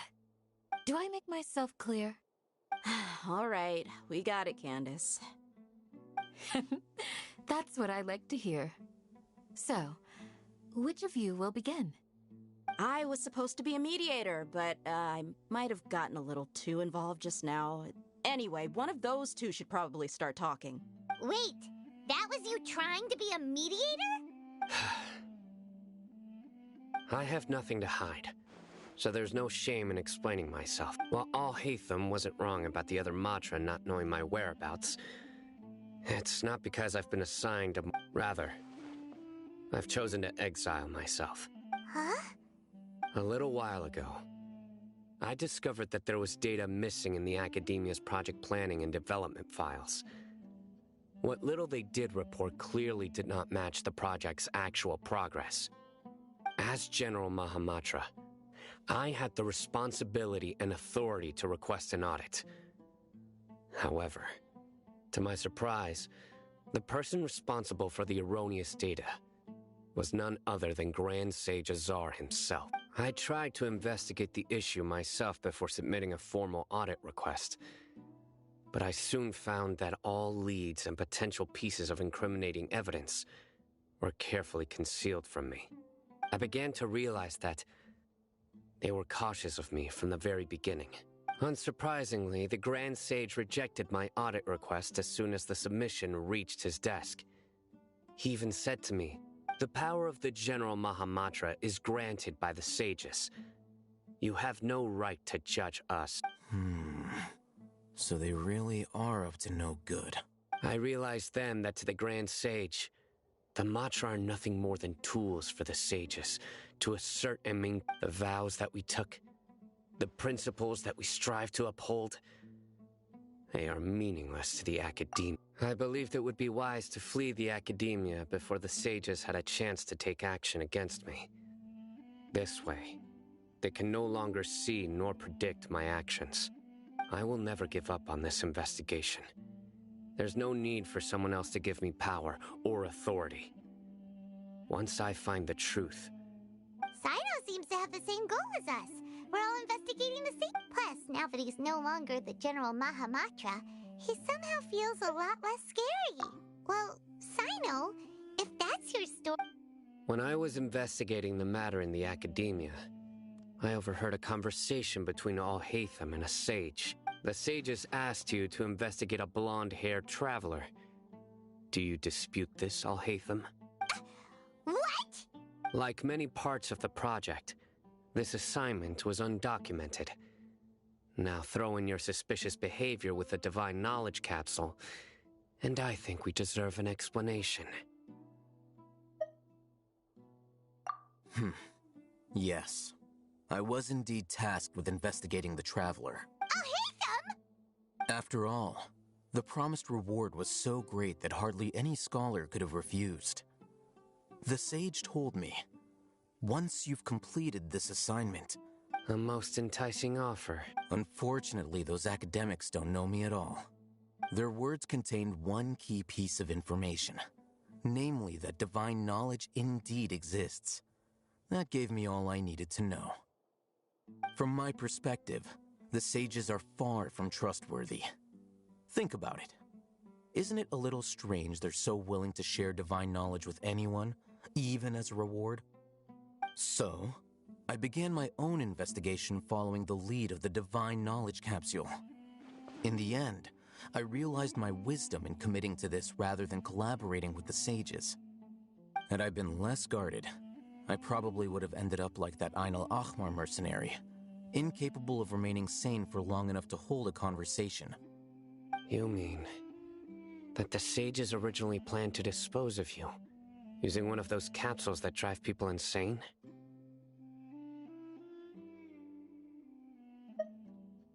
I'd already given up on the assignment by then.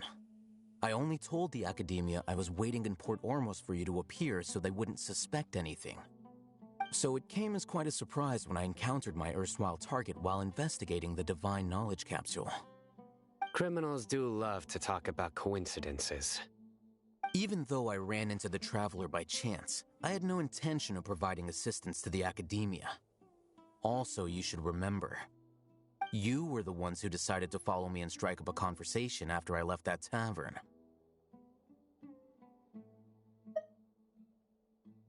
That's true. Alhaitham helped us out at Caravan Rebat as well. Maybe he's telling the truth. I'm willing to apologize, if that's worth anything to you. I took the Divine Knowledge Capsule behind your back because I judged its existence to be a significant risk. I felt that it would be best for no one to interact with it before it had been properly studied. After all, curiosity often proves to be the most dangerous thing in this land. You should be well aware, Scribe Alhaitham, that curiosity can also lead you to danger and suspicion. Answer me this. Did the sages share any information about their... Have I not made myself clear? You and I are both Fine. Although you haven't completely proven your... As you wish. Good. And now you, Dia. I believe it's... Oh, sorry. Whatever the boys were talking about must have been so boring. My situation is pretty straightforward. My employer, Dunyarzad of the Homayani family, is friends with the Traveler and is currently recovering from her illness at home. I had nothing going on, so I decided to return to our village for a visit. I was actually looking forward to a pretty exciting time getting back together with everyone here. But then I saw these two random guys in the middle of a pointless argument. It ticked me off, and things went downhill from there. Is that all? Well, I will admit that definitely sounds like your style. In that case, welcome back, Dia.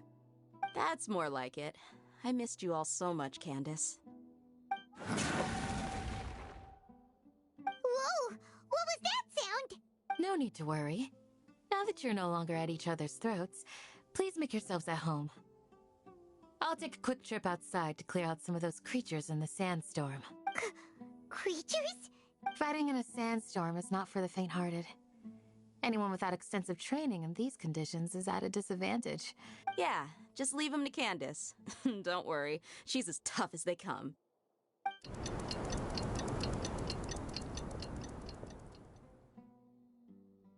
The wind's died down.